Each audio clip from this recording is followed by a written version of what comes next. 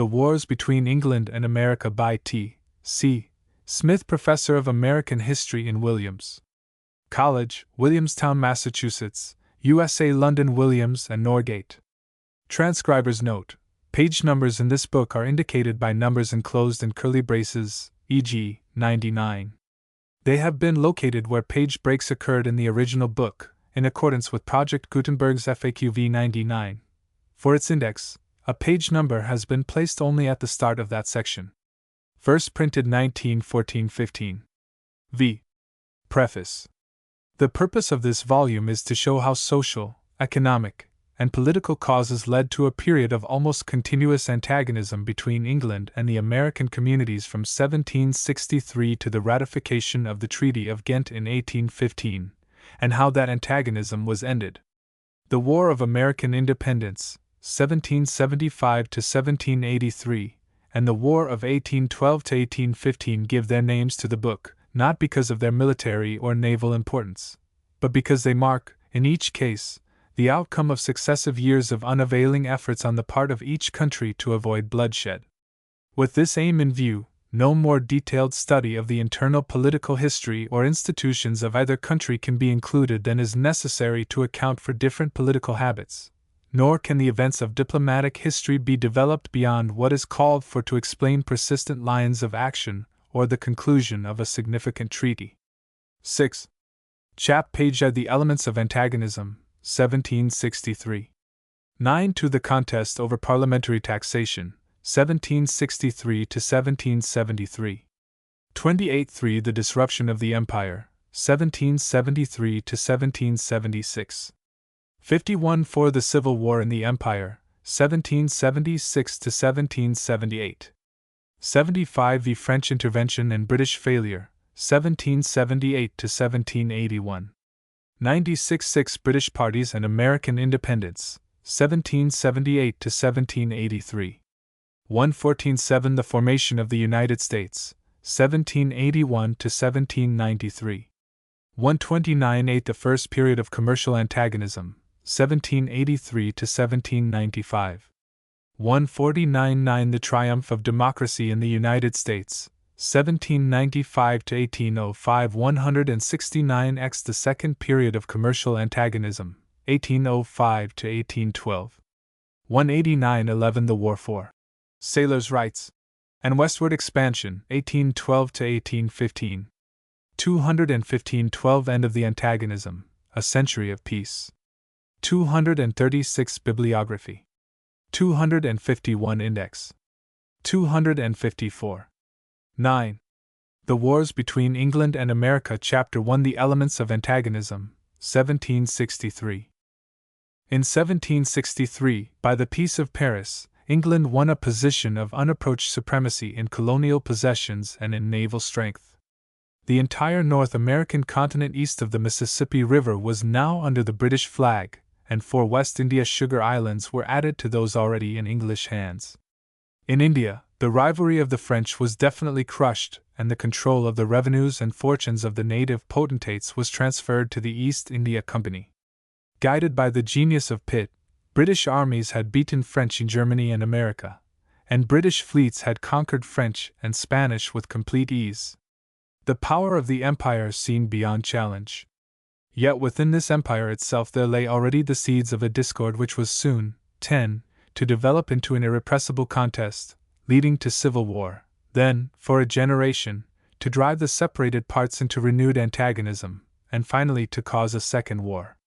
Between the North American colonies and the mother country there existed such moral, political, and economic divergence that nothing but prudent and patient statesmanship on both sides of the Atlantic could prevent disaster. The fundamental source of antagonism lay in the fact that the 13 colonies had developed a wholly different social and political life from that of the mother country. Originally, the prevailing ideas and habits of the colonists and of the Englishmen who remained at home had been substantially the same. In England, as in America, the gentry and middle classes played a leading part during the years from 1600 to 1660.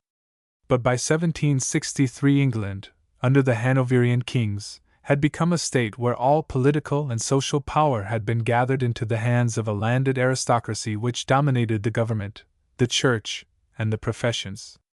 In Parliament, the House of Commons, once the body which reflected the conscious strength of the gentry and citizens, had now fallen under the control of the peers, owing to the decayed condition of scores of ancient parliamentary boroughs.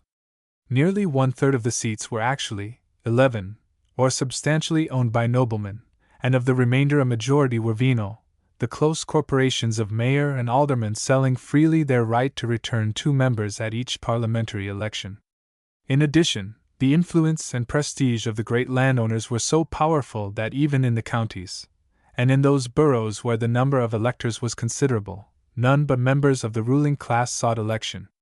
So far as the members of the middle class were concerned, the merchants, master weavers, iron producers, and craftsmen, they were strong in wealth and their wishes counted heavily with the aristocracy in all legislation of a financial or commercial nature, but of actual part in the government they had none. As for the lower classes, the laborers, tenant farmers, and shopkeepers, they were able as a rule to influence government only by rioting and uproar. Without the ballot, they had no other way. Owing to the personal weakness of successive monarchs since the death of William III, there had grown up the cabinet system of government which, in 1763, meant the reduction of the king to the position of an honorary figurehead and the actual control of officers, perquisites, patronage, and preferment, as well as the direction of public policy, by the leaders of parliamentary groups. The king was, 12, obliged to select his ministers from among the members of noble families in the Lords or Commons, who agreed among themselves after elaborate bargains and negotiations upon the formation of cabinets and the distribution of honors. In this way sundry great Whig family connections, as they were called, had come to monopolize political power, excluding Tories, or adherents of the Stuarts, and treating government as solely a matter of aristocratic concern. Into this limited circle, a poor man could rise only by making himself useful through his talents, or his eloquence to one of the ruling cliques, and the goal of his career was naturally a peerage. The weakness of this system of government by family connection lay in its thorough dependence upon customs of patronage and perquisite. The public offices were heavily burdened with lucrative sinecures, which were used in the factional contests to buy support in Parliament, as were also peerages, contracts, and money bribes. When George III ascended the throne, in 1760, he found the most powerful minister in the cabinet to be the Duke of Newcastle, whose sole qualification, apart from his birth, was his preeminent ability to handle patronage and purchase votes. That such a system did not ruin England was due to the tenacity and personal courage of this aristocracy and to 13, its use of parliamentary methods, whereby the orderly conduct of legislation and taxation and the habit of public attack and defense of government measures furnished political training for the whole ruling class. Further, the absence of any sharp caste lines made it possible for them to turn, in times of crisis, to such strong-fibred and masterful commoners as Walpole and Pitt, each of whom, in his way, saved the country from the incompetent hands of titled ministries. This system, moreover, rested in 1763 on the acquiescence of practically all Englishmen. It was accepted by middle and lower classes alike as normal and admirable, and only a small body of radicals felt called upon to criticize the exclusion of the mass of taxpayers from a share in the government. Pitt, in Parliament, was ready to proclaim a national will as something distinct from the voice of the borough owners, but he had few followers. Only in London and a few counties did sundry advocates of parliamentary reform strive in the years after 1763 to emphasize these views by organizing the freemen to petition and to instruct their representatives in the Commons. Such desires evoked nothing but contempt and antipathy in the great majority of Englishmen.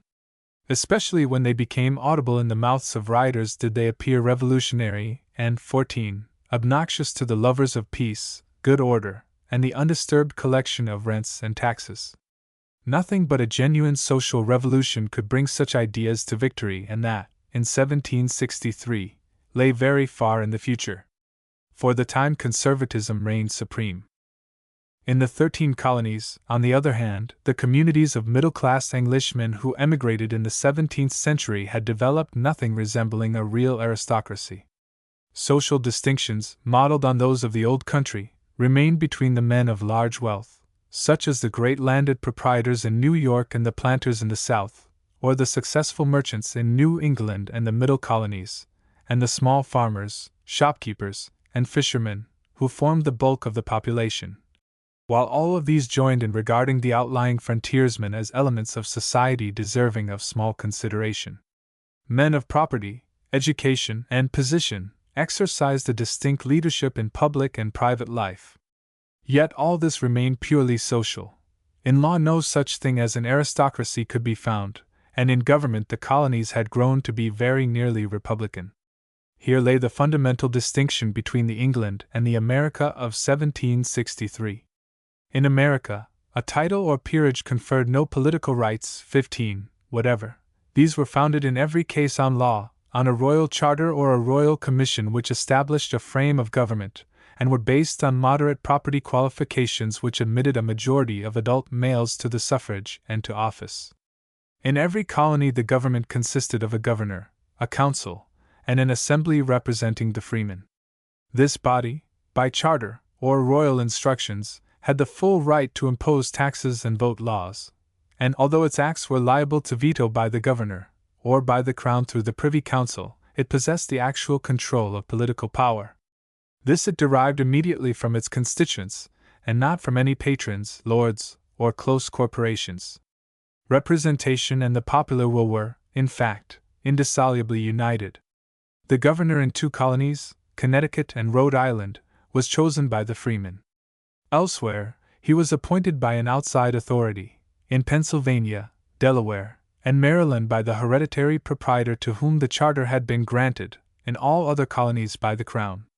The councilors, who commonly exercised judicial functions in addition to their duties as the governor's advisers and as the upper house of the legislature, were appointed in all colonies except the 3 in New England, 16, and they were chosen in all cases from among the socially prominent colonists. The judges, also, were appointed by the governor, and they, with governor and council, were supposed to represent the home government in the colonies. But in reality there was no effective imperial control. The Crown, it is true, appeared to have large powers. It granted charters, established provinces by commissions, exercised the right to annul laws and hear appeals from colonial decisions, exacted reports from governors, sent instructions, and made appointments and removals at will. But nearly all the colonial officials, except the few customs officers, were paid out of colonial appropriations, and this one fact sufficed to deprive them of any independent position. In nearly every colony, the Assembly, in the course of 2/3 of a century of incessant petty conflict, of incessant wrangling and bargaining, of incessant encroachments on the nominal legal powers of the governor, had made itself master of the administration. The colonists resisted all attempts to direct their military or civil policy, laid only such taxes as they chose, raised only such troops as they saw fit, passed only such laws as seemed to them desirable, and tied the governor's hands by every sort of device. They usurped the 17 appointment of the colonial treasurer, they appointed committees to oversee the expenditure of sums voted, they systematically withheld a salary from the governor, in order to render him dependent upon annual presents, liable to diminution or termination in case he did not satisfy the Assembly's wishes. The history of the years from 1689 to 1763 is a chronicle of continual defeat for governors who were obliged to see one power after another wrenched away from them. Under the circumstances, the political life of the 13 colonies was practically republican in character, and was as marked for its absence of administrative machinery as the home government was for its aristocracy and centralization. Another feature of colonial life tended to accentuate this difference. Although religion had ceased to be a political question, and the English Church was no longer regarded, save in New England, as dangerous to liberty, the fact that the great majority of the colonists were dissenters, Congregational, Presbyterian, or Reformed, with a considerable scattering of Baptists and other sects, had an effect on the attitude of the people toward England. In the home country, the controlling social classes accepted the established church as part of the constitution, but in the colonies it had small strength, and even where it was by law established it remained little more than an official body, the governor's church.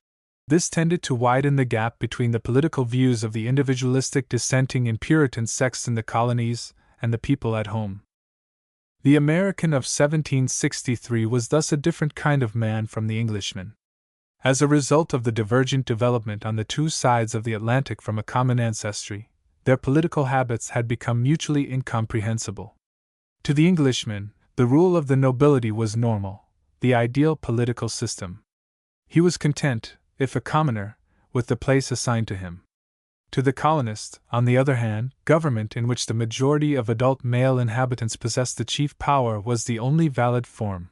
All others were vicious. Patriotism meant two contradictory things.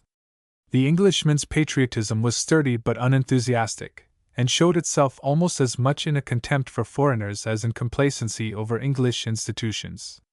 The colonist, on the contrary, had a double allegiance, one conventional and traditional, to the British crown, the other a new, intensely local and narrow attachment to his province. England was still the old home, looked to as the source of political authority, of manners and literature.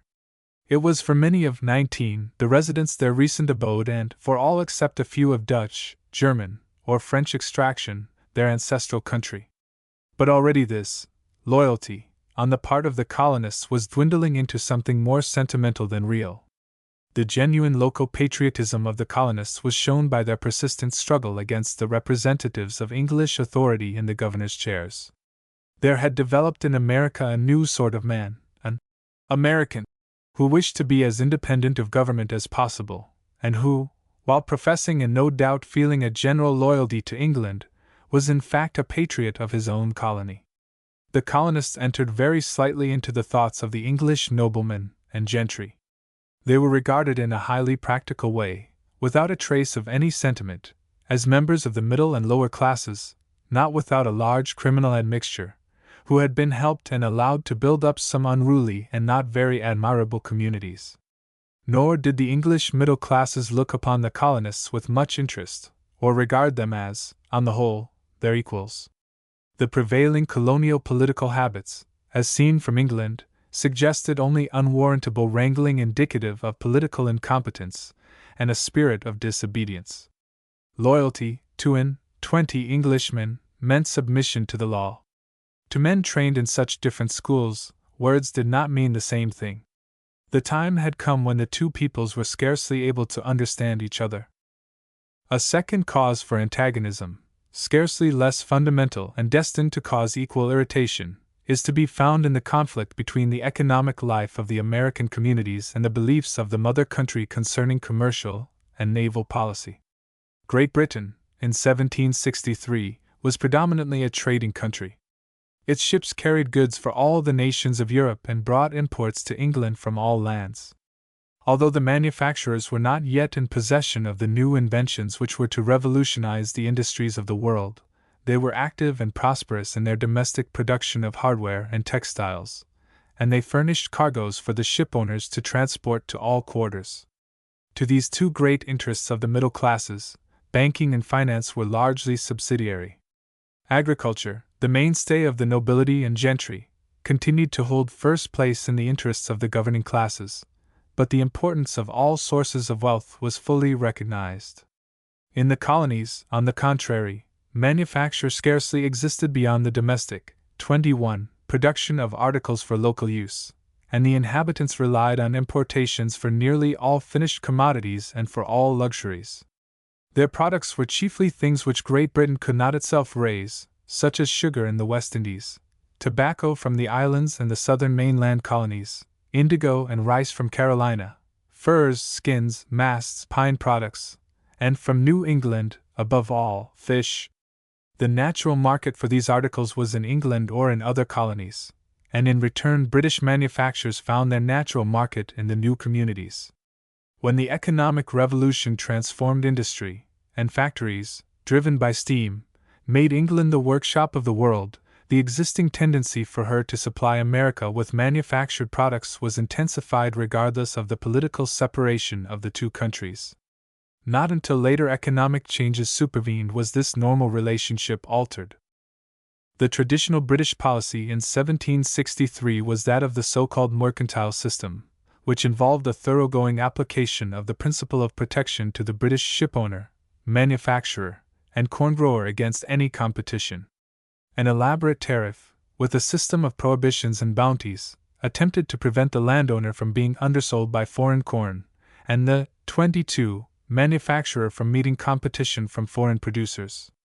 Navigation Acts shut out foreign-built, owned, or manned ships from the carrying trade between any region but their home country in England, reserving all other commerce for British vessels. Into this last restriction there entered another purely political consideration, namely, the perpetuation of a supply of mariners for the British Navy, whose importance was fully recognized.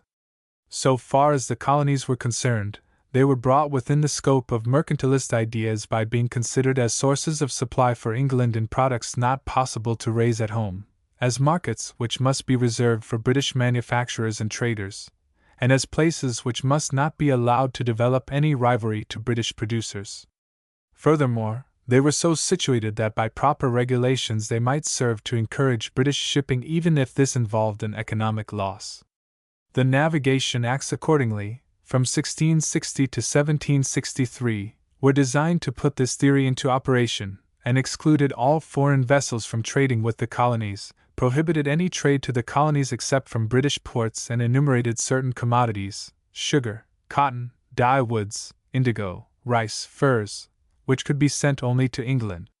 To ensure the carrying out of these 23 laws, an elaborate system of bonds and local duties was devised, and customs officers were appointed, resident in the colonies, while governors were obliged to take oath to enforce the acts.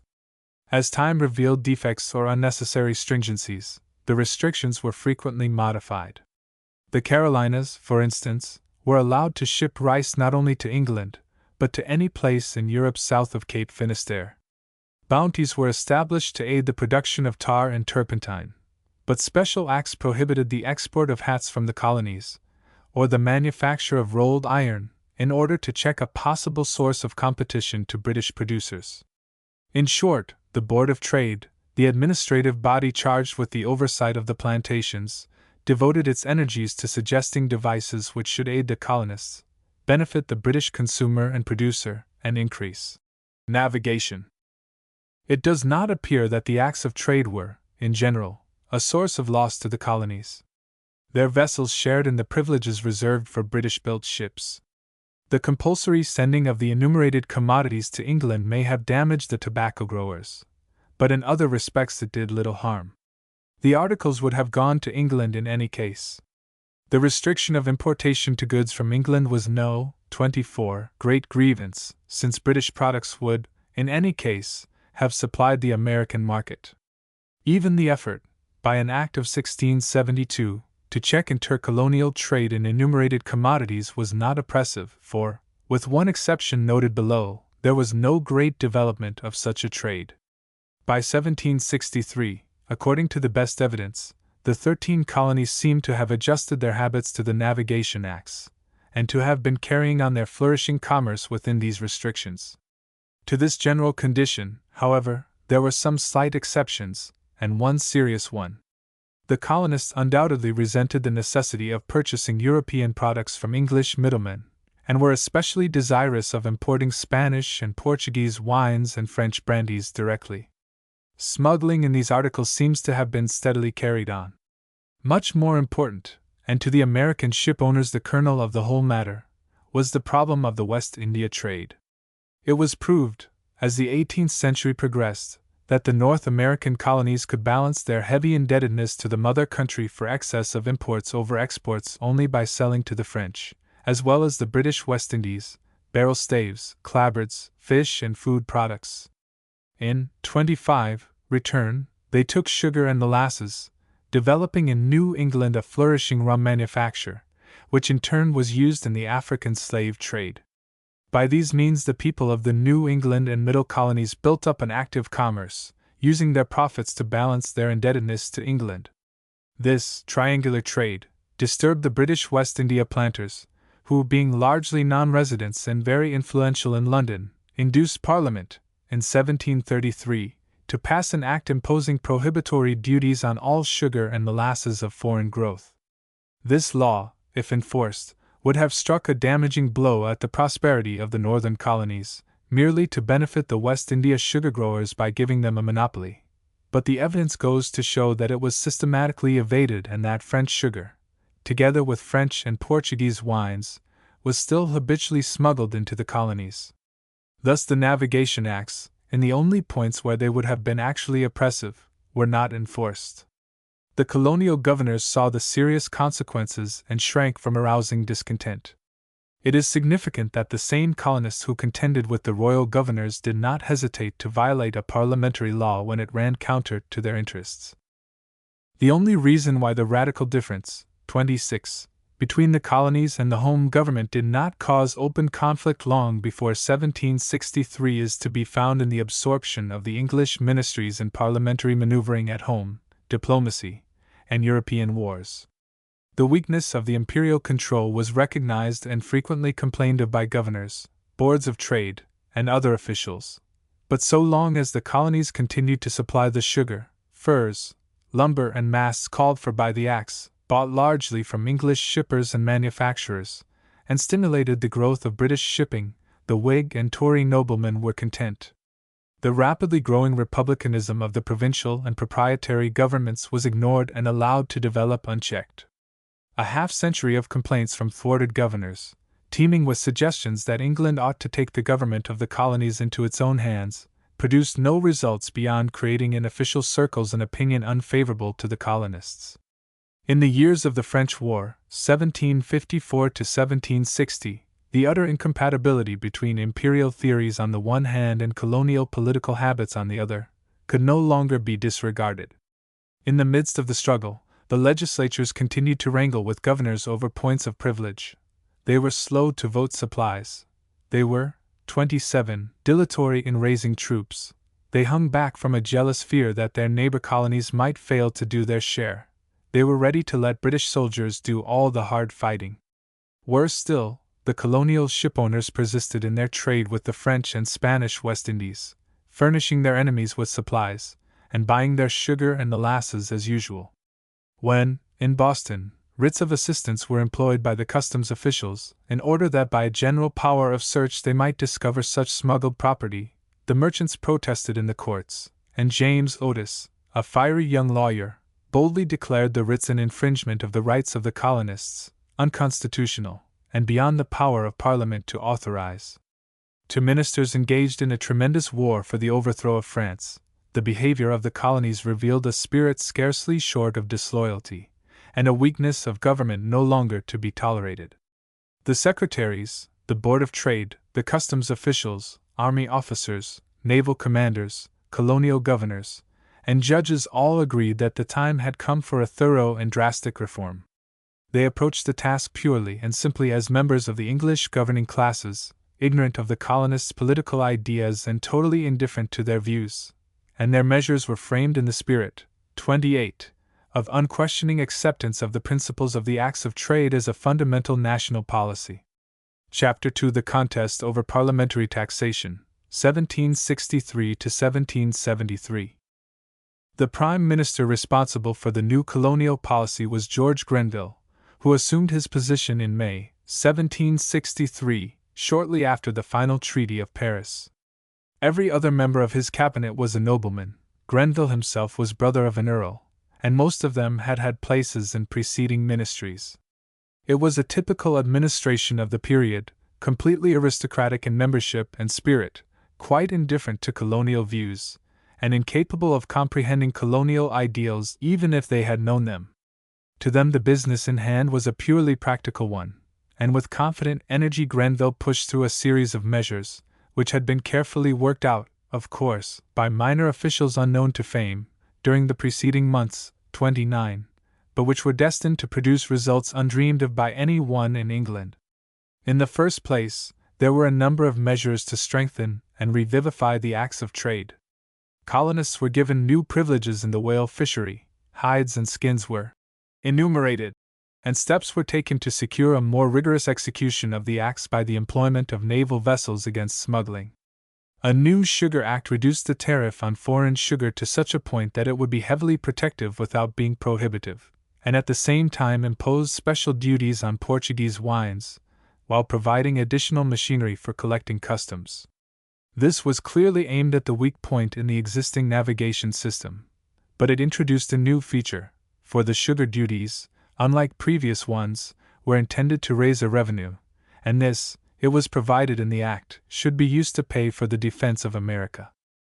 A second new policy was inaugurated in a proclamation of October 1763, which made Florida and Canada despotically governed provinces, and set off all the land west of the headwaters of the rivers running into the Atlantic as an Indian reservation. No further land grants were to be made in that region, nor was any trade to be permitted with the Indians save by royal license. The 30 imperial government thus assumed control of Indian policy, and endeavored to check any further growth of the existing communities to the west. Such a scheme necessitated the creation of a royal standing army in America on a larger scale than the previous garrisons, and this plan led to the third branch of the new policy, which contemplated the positive interposition of Parliament to remedy the shortcomings of colonial assemblies. An Act of 1764 prohibited the future issue of any paper money by any colony, thus terminating one of the chief grievances of British governors and merchants. But still more striking was an Act of 1765, which provided with great elaboration for the collection of a stamp tax in the colonies upon all legal documents, newspapers, and pamphlets. The proceeds were to be used to pay about 1/3 of the cost of the new standing army, which was to consist of 10,000 men. Taken in connection with the announced intention of using the revenue from the Sugar Act for the same purpose, it is obvious that Grenville's measures were meant to relieve the imperial government from the necessity of depending in future upon the erratic and unmanageable colonial legislatures. They were parts of a general political and financial program.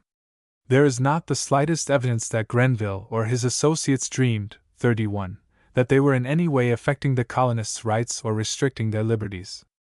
Grenville did consult the colonial agents, individuals authorized to represent the colonial assemblies in England, but simply with a view to meeting practical objections. The various proclamations or orders were issued without opposition, and the bills passed Parliament almost unnoticed. The British governing class was but slightly concerned with colonial reform. The Board of Trade, the colonial officials, and the responsible ministers were the only people interested. To the astonishment of the Cabinet and of the English public, the new measures, especially the Sugar Act and the Stamp Act, raised a storm of opposition in the colonies unlike anything in their history. The reasons are obvious. If the new Sugar Act was to be enforced, it meant the end of the flourishing French West India intercourse and the death of the triangular trade. Every distiller, shipowner, and exporter of fish, timber, or grain felt himself threatened with ruin. If the Stamp Act were enforced, it meant the collection of a tax from communities already in debt from the French wars, which were in future to be denied the facile escape from heavy taxes hitherto afforded by bills of credit. But the economic burdens threatened were almost lost sight of in the political, 32, dangers. If England meant to impose taxes by parliamentary vote for military purposes, instead of calling upon the colonists to furnish money and men, it meant a deadly blow to the importance of the assemblies. They could no longer exercise complete control over their property and their finances. They would sink to the status of mere municipal bodies.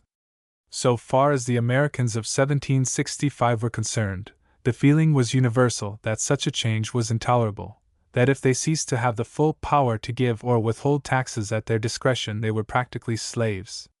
In every colony there sprang to the front leaders who voiced these sentiments in impassioned speeches and pamphlets, for the most part young men, many of them lawyers accustomed to look for popular approval in resisting royal governors. Such men as James Otis and Samuel Adams in Massachusetts, William Livingston in New York, Patrick Henry in Virginia, Christopher Gadsden in South Carolina denounced the Stamp Act as tyrannous, unconstitutional, and an infringement of the liberties of the colonists. Popular anger rose steadily until, in the autumn, when the stamps arrived, the people of the 13 colonies had nerved themselves to the pitch of refusing to obey the act. Under pressure from crowds of angry men, 33, every distributor was compelled to resign, the stamps were in some cases destroyed, and in Boston the houses of unpopular officials were mobbed and sacked. Before the excitement, the governors stood utterly helpless. They could do nothing to carry out the act. In October, delegates representing nearly all the colonies met at New York, and drafted resolutions expressing their firm belief that no tax could legally be levied upon them but by their own consent, given through their legislatures. It was the right of Englishmen not to be taxed without their consent. Petitions in respectful but determined language were sent to the King and to Parliament, praying for the repeal of the Stamp Act and the Sugar Act. For the first time in their history, the colonies stood together in full harmony to denounce and reject an act passed by Parliament. As a social and political fact, this unanimous demonstration of colonial feeling was of profound significance. The ease and ability with which the lawyers, planters, farmers, or merchants directed the popular excitement into effective channels showed the widespread political education of the Americans. A not dissimilar excitement in London in the same years found no other means of expressing itself than bloody rioting. It was American, 34, republicanism showing its strongest aspect in political resistance. The issue thus presented to the British government was one demanding the most careful consideration and far-seeing wisdom in its treatment. Grenville's measures, however admirable and reasonable in themselves, had stirred the bitter opposition of all the colonists, and the enforcement or modification of them called for steadiness and courage. Were the English governing noblemen of the day ready to persist in the new policy? If so, it meant violent controversy and possibly colonial insurrection, but the exertion of British authority, if coupled with strong naval pressure, ought to prevail. Angry as the colonists were, their language indicates that revolution was not in their thoughts. And if there was one quality beyond all others in which the British aristocracy excelled, it was an inflexible tenacity when once a policy was definitely embraced. Unfortunately for both sides, the clear-cut issue thus raised was obscured and distorted by the presence on the throne of an ambitious young prince with a policy which threw British domestic affairs into unexampled confusion. George III, obstinate, narrow-minded, and determined to make his own will felt in the choice of ministers and the direction of affairs, had succeeded his grandfather in 1760. 35, astute to violate the fast-bound tradition of the British Constitution that he must govern only through ministers, he saw that to have his own way he must secure political servants who, while acting as cabinet ministers, should take their orders from him. He also saw that to destroy the hold of the Whig family cliques he must enter politics himself and intimidate, and cajole in order to win a following for his ministers in Parliament. With this ideal in view, he subordinated all other considerations to the single one of getting subservient ministers, and fought or intrigued against any cabinet which did not accept his direction, until, in 1770, he finally triumphed. In the meantime, he had kept England under a fluctuating succession of ministries which forbade the maintenance of any coherent or authoritative colonial policy such as alone could have prevented disaster. In 1761, George III tried to induce Parliament to accept the leadership of the Earl of Bute, his former tutor, who had never held public office. But his rapid rise to the premiership aroused such jealousy among the nobility and such unpopularity among the people that the unfortunate Scot quailed before the storm of ridicule and abuse. He resigned in 1763, and was succeeded by Grenville, who instantly showed George III that he would take no dictation. On the contrary, 36, he drove the king to the point of fury by his masterfulness. In desperation, George then turned to the Marquis of Rockingham who, if equally determined to decline royal dictation, was personally less offensive to him, and there came in a ministry of the usual type, all noblemen but 2 minor members, and all belonging to connections different from those of the Grenville ministry. Thus it was that, when the unanimous defiance of the Americans reached England, the ministers responsible for the colonial reforms were out of office, and the Rockingham Whigs had assumed control, feeling no obligation to continue anything begun by their predecessors. George II's interposition was responsible for this situation. When Parliament met in January 1766, the colonists received powerful allies, first in the British merchants, who petitioned against the act as causing the practical stoppage of American purchases, and second in William Pitt, who, in a burning speech, embraced in full the colonists' position, and declared that a parliamentary tax upon the plantations was absolutely contrary to the rights of Englishmen. He rejoiced that America has resisted. This radical position found few followers, but the Whig ministry, after some hesitation, decided to grant the colonial demands while insisting, 37, on the imperial rights of Parliament.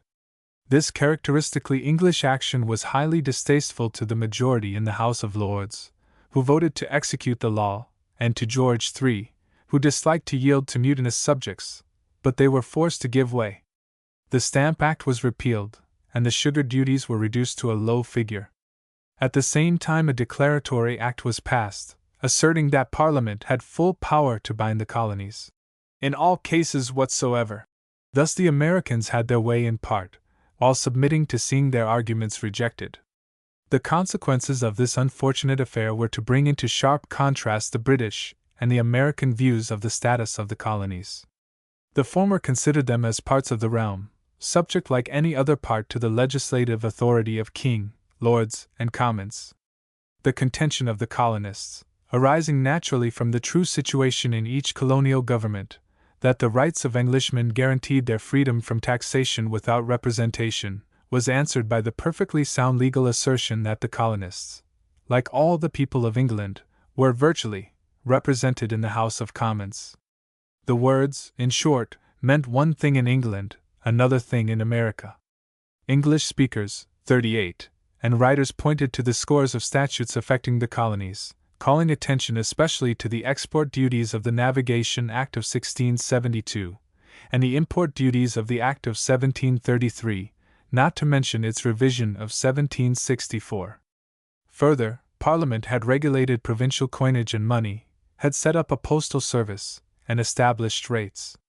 Although Parliament had not imposed any such tax as the Stamp Act, it had, so far as precedent showed, exercised financial powers on many occasions. To meet the British appeal to history, the colonists developed the theory that commercial regulation, including the imposition of customs duties, was external, and hence lay naturally within the scope of imperial legislation, but that internal taxation was necessarily in the hands of the colonial assemblies. There was sufficient plausibility in this claim to commend it to Pitt, who adopted it in his speeches, and to Benjamin Franklin, the agent for Pennsylvania, already well known as a philosopher, who expounded it confidently when he was examined as an expert on American affairs at the bar of the Commons. It was, however, without any clear legal justification, and, as English speakers kept pointing out, it was wholly incompatible with the existence of a genuine imperial government. That it was, 39, a perfectly practical distinction, in keeping with English customs, was also true, but that was not to be realized until 3/4 of a century later. With the repeal of the objectionable law, the uproar in America ceased, and amid profuse expressions of gratitude to Pitt, the ministry, and the king, the colonists returned to their normal activities. The other parts of the Grenville program were not altered, and it was now possible for English ministers, by a wise and steady policy, to improve the weak spots in the colonial system without giving undue offense to a population whose sensitiveness and obstinate devotion to entire self-government had been so powerfully shown. Unfortunately, the king again interposed his influence in such wise as to prevent any rational colonial policy. In the summer of 1766, tiring of the Rockingham ministry, he managed to bring together an odd coalition of political groups under the nominal headship of the Duke of Grafton. Pitt, who disliked the family cliques, accepted office and the title of Earl of Chatham, hoping to lead a national ministry. The other elements were in part Whig, and in part representatives of the so-called King's Friends, a growing body of more or less venal politicians who clung to George's support for the sake of the patronage to be, 40, gained, and several genuine Tories who looked to a revived royal power to end the Whig monopoly. From such a cabinet no consistent policy was to be expected, save under leadership of a man like Pitt. Unfortunately, the latter was immediately taken with an illness which kept him out of public life for 2 years, and Grafton, the nominal Prime Minister, was utterly unable to hold his own against the influence and intrigues of the king. From the start, accordingly, the ministry proved weak and unstable, and it allowed a new set of colonial quarrels to develop. Charles Townshend, Chancellor of the Exchequer, one of the originators of the new colonial policy under the Bute ministry, was so ill-advised as to renew the attempt to raise a colonial revenue by parliamentary taxation. His manner of proposing the measure gave the impression that it was a piece of sheer bravado on his part, intended to regain the prestige which he had lost by failing to carry all of his first budget, but the nature of the scheme indicates its close connection with the Grenville ideals. Avoiding the appearance of a direct internal tax, he caused the imposition of duties on glass, painters' colors, paper, and tea, without any pretense of regulating commerce, but for the announced purpose of defraying the expenses, 41, of governors and judges in the colonies. Another measure established an American Board of Commissioners for Customs. Still another punished the province of New York for failing to comply with an act of 1765 authorizing quartering of troops in the colonies. The Assembly was forbidden to pass any law until it should make provision for the soldiers in question. Ex-Governor Pownall of Massachusetts, now in Parliament, did not fail to warn the House of the danger into which it was running, but his words were unheeded, and the bills passed promptly. The result of these measures was inevitable. Every political leader in the colonies, nay, every voter, saw that the Townshend duties, while in form external, were pure revenue measures, unconnected with the acts of trade, and intended to strike at colonial independence in a vital point. If Great Britain undertook henceforward to pay the salaries of royal officials, one of the principal sources of power would be taken away from the assemblies. Instantly the distinction of external and internal taxation was abandoned, and from end to end of the Atlantic seaboard a cry went up that the duties were an insidious attack on the liberties of the Americans, an outrageous taking of their property without their consent, and a wanton interference with their 42 governments. Not merely agitators such as the shrewd Samuel Adams and the eloquent Patrick Henry uttered these views, but men of far more considerable property and station, such as John Jay and New York landowners and importers, John Dickinson and the Philadelphia merchants, George Washington and the Virginia planters. While no General Congress was summoned, the legislatures of the colonies adopted elaborate resolutions, pamphleteers issued a stream of denunciations, and most important of all, a concerted effort was made to break down the acts by abstaining from any importations, not only of the taxed commodities, but, so far as possible, of any British products. Commercial boycott, it was hoped, would have the same effect as at the time of the Stamp Act.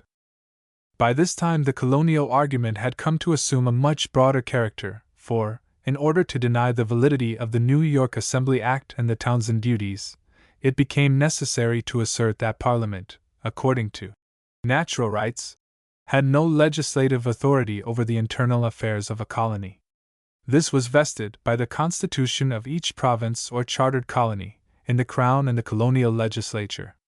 Such a theory reduced the imperial tie to little more than a personal union through the monarch, coupled with the 43 admitted power of Parliament to regulate commerce and navigation. Evidently, as in all such cases, the theory was framed to justify a particular desire, namely, to keep things where they had been prior to 1763. The sole question at issue was, in reality, one of power, not of abstract or legal right. Once more it was clear to men of penetrating vision that the American colonies needed extremely careful handling. Whether their arguments were sound or fallacious, loyal or seditious, it was significant that the whole continent spoke with one voice and felt but one desire: to be allowed to exercise complete financial discretion and to retain full control over governors and judges. Unfortunately, the condition of things in England was such that a cool or steady treatment of the question was becoming impossible. In the first place, the Grafton Ministry was reconstituted in 1768, the Pittite elements withdrawing, and being replaced by more King's Friends and Tories, while George II's influence grew predominant.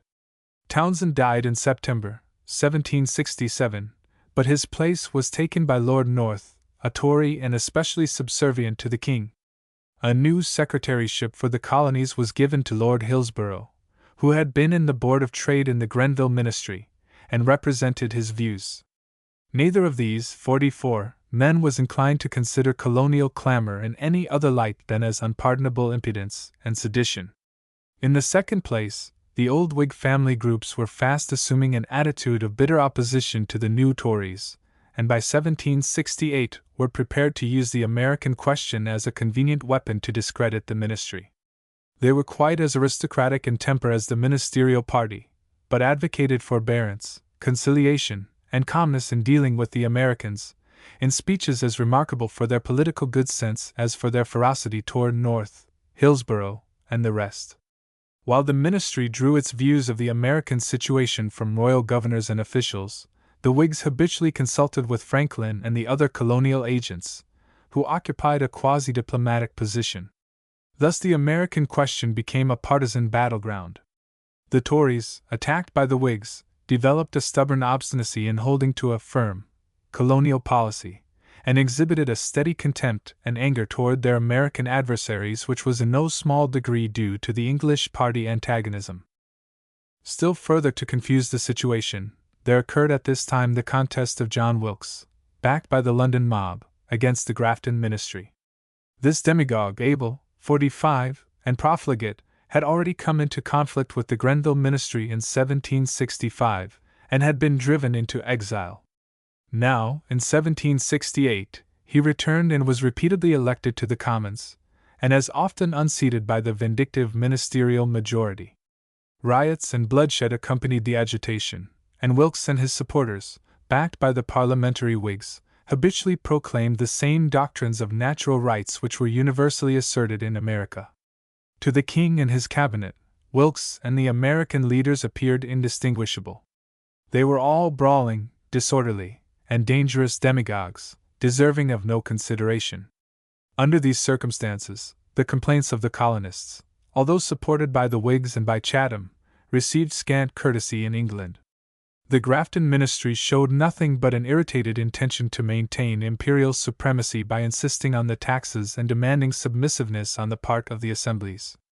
A series of firm instructions was sent out by Hillsborough, typical of which was an order that the Massachusetts legislature must rescind its circular letter of protest under threat of dissolution, and that the other assemblies must repudiate the letter under a similar menace. The sole result was a series of embittered wrangles, dissolutions, protests, 46, and quarrels which left the colonists still more inflamed. Then, at the suggestion of the Commissioners of Customs, 2 regiments of troops were sent to Boston to overawe that particularly defiant colony.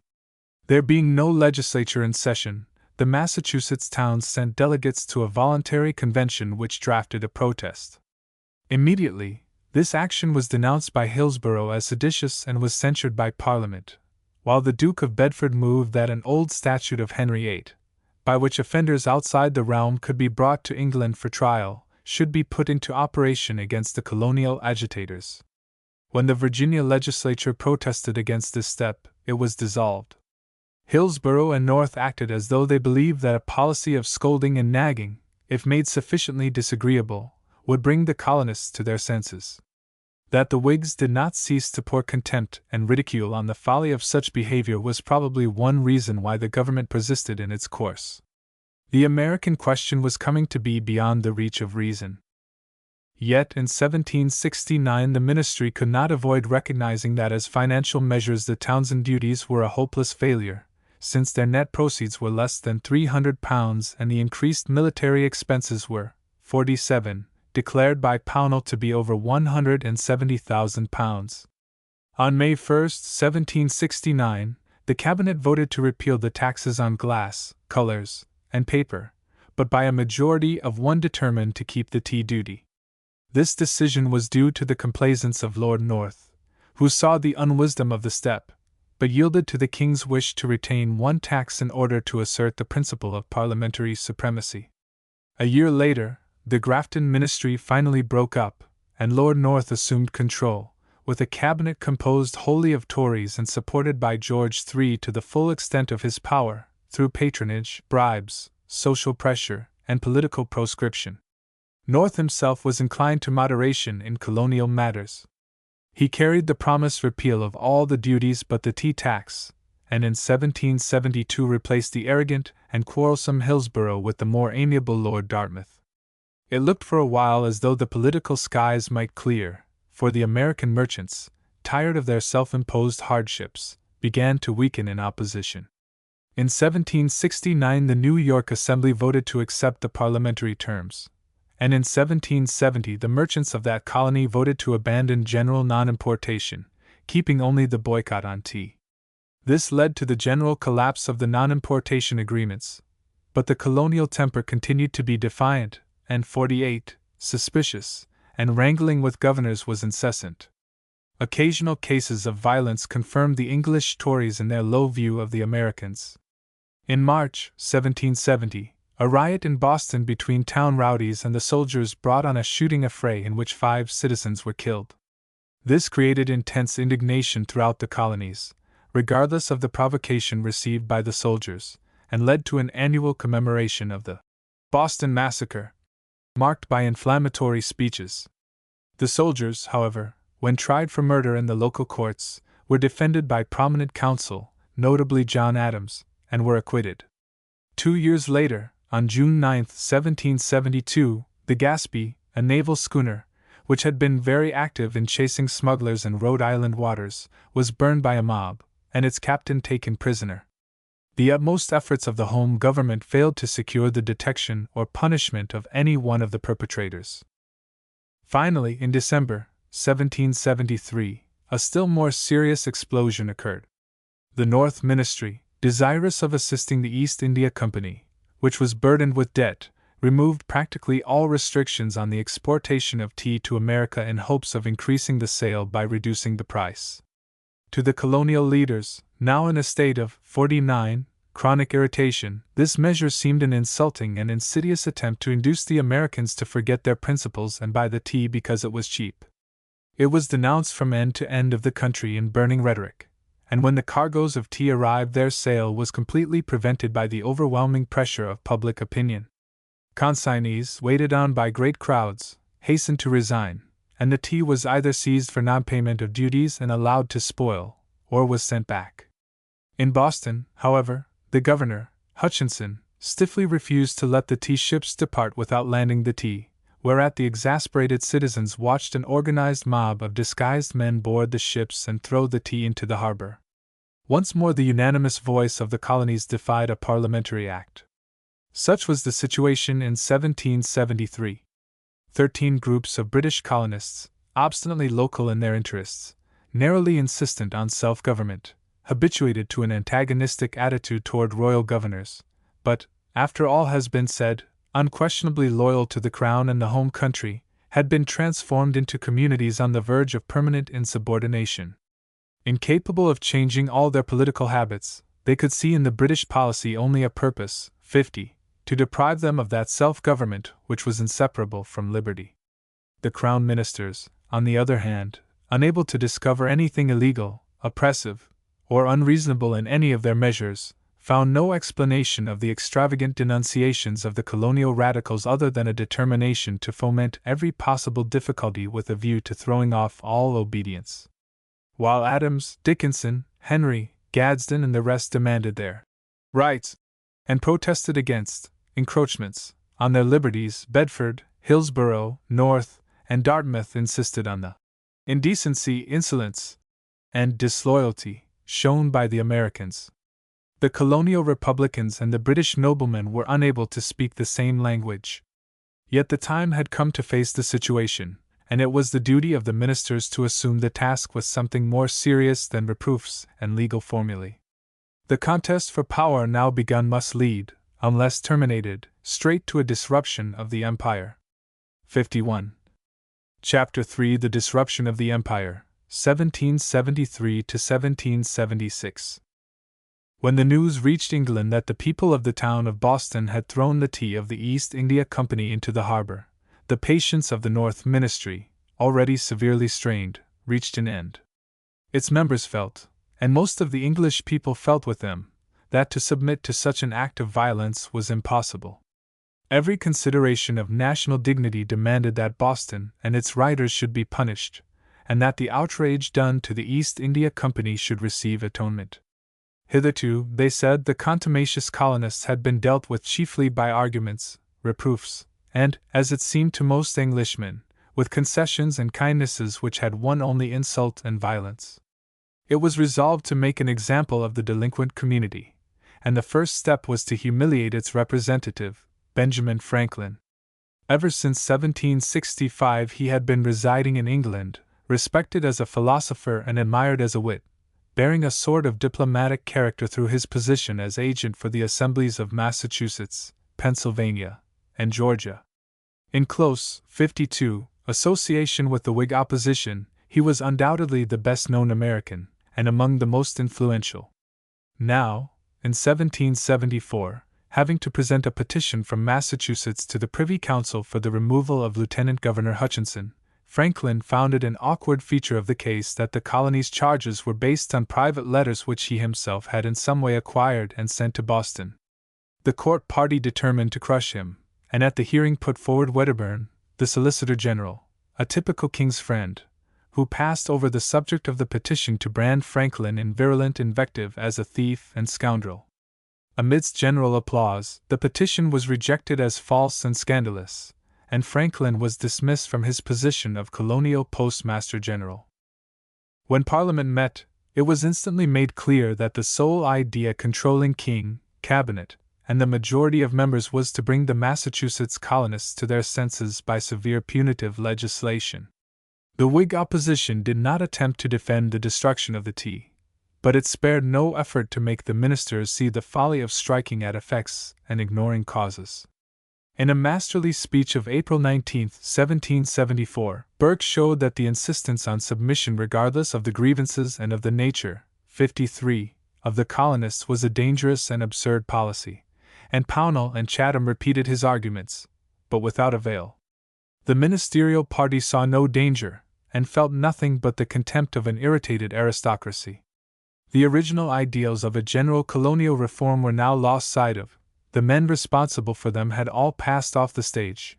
Grenville, Townsend, and Halifax were dead, and North, careless and subservient to George III, Hillsborough, Suffolk, Sandwich, and Rockford, all noblemen, and in many cases inefficient, did not see beyond the problem of coercing noisy and troublesome rioters, indistinguishable from the followers of Wilkes.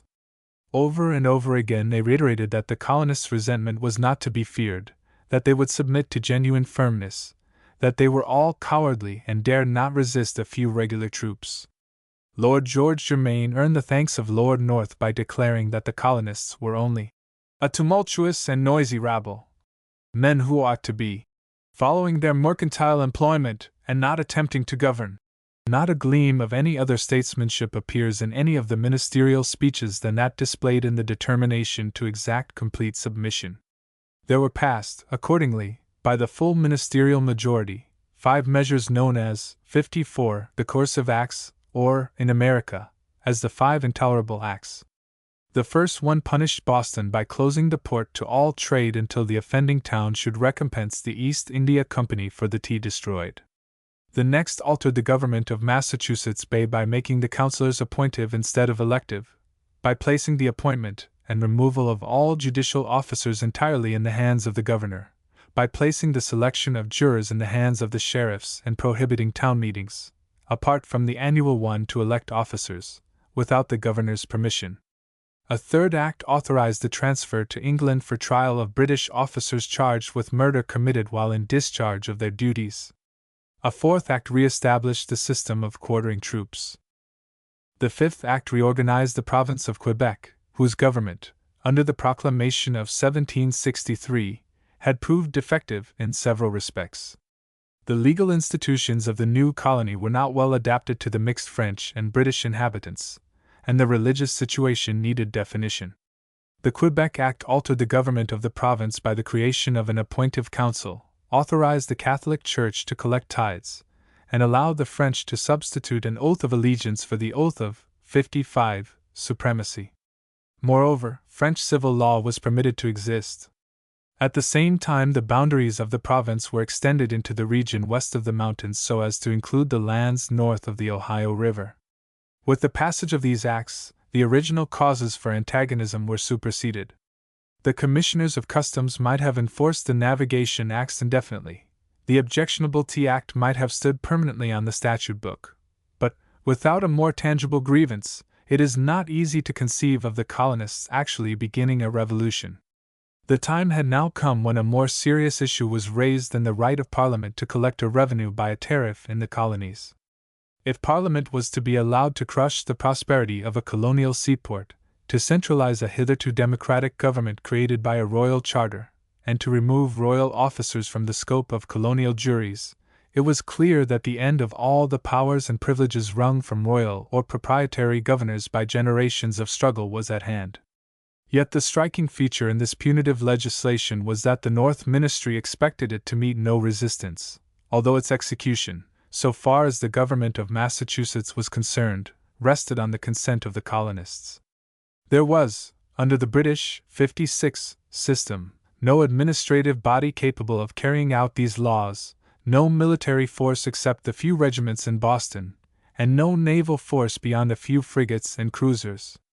The mere passage of the laws, according to North and to Lord Mansfield, was sufficient to bring submission. Nothing more clearly shows the profound ignorance of the Tory ministry than this expectation, for it was instantly disappointed. At the news of the acts, the response from America was unanimous. Already the colonial Whigs were well organized in committees of correspondence, and now they acted not merely in Massachusetts but in every colony. The town of Boston refused to vote compensation, and was immediately closed under the terms of the Port Act. Expressions of sympathy and gifts of provisions came pouring into the doomed community, while public meetings, legislatures, political leaders and clergymen, in chorus denounced the acts as unconstitutional, cruel, and tyrannous. The Quebec Act, extending the Catholic religion and French law into the interior valley under despotic government, was regarded as scarcely less sinister than the Regulating Act itself. Under the efficient organization of the leaders, a Continental Congress met in Philadelphia in October 1774 to make united 57 protest. This body, comprising without exception the most influential men in the colonies, presented a clear contrast to Parliament in that every man was the representative of a community of freemen, self-governing and equal before the law. The leaders did not regard themselves in any sense as revolutionaries. They were simply delegates from the separate colonies, met to confer on their common dangers. Their action consisted in the preparation of a petition to the King, addresses to the people of England, the people of Quebec, and the people of the colonies, but not to Parliament, since they denied its right to pass any such laws as those under complaint. The Congress further drew up a Declaration of Rights which stated sharply the colonial claims, namely, that Parliament had no right to legislate for the internal affairs of the separate colonies. It also adopted a plan for putting commercial pressure on England by forming an association whose members pledged themselves to consume no English products, and organized committees in every colony to enforce this boycott. The leaders in the body were destined to long careers of public prominence, such men as George Washington, Lee, and Patrick Henry of Virginia, Rutledge of South Carolina, Dickinson of Pennsylvania, Jay of New York, Samuel and John Adams of 58, Massachusetts. They differed considerably in their temper, the Massachusetts men being far more ready for drastic words and deeds than the others, but they held together admirably. If such protests as theirs could not win a hearing in England, it was hardly conceivable that any could. Meanwhile, the situation gave signs of being more explosive in reality than the respectful words of the Congress implied. In Massachusetts, the town of Boston showed no sign of submitting, and endured distress and actual starvation, although much cheered by gifts of food from all parts of the continent.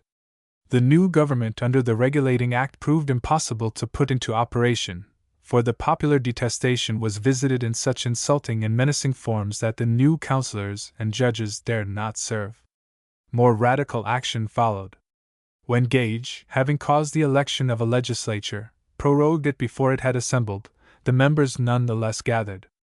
Declaring that the Regulating Act was invalid, they elected a council, appointed a committee of safety, and named a receiver of taxes.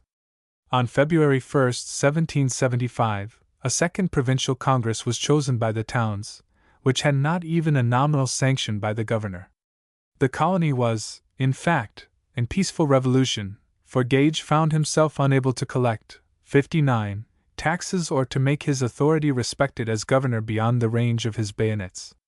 Equally significant was it that in several other colonies, where the governors failed to call the legislatures, provincial congresses or conventions were spontaneously elected to supervise the situation and choose delegates to the Continental Congress.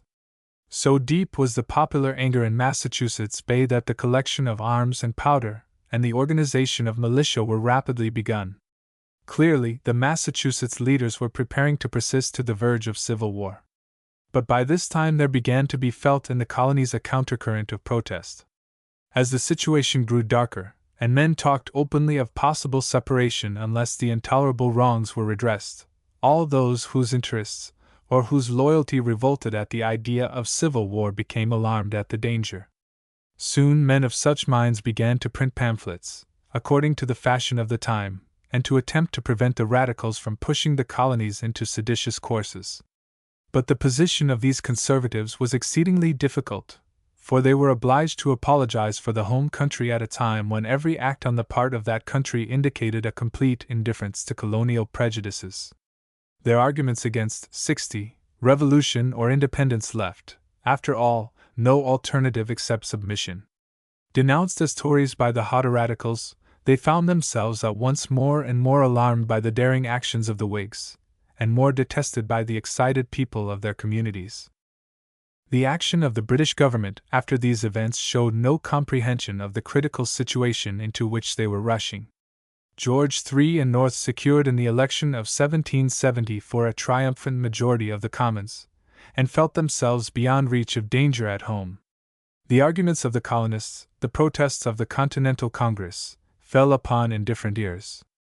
Although Burke and Chatham exerted themselves with astonishing eloquence in the session of Parliament which began in November 1774, the Whig motions for conciliation were voted down by the full ministerial majority. Petitions from merchants, who felt the pressure of the Non-Importation Association, were shelved. So far as the policy of the ministry may be described, it consisted of legislation to increase the punishment of Massachusetts Bay and extend it to other colonies, and to offer a conditional exemption from parliamentary taxation. Both houses of Parliament declared Massachusetts Bay to be in rebellion, and voted to 61 crush all resistance. An act was passed on March 30th, to restrain the trade of New England, shutting off all colonial vessels from the fisheries, and forbidding them to trade with any country but England or Ireland. By a second act, in April, this restriction was extended to all the colonies except New York and Georgia. The only purpose of this act was punitive. Every step was fought by the Whig opposition, now thoroughly committed to the cause of the colonists, but their arguments had the inherent weakness of offering only a surrender to the colonists' position which the parliamentary majority was in no mood to consider. In fact, it was only with great difficulty, and after a stormy scene, that North induced his party to vote a so-called conciliatory proposition offering to abstain from taxing any colony which should make such a fixed provision for civil and judicial officers as would satisfy Parliament. It was only a few days after the passage of the restraining acts by Parliament that the long-threatened Civil War actually broke out in Massachusetts. General Gage, aware of the steady gathering of powder and war material by the Revolutionary Committee of Safety, finally came to the conclusion that his position required him to break up these threatening bases of supplies. On April 19, 1775, he sent out a force of 800 men to 62 Lexington and Concord, towns a few miles from Boston, with orders to seize or destroy provisions and arms. They accomplished their purpose, after dispersing with musketry a squad of farmers at Lexington, but were hunted back to Boston by many times their number of excited Minutemen, who from behind fences and at every crossroad harassed their retreat. A reinforcement of 1,500 men enabled the raiding party to escape, but they lost over 800 men, and inflicted a total loss of only 90 in their flight.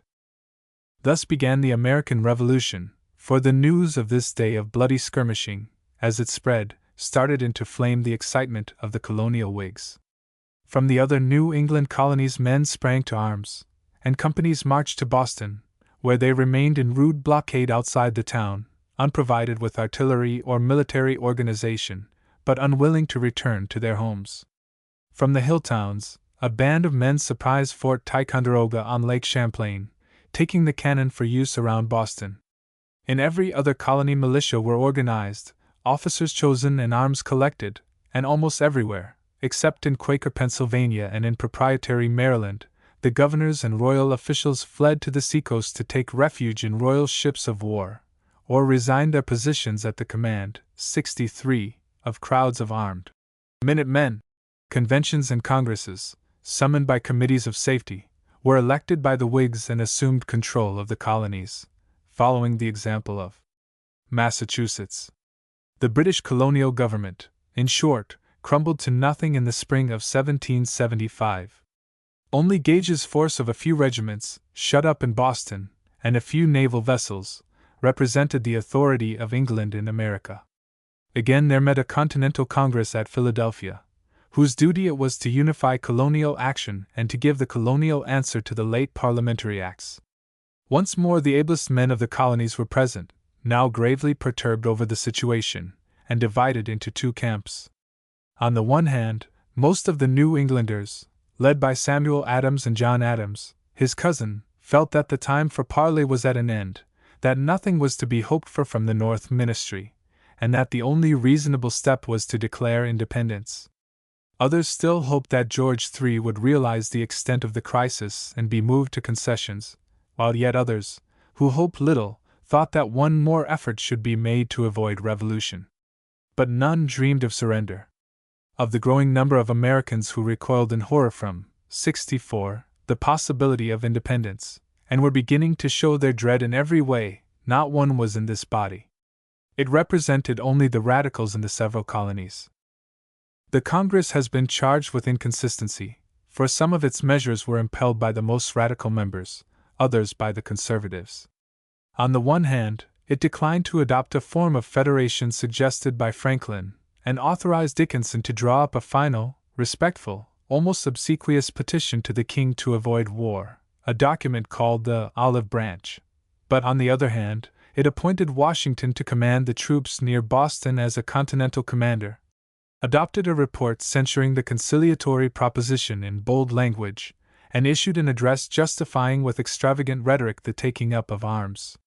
Still more daring, it went so far as to arrange to pay the so-called Continental Army, by means of bills of credit, redeemable by the United Colonies.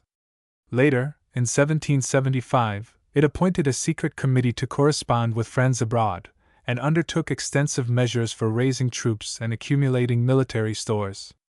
To the revolted colonies, who found themselves with no legal authorities, it gave the advice to form such governments as would secure peace and good order during the continuance, 65, of the existing dispute, a step which was promptly taken by several. Fighting meanwhile went on. General Gage, on June 17, undertook to drive from Charlestown, across the harbor from Boston, a body of about 1,500 provincial troops who had entrenched themselves on Breed's Hill. In all, about 3,000 British were brought to the attack, while gunboats raked the peninsula between Charlestown and the mainland, hindering the arrival of reinforcements. With true British contempt for their adversaries, the lines of red uniformed troops marched under the hot sun up the hill, to be met with a merciless fire at short range from the rifles, muskets, and fowling pieces of the defenders. 2 frontal attacks were thus repelled with murderous slaughter, but a third attack, delivered over the same ground, was pushed home, and the defenders were driven from their redoubt. Never was a victory more handsomely won, or more dearly bought. The assailants lost not less than 1,000 out of 3,000 engaged, including 92 officers. The Americans lost only 450, but that was almost as large a proportion. It was obvious to any intelligent officer that the Americans might have been cut off from behind and compelled to surrender without being attacked. But Gage and his subordinates were anxious to teach the rebels a lesson. The 66 result of this action, known in history as Bunker Hill, was to render him and nearly all the officers who served against Americans unwilling ever again to storm entrenchments. They discovered that, as Putnam, who commanded part of the forces, observed, the militia would fight well if their legs were covered. They were later to discover the converse, that with no protection militia were almost useless. From this time the British force remained quietly in Boston, fed and supplied from England at immense cost, and making no effort to attack the miscellaneous levies which General Washington undertook to form into an army during the summer and autumn. Nothing but the inaction of the British made it possible for Washington's command to remain, for they lacked powder, bayonets, horses, and, most serious of all, they lacked all military conceptions. The elementary idea of obedience was inconceivable to them. Washington's irritation over the perfectly unconcerned democracy of the New Englanders was extreme, but he showed a wonderful patience and tenacity, and by sheer persistence began to create something like a military organization. Yet, even after months of drill and work, the army remained little more than an armed mob.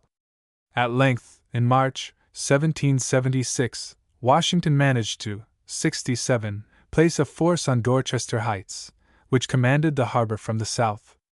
At first Gage had some idea of attacking, but storms intervened, and finally, without another blow, he evacuated the city and sailed with all his force to Halifax. So ended a siege which ought never to have lasted a month had the British generals been seriously minded to break it up. Other military events consisted of a few skirmishes in Virginia and North Carolina, where the governors managed to raise small forces of loyalists, who were thoroughly defeated by the Whig militia, and of a gallant but hopeless attempt by the rebels to capture Canada. After some futile efforts on the part of Congress to induce the French to revolt, two bodies of men, in the autumn of 1775, made their way across the border. One, entering Canada by way of Lake Champlain, occupied Montreal, and then advanced against Quebec, where it was joined by the other, which, with great hardships, had penetrated through the wilderness of northern Maine. The commanders, Richard Montgomery, Benedict Arnold, and Daniel Morgan of Virginia, were men of daring, but their force, numbering not more than 1,000, was inadequate, and after the failure of an effort to carry the place by surprise on the night of December 31st, in which Montgomery was, 68, killed and Morgan captured, they were unable to do more than maintain a blockade outside the fortress. The action of the North Ministry during these months showed no deviation from its policy of enforcing submission. The Olive Branch Petition was refused a reception, and a proclamation was issued declaring the colonies in rebellion and warning all subjects against traitorous correspondence. When Parliament met in November 1775, the opposition, led as usual by Burke, made one more effort to avoid civil war, but the ministerial party rejected all proposals for conciliation and devoted itself to preparing to crush the rebellion. On December 22, an act became law which, if enforced, would have been a sentence of death to all colonial economic life. It superseded the Boston Port Act and the Restraining Acts, absolutely prohibited all commerce with the revolted colonies, and authorized the impressment into the navy of all seamen found on vessels captured under the act. Military and naval preparations were slow and costly. The Admiralty and War Office, unprepared for a general war, had insufficient troops and sailors, and had to collect or create supplies and equipment. The Earl of Sandwich showed activity but slight capacity as First Lord of the Admiralty. Viscount, 69, Barrington had been Secretary at War under Pitt during the French War, but he lacked force and influence. Hence, although Parliament voted 50,000 troops, there was confusion and delay. To secure a prompt supply of men, the ministry took the step of hiring German mercenaries from the lesser Rhine princes, Hesse, Waldeck, and others, at a rate per head with a fixed sum for deaths. This practice was customary in wars when England was obliged to protect Hanover from the French, but to use the same method against their own kindred in America was looked upon with aversion by many English, and aroused ungovernable indignation in all Americans. It seemed to show a callousness toward all ties of blood and speech which rendered any hope of reconciliation futile. The war was not, in fact, popular in England. The task of conquering rebels was not relished by many, and officers and noblemen of Whig connections in some cases resigned their commissions rather than serve. The parliamentary opposition denounced the war with fiery zeal as an iniquity, and a scandal. Nevertheless, the general opinion in England supported the ministry in its determination to assert the national strength, for the colonial behavior seemed to the average Englishman as nothing more or less than impudent sedition, to yield to which would be disgrace. 70. To the Americans, the British action in 1776 showed that the only alternatives were submission or fighting, and if the latter must be chosen, then it was the feeling of a growing number that independence was the only outcome. There now went on a contest between conservatives, including on one side those who opposed all civil war, those who were willing to fight to defend rights but who were unwilling to abandon hopes of forcing England to surrender its claims, and those whose businesses and connections were closely interwoven with the mother country, and all the radicals on the other. Unfortunately for the conservatives, they had only fear, or sentiment, for arguments, since the North Ministry gave them nothing to urge upon doubtful men. Still more unfortunately, they were, as a rule, outside the revolutionary organizations of conventions and committees, and were themselves without means of cooperating. In the excitement and tension of the time, the ruder and rougher classes tended to regard all reluctance to join in the revolution as equivalent to upholding the North policy, and to attack as Tories all who did not heartily support the revolutionary cause. Violence and intimidation rapidly made themselves felt. Loyalists were threatened, forced by mobs to sign the association.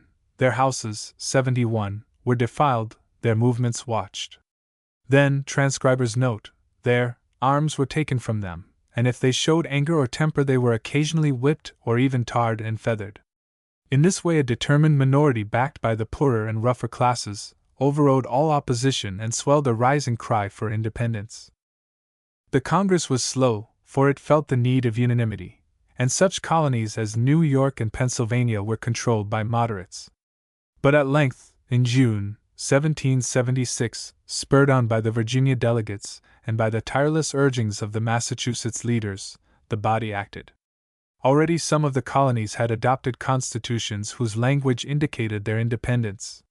Now the Continental Congress, after a final debate, adopted a Declaration of Independence, drafted by Jefferson of Virginia and supported by the eloquence of John Adams and the influence of Franklin.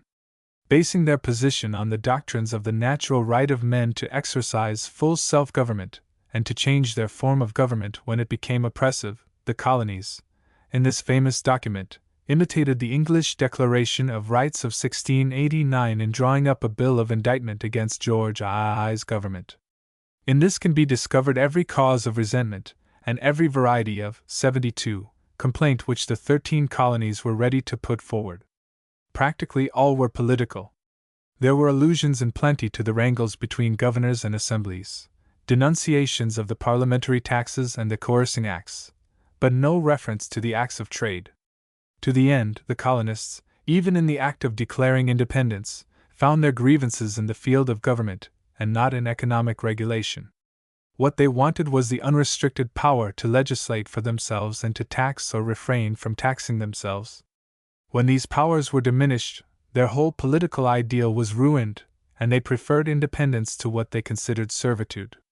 Such ideas were beyond the comprehension of most Englishmen, to whom the whole thing was plain disloyalty, however cloaked in specious words and glittering generalities. It has been said that the rupture was due to a spirit of independence in America which, in spite of all disclaimers, was determined to be entirely free from the mother country. Such was the assertion of the Tories and officials of the time, and the same idea is not infrequently repeated at the present day. But the truth is that the colonists would have been contented to remain indefinitely in union with England, subjects of the British, 73, Crown, sharers of the British commercial empire, provided they could have been sure of complete local self-government. The independence they demanded was far less than that now enjoyed by the great colonial unions of Canada, Australia, and South Africa.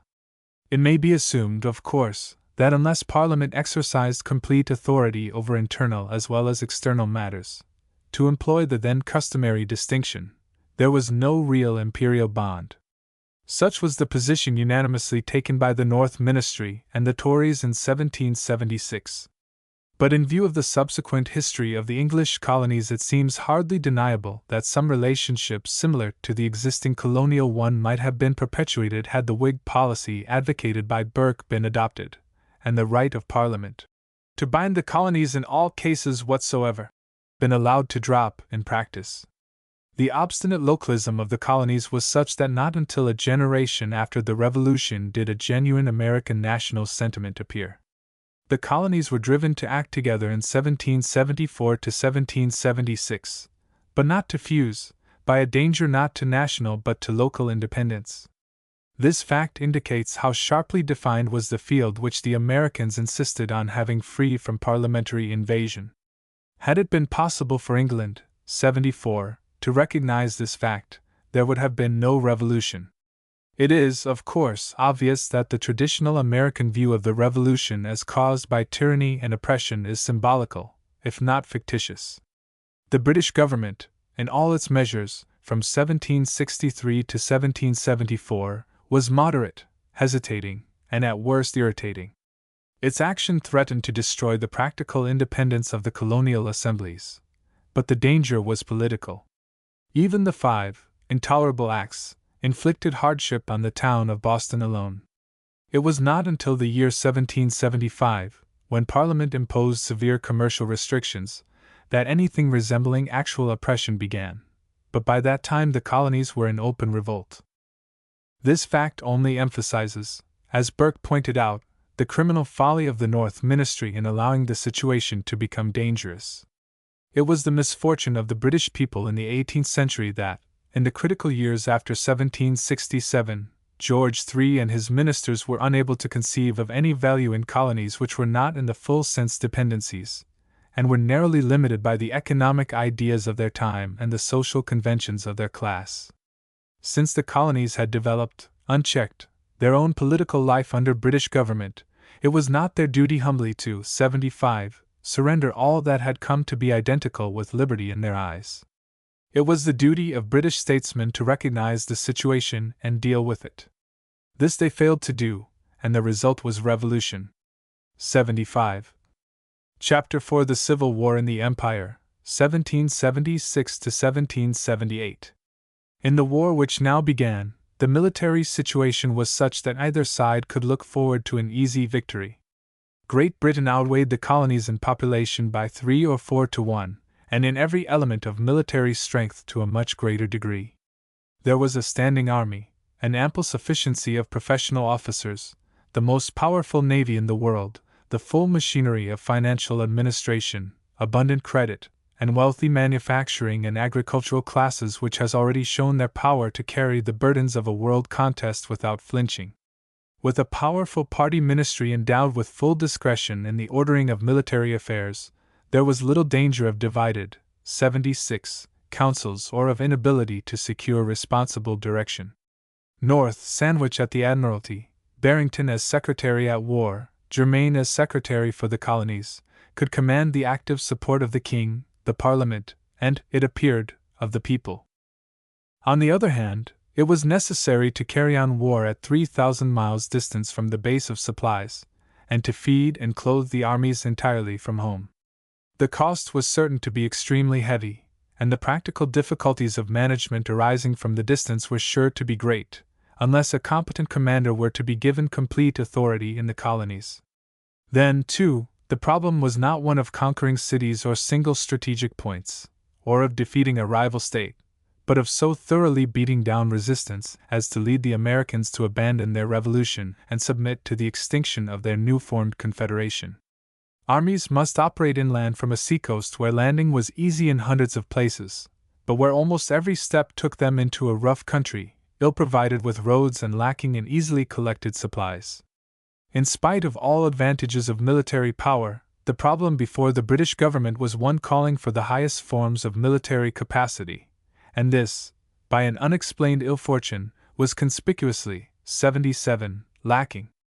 Not a British general who commanded in America failed to show fighting ability and tactical sense, but not one of them possessed the kind of genius which grasps the true military ends of any campaign and ignores minor points for the sake of winning decisive advantages. Perhaps it would be unjust to apply to the British forces in this war the designation won in 1774. Armies of lions led by asses. But the analogy is at least suggested. Still more serious was the fact that the North Ministry was chosen mainly on the basis of the willingness of its members to execute the King's orders and use their influence and parliamentary power and connections in his behalf. North himself, able as a parliamentarian, was irresolute in policy, ignorant of war, and careless in administration. Weymouth and Suffolk, the secretaries, were of slight ability. Lord George Germain, Secretary for the Colonies, was arrogant, careless, and lacking in military insight. Barrington, Secretary at War, possessed administrative ability, but was without personal weight in the cabinet. Sandwich at the Admiralty was grossly inefficient. There was not a single member of the cabinet fitted to carry on war, or able to influence George III. For such a body of men to undertake to direct the operations in America, 78, at the distance of 3,000 miles was a worse blunder than it would have been to commit the conduct of the war to any one of the generals in the field, however commonplace his abilities.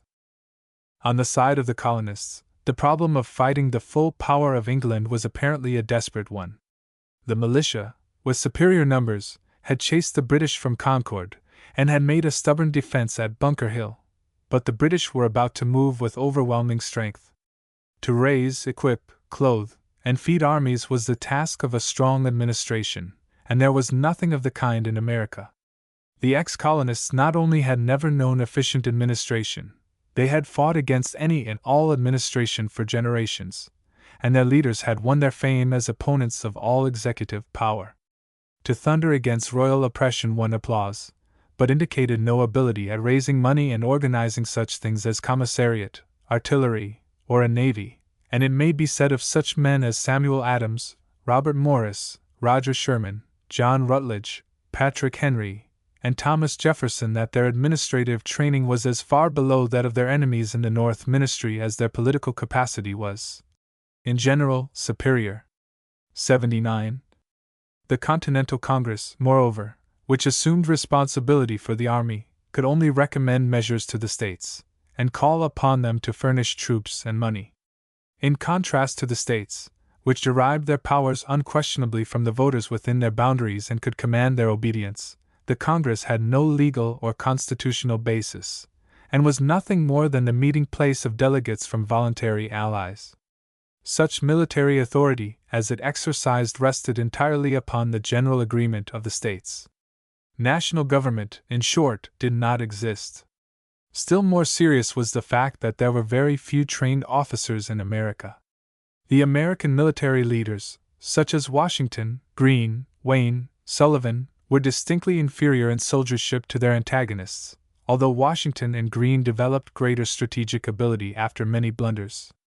It was only through sundry military adventurers, some English, such as Montgomery, Gates, Lee, Conway, others European, such as DeKalb, Steuben, Pulaski, that something of the military art could be acquired. Most serious of all, there were no troops in America who comprehended the nature of military discipline. The conception of obedience to orders, of military duty, of the absolute necessity of holding steady, was beyond the range of most Americans. They regarded war as something to be carried on in their own neighborhoods, and resisted obstinately being drawn outside their own states. They refused to enlist for longer than a few months, since they felt it imperative to return to look after their farms. They had little regard for men from different districts, distrusted commanders from any state but their own, and had no loyalty of any description to the Continental Congress.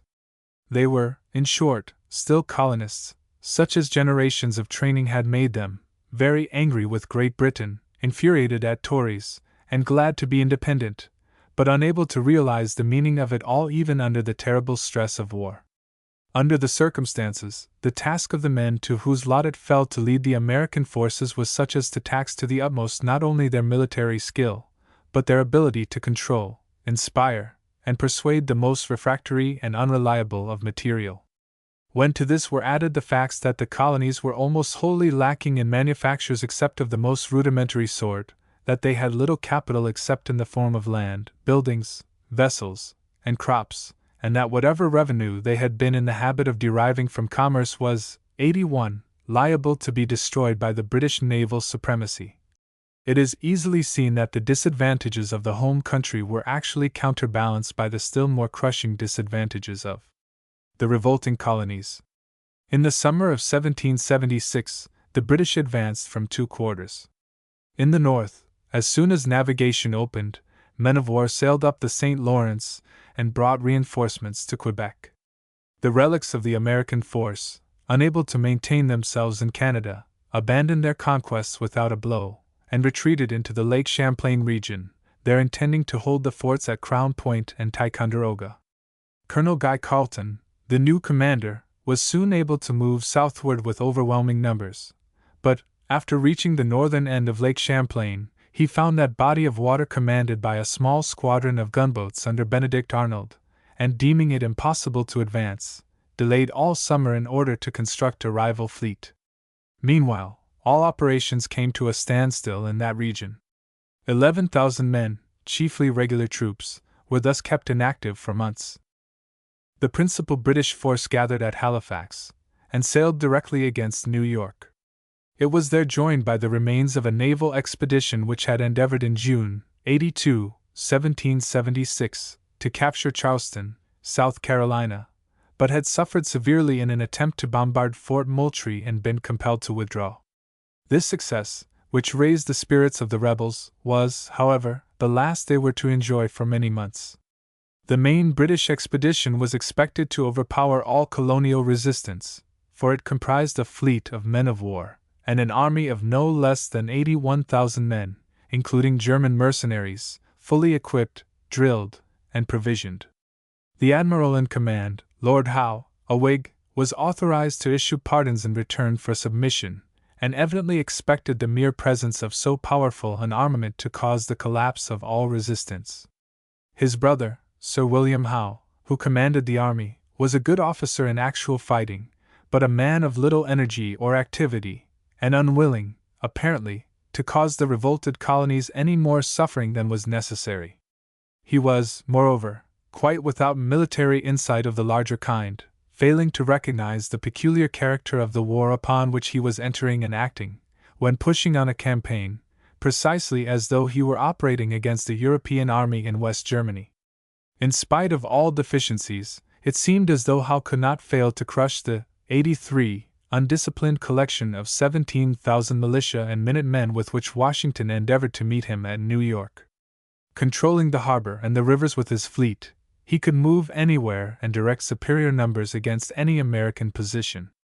The first blow, struck after futile efforts at negotiation, was aimed at an American force which held Brooklyn Heights on Long Island. About 20,000 British and Hessian troops were landed on August 22, and 5 days later they outflanked and crushed a body of Americans placed to obstruct their advance. There remained the American entrenchments, which were weak and ill-defended, but Howe refused to attack, probably with memories of Bunker Hill in his mind. Washington managed, owing to favorable rainy weather, to remove his beaten force by night on August 29, but only the inaction of Howe enabled them to escape capture.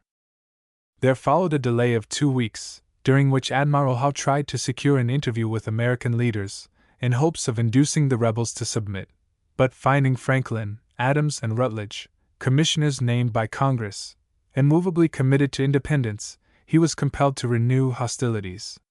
There ensued a slow campaign in which General Howe easily, 84, forced Washington to evacuate New York, to retreat northward, and after various skirmishes to withdraw over the Hudson River into New Jersey. At no time did Washington risk a general engagement.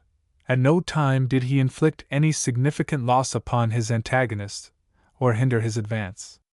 The militia were, in fact, almost useless in the open field, and only dared linger before the oncoming redcoats when entrenched, or when behind walls and fences.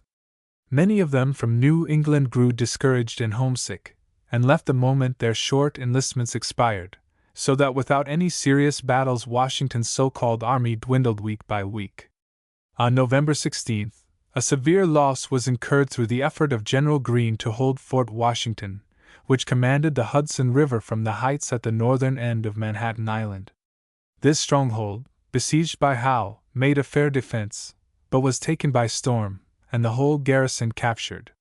The American army then, in 2 detachments under Washington and Lee respectively, was obliged to retreat across New Jersey, followed by the British under Cornwallis, until, by December 8, the remnant was at Philadelphia in a state of great discouragement and demoralization. The Continental Congress, fearing capture, fled to Baltimore and, moved to 85 desperate measures, passed a resolution giving Washington for 6 months unlimited authority to raise recruits, appoint and dismiss officers, impress provisions, and arrest loyalists. Howe felt that the rebellion was at an end. On November 30th, he issued a proclamation offering pardon to all who would take the oath of allegiance within 60 days, and farmers in New Jersey took it by hundreds, securing in return a certificate of loyalty.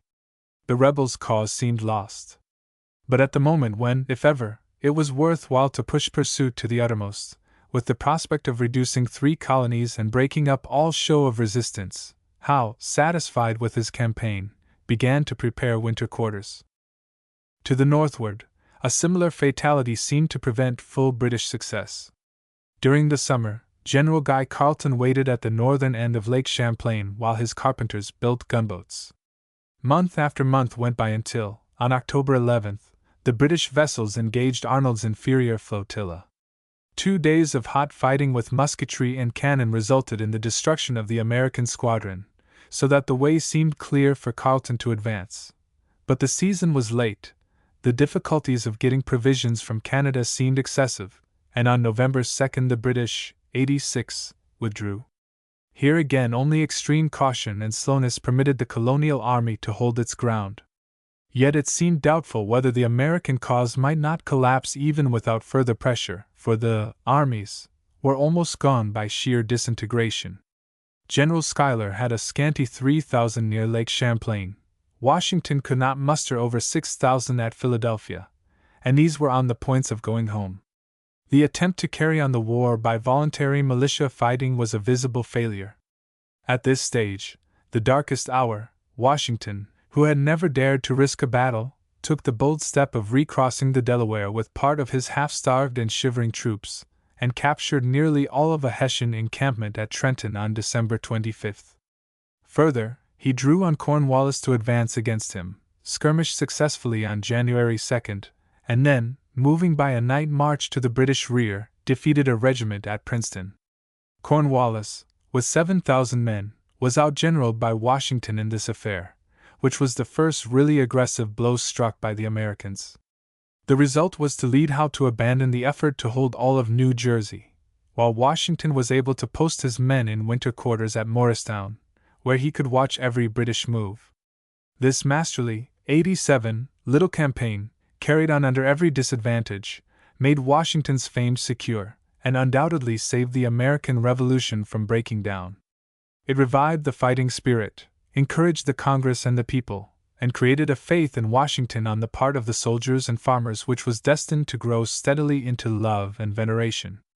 With no particular military insight beyond common sense and the comprehension of military virtues, he was a man of iron will, extreme personal courage, and a patience and tenacity which had no limit. Congress now showed that its members realized in part the military lesson, for it authorized a standing regular army, and gave Washington power to establish it and appoint lower officers. It was a hard task to induce any Americans to enlist in such an organization, but little by little there were collected Continental troops, who did not rush back to their family duties at the end of 3 months, but stayed and grew in discipline and steadiness. Yet Washington could never count on more than a few thousand such. Americans in general simply would not fight except under pressure of invasion and in defense of their homes.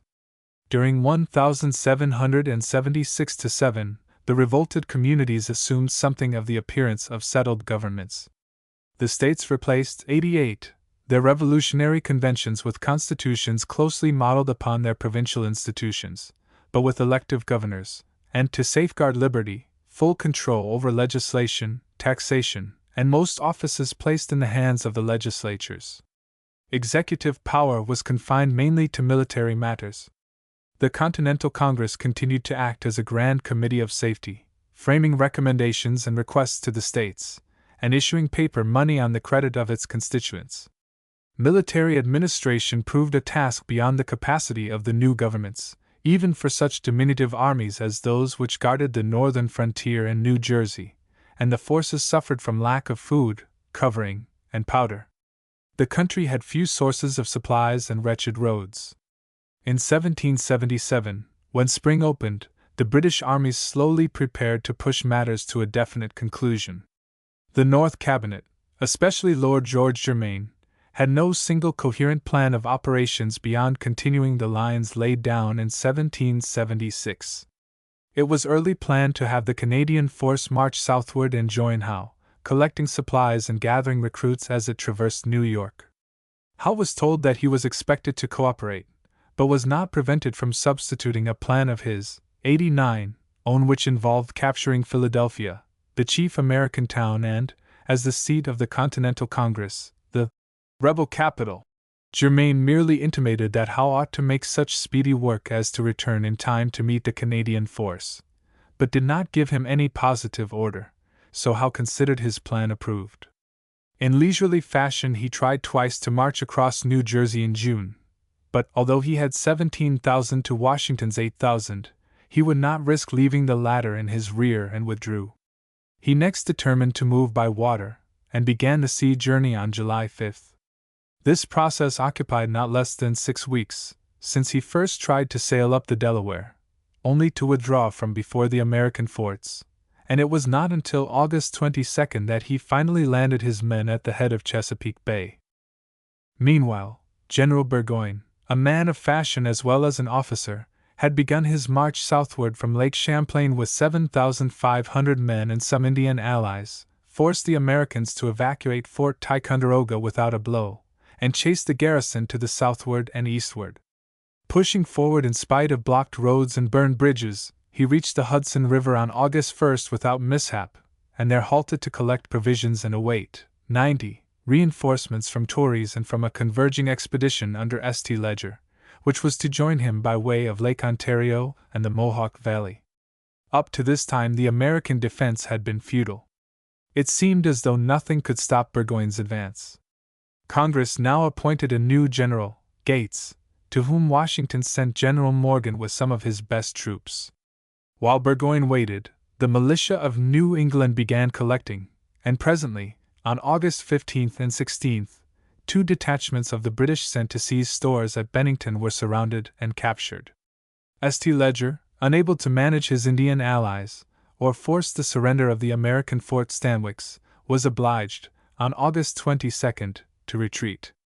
Burgoyne, with diminishing numbers and no hope of reinforcement, found himself confronted by rapidly growing swarms of enemies.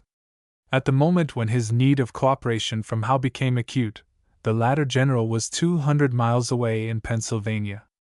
Under the circumstances, the 2 campaigns worked themselves out to independent conclusions. In Pennsylvania, Washington boldly marched his summer army with its nucleus of veterans out to meet the British, and challenged a battle along the banks of the Brandywine Creek. On September 11, Howe, with 18,000 men, methodically attacked 91 Washington, who had not over 11,000, sent a flanking column around his right wing, and after a stiff resistance pushed the Americans from the field. There was no pursuit, and 4 days later Washington was prevented only by bad weather from risking another fight. He did not feel able to prevent Howe from entering Philadelphia on September 27, but on October 3, taking advantage of a division of the British Army, he assumed the offensive at Germantown and brought his unsteady forces into action, only to suffer another defeat. With this, Washington was forced to abandon operations in the field and to go into winter quarters at Valley Forge, not far from the city, while Howe besieged and on November 2 took the American forts on the Delaware. The British campaign was successful, Philadelphia was theirs, and they had won every engagement. But nothing shows more clearly Washington's ability as a fighter and leader than his stubborn contest against odds in this summer. Meanwhile, the Northern campaign came to its conclusion. By September, Gates, the new commander, found himself at the head of nearly 20,000 men, and Burgoyne's case grew desperate. He made 2 efforts to break through to the southward, at Freeman's Farm, and again at Bemis Heights, but was, 92, met by superior numbers and overwhelmed, in spite of the gallantry of his troops. Forced back to Saratoga on the Hudson River, he was surrounded and at length compelled to surrender, on October 17. Sir Henry Clinton, who commanded the British garrison of New York in Howe's absence, sent a small expedition up the Hudson, but it did not penetrate nearer than 60 miles from the spot where Burgoyne stood at bay, and it achieved nothing more than a raid. So the northern British force, sent to perform an impossible task, was destroyed solely because neither Howe nor his superiors realized the necessity of providing for certain cooperation from the southward. The prisoners, according to the terms of the surrender, were to be returned to England, but Congress, owing in part to some complaints of Burgoyne, chose to violate the agreement, and the captive British and Hessians were retained. Burgoyne himself returned to England, burning with anger against Howe and the North Ministry. The winter of 1777-8 found the two British armies comfortably housed in New York and Philadelphia, and Washington, with his handful of miserably equipped men, presenting the skeleton of an army at Valley Forge. Congress, now manned by less able leaders than at first, was almost won over to 93, displacing the unsuccessful commander by Gates, the victor of Saratoga, and it did go so far as to commit the administration of the army to a cabal of Gates's friends, who carried on a campaign of depreciation and backbiting against Washington. But the whole unworthy plot broke down under a few vigorous words from the latter, the would-be rival quailing before the Virginian's personal authority. He was not a safe man to bait. The military headship remained securely with the one general capable of holding things together.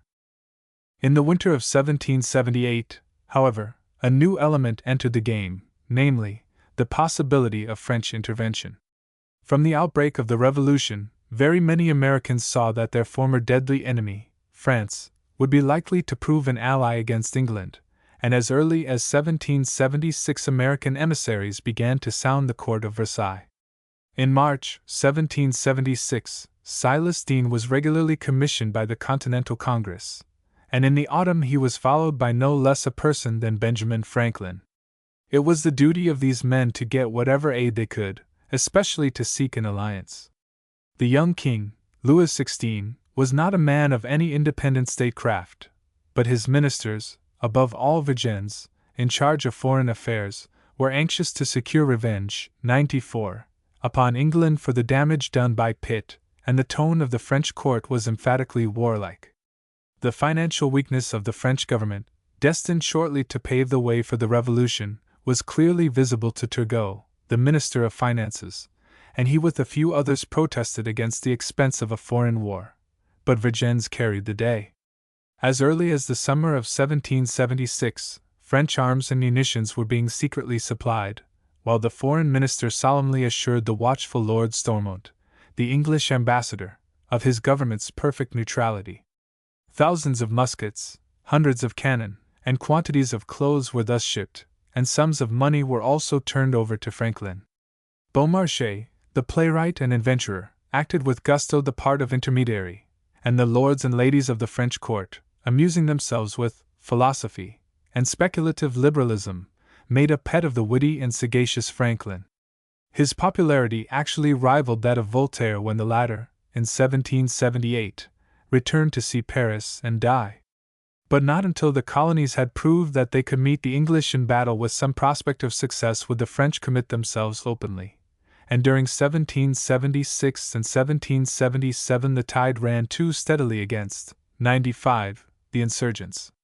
Finally, in December, when the anxieties of Franklin and his associates were almost unendurable, the news of Burgoyne's surrender was brought to Paris. The turning point was reached. Vergennes immediately led the French king to make two treaties, one for commercial reciprocity, the other a treaty of military alliance, recognizing the independence of the United States, and pledging the countries to make no separate peace. In the spring of 1778 the news reached America, and the war now entered upon a second stage. There can be little doubt that under abler commanders the British armies might have crushed out all armed resistance in the middle colonies. In spite of all drawbacks, the trained British soldiers and officers were so superior in the field to the American levies on every occasion where the forces were not overwhelmingly unequal that it is impossible for any but the most bigoted American partisan to deny this possibility. Had there been a blockade, so that French and Dutch goods would have been excluded, had General Howe possessed the faintest spark of energy in following up his successes, had the North Cabinet not failed to compel Howe to cooperate with Burgoyne, the condition of things in 1778 might well have been so serious for the colonists' cause that, 96, Vergennes would have felt a French intervention to be fruitless. In that case, it is hard to see how the rebellion could have failed to be crushed in the next year. As it was, the Americans, by luck and by the tenacity of Washington and a few other leaders, had won the first victory. Chapter 5 French Intervention and British Failure, 1778 to 1781. During the 2 years of fighting, the party's situation in England had grown increasingly bitter. The Whigs, joined now by young Charles Fox, unremittingly denounced the war as a crime, sympathized with the rebels, and execrated the cruelty of the ministers while deriding their abilities. Parliament rang with vituperation. Personal insults flew back and forth. From time to time Chatham took part in the attack, joining Burke and Fox in an opposition never surpassed for oratorical power. But the ministerial party, secure in its strength, pushed on its way. The king now regarded the war as the issue, 97, upon which he had staked his personal honor, and would tolerate no faltering. Yet, in the winter of 1778 the rumors of a French alliance thickened, and when the probability seemed to be a certainty, North made a desperate effort to end the war through a policy of granting everything except independence. In a speech of incredible assurance, he observed that he had never favored trying to tax America, and brought in a bill by which every parliamentary measure complained of by the Americans was repealed, and the right of internal taxation was expressly renounced. Amid the dejection of the Tories and the sneers of the Whigs, this measure became law, March 2, 1778, and commissioners, empowered to grant general amnesty, were sent with it to the United States. At no other time in English history would it have been possible for a ministry thus utterly to reverse its policy and remain in office. But North's tenure depended on influences outside the House of Commons, and he continued in his place. So severe was the crisis that an effort was made to arrange a coalition ministry, with the aged Chatham at its head. George III, however, positively refused to permit North to surrender the first place. He would consent to Whigs entering the cabinet only in subordinate positions. This, 98, obstinacy and the sudden death of Chatham blocked all coalition proposals, and left the war to continue as a party measure, not national in its character, the King's War. In America, the task of the commissioners proved hopeless. The men now in control of the Continental Congress and the state governments were pledged to independence from the bottom of their souls, and in the course of months of appeals and attempts at negotiations, the commissioners failed to secure even a hearing. Congress ratified the French treaties with enthusiasm. That their proposal, if made before the Declaration, would have been successful can scarcely be doubted. It might even have produced an effect after 1776 had it been made by a Whig ministry, headed by Chatham. But coming in 1778, after 3 years of war, when every vestige of the former sentiment of loyalty was dead, and offered by the same North ministry which had brought on the Revolution, it was foredoomed to defeat. The war now entered upon a second phase, in which England found itself harder pressed than at any time in its history. It had not an ally in the world, and could count on no Rhine campaigns to exhaust French resources.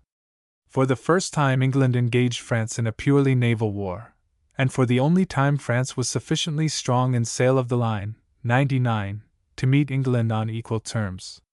The French fleet, rebuilt since 1763, was in excellent condition. The British Navy, on the contrary, under the slack administration of Lord Sandwich, was worse off in equipment, repairs, number of sailors, and esprit de corps than at any time in the century. The French were able to send fleets unhindered wherever they wished, and when Spain entered as an ally, in 1779, their combined navies swept the Channel, driving the humiliated British fleet into port. England was called upon to make defensive war at home, at Gibraltar, in the West Indies, and finally in India, at a time when the full strength of the country was already occupied with the rebellion. This led to an alteration of military methods in America. The policy of moving heavy armies was abandoned, and the British, forced to withdraw troops to garrison the West Indies and Florida, began the practice of wearing down the revolted colonies by raids and destruction of property. George III especially approved this punitive policy. As a first step, the army in Philadelphia marched back to New York, attacked on its retreat by Washington at Monmouth on June 27, 1778. The American advance was badly handled by General Lee, and fell back before the British, but Washington in person rallied his men, resumed the attack, and held his position. 100 Clinton, who succeeded Howe, continued his march, and the British army now settled down in New York, not to depart from its safe protection except on raids. Washington accordingly posted his forces, as in 1777, outside the city, and awaited events. He could assume the offensive only in case a French fleet should assist him, and this happened but twice, in 1778, and not again for 3 years.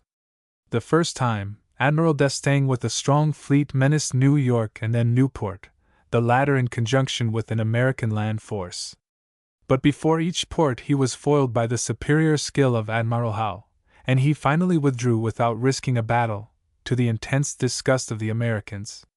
For the rest, the war in the northern states dwindled to raids by the British along the Connecticut coast and into New Jersey, and outpost affairs on the Hudson, in some of which Washington's Continental troops showed real brilliancy in attack. But with the British in command of the sea, little could be done to meet the raids, and southern Connecticut was ravaged with fire and sword. At the same time, the states suffered the horrors of Indian war, since the Tories and British from Canada utilized the Iroquois and the Ohio Valley Indians as allies. The New York frontier was in continual distress. 101, and the Pennsylvania and Maryland and Virginia settlements felt the scalping knife and torch. Hamilton, the British commander at the post of Detroit, paid a fixed price for scalps, and was known as the hair buyer. Against the Iroquois, Sullivan led an expedition in 1779 which could not bring the savages to a decisive battle, although he ravaged their lands and crippled their resources. Against the Northwestern Indians, a daring Virginian, George Rogers Clark, led a counter-raid which captured several posts in the territory north of the Ohio River, and finally took Hamilton himself prisoner at Vincennes. In every such war the sufferings of the settlers outnumbered 100-fold all that they could inflict in return, and this consciousness burned into their souls a lasting hatred of England, the ally of the murdering, torturing devils from the forests. While the British fleets fought indecisive actions in European waters, or near the West Indies, the British raiding policy was transferred to a new region, namely, the southern states, which thus far had known little of the severities of war. In December 1778, an expedition under Prevost easily occupied Savannah, driving the Georgia militia away. The next year an effort was made by an American force, in combination with the French fleet under d'Estaing, who returned from 102, the West Indies, to recapture the place. The siege was formed, and there appeared some prospects of a successful outcome, but the French admiral, too restless to wait until the completion of siege operations, insisted on trying to take the city by storm on October 9. The result was a complete repulse, after which d'Estaing sailed away, and the American besiegers were obliged to withdraw. The real interests of the French were, in fact, in the West Indies, where they were gradually capturing English islands. Their contributions so far to the American cause consisted in gifts of munitions and loans of money, together with numerous adventurous officers who aspired to lead the American armies. The most amiable and attractive of these was the young Marquis de Lafayette, owing largely to whose influence a force of French soldiers under de Rochambeau was sent in 1780 to America. But for months this force was able to do no more than remain in camp at Newport, Rhode Island, blockaded by the English fleet. In 1780, the British raiding policy was resumed in the southern states, and achieved a startling success. In January, Clinton sailed from New York with a force of 8,000 men, and after driving the American levies into the city of Charleston, South Carolina, besieged and took it on May 12, with all its 103 defenders. He then returned to New York, leaving Lord Cornwallis with a few troops to complete the conquest of the state. Congress now sent General Gates southward to repeat the triumph of Saratoga. At Camden, on August 16, 1780, the issue was decided. The American commander, with only 3,000 men, encountered Cornwallis, who had about 2,200, and, as usual, the militia, when attacked by British in the open field, fled for their lives at the first charge of the redcoats, leaving the few Continentals to be outnumbered and crushed. For a period of several weeks all organized American resistance disappeared. Only bands of guerrillas, or partisans, as they were called, kept the field. Clinton had issued a proclamation calling all Loyalists to join the ranks, and Cornwallis made a systematic effort to compel the enrollment of Tory militia. The plan bore fruit in an apparent large increase of British numbers, but also in the outbreak of a murderous civil war. Raiding parties on both sides took to ambuscades, nocturnal house burning, hanging of prisoners, and downright massacres. Preeminent for his success was the British Colonel Tarleton, who with a body of light troops swept tirelessly around, breaking up rebel bands, riding down militia, and rendering his command a terror to the 104 state. Marion, Sumter, and other Americans struggled vainly to equal his exploits. Occasional American successes could not turn back the tide. On October 18, 1780, a band of Tories under General Ferguson ventured too far to the westward, and at King's Mountain were surrounded and shot or taken prisoners by a general uprising of the frontiersmen. General Greene, who replaced Gates in December, managed to rally a few men, but dared not meet Cornwallis in the field. His lieutenant Morgan, when pursued by Tarleton, turned on him at the Cowpens, and on January 17 managed to inflict a severe defeat. The forces were diminutive, less than 1,000 on each side, but the battle was skillfully fought. After it, however, both Morgan and Greene were forced to fly northward, and did not escape Cornwallis's pursuit until they were driven out of North Carolina.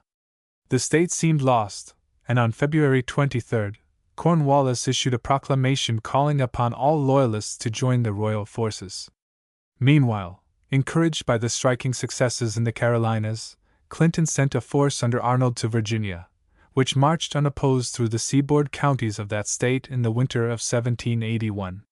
It seemed as though the new British policy were on the verge of a great triumph. 105. By this time it was becoming a grave question whether the American Revolution was not going to collapse from sheer weakness. The Confederation, as a general government, seemed to be on the verge of breaking down. The state governments, although badly hampered wherever British raids took place, were operating regularly and steadily, but the only common government continued to be the voluntary Continental Congress, whose powers were entirely undefined, and rested, in fact, on sufferance. In 1776 a committee, headed by John Dickinson, drafted Articles of Confederation which, if adopted promptly, would have provided a regular form of government. But although these were submitted in 1777 for ratification, interstate jealousy sufficed to block their acceptance. It was discovered that all those states which, by their original charters, were given no definite western boundaries, were disposed to claim an extension of their territory to the Mississippi River. Virginia, through her general, Clarke, actually occupied part of the region claimed by her, and assumed to grant lands there. The representatives of Maryland in Congress declared such an equality a danger to the Union, and refused to sign the articles unless the land claims west of the mountains were surrendered to the general government. 106. This determination was formally approved by the Maryland legislature in February 1779, and matters remained at a standstill. At last, in 1780, Congress offered to hold any lands which might be granted to it, with the pledge to form them into states, and following this, New York and Virginia intimated a willingness to make the required cessions. Then Maryland yielded and ratified the articles, so that they came into operation on March 2, 1781. The self-styled United States had now traveled so far on the road to bankruptcy that the adoption of the Articles of Perpetual Union seemed scarcely more than an empty form. In the first place, the federal finances were prostrate. The device of issuing paper money had proved fatal, for, after a brief period, in 1775, the excessive issues depreciated in spite of every effort to hinder their decline by proclamations, price conventions, and political pressure. The only way of sustaining such notes, namely, the furnishing by the states of a full and sufficient revenue, was never attempted, for the states themselves preferred to issue notes, rather than to tax, and when called upon by the Continental Congress for requisitions they turned over such amounts of paper as they saw fit. By 1780, the continental currency was 107, practically worthless. Congress could rely only upon such small sums of money as it could raise by foreign loans through Franklin and by the contributions of a few patriotic people, notably Robert Morris. The maintenance of the army exhausted the resources of Congress, and every winter saw the story of Valley Forge repeated. To secure supplies, Congress was driven to authorize seizure and impressment of food and payment in certificates of indebtedness. It was for this reason, as well as from the unwillingness of the Americans to enlist for the war, that the Continental forces dwindled to diminutive numbers in 1781. Nothing but Washington's tireless tenacity and loyalty held the army together, and kept the officers from resigning in disgust. Yet it seemed impossible that Washington himself could carry the burden much longer. The general government appeared to be on the point of disintegrating, leaving to the separate states the task of defending themselves. Everywhere lassitude, preoccupation with local matters, a disposition to leave the war to the French, a willingness to let other states bear the burdens, replaced the fervor of 1776. In other words, the old colonial habits were reasserting themselves, and the separate states, reverting to their former accustomed negative politics, were 108, behaving toward the Continental Congress precisely as they had done toward England itself during the French wars. With hundreds of thousands of men of fighting age in America, it was impossible, in 1781, to collect more than a handful for service away from their homes. The essentially unmilitary nature of the Americans was not to be changed. Fortunately for the rebels, the policy of Great Britain was such as to give them a lease of hope. In spite of the great British naval power during the first 2 years of the war, no blockade had been attempted, and after 1778 the British fleets were thoroughly occupied in following and foiling the French. The result was that commerce of a sort continued throughout the war, armed privateers and merchantmen venturing from the New England and other ports, and trading with France, Spain, and the West Indies. Hundreds were taken by British cruisers, but hundreds more continued their dangerous trade, and so America continued to receive imports. The Dutch, especially, supplied the revolted colonies with some of the commodities which their exclusion from British ports rendered scarce. So, except for paper money, there was no economic distress. In 1781, when if ever the British might hope to reduce the colonies, the Empire was itself in sore straits for men to fill its ships and, 109, garrison its forts. This made it difficult for England to send any reinforcements to America, and left Clinton and Cornwallis with about 27,000 men to complete their raiding campaign. The task proved excessive. In March, 1781, Greene, having assembled a small force, gave battle to Cornwallis at Guilford Court House. The little army of British veterans, only 2,219 in all, drove Greene from the field after a stiff fight, but were so reduced in numbers that Cornwallis felt obliged to retreat to Wilmington on the coast, where he was entirely out of the field of campaign. On April 25 he marched northward into Virginia to join the force which had been there for several months, took command, and continued the policy of marching and destroying. Before his arrival, Washington had tried to use the French force at Newport against the Virginia raiders, but the French squadron, although it ventured from port in March, 1781, and had a successful encounter with a British fleet, declined to push on into the Chesapeake, and the plan was abandoned. Cornwallis was able to march unhindered by any French danger during the summer of 1781. But while the British were terrifying Virginia and chasing militia, the forces left in the Carolinas were being worn down by 110 Greene and his partisan allies. On April 25, at Hobkirk's Hill, Rawdon, the British commander defeated Greene, and then, with reduced ranks, retreated.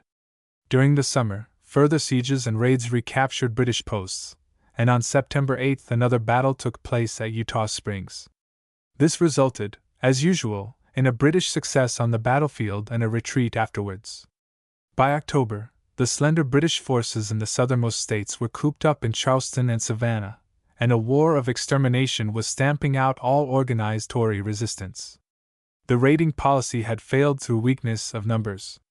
The superior fighting ability and tactical skill of Cornwallis, Rawdon, Stuart, and Tarleton were as obvious as the courage and steadiness of their troops, but their means were pitifully inadequate to the task assigned them.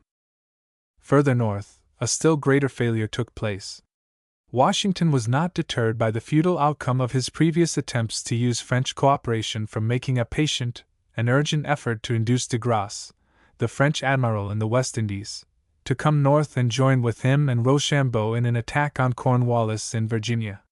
He was at last successful, and on August 28 the wished-for fleet, 111, a powerful collection of 28 sail of the line, with frigates, reached Chesapeake Bay.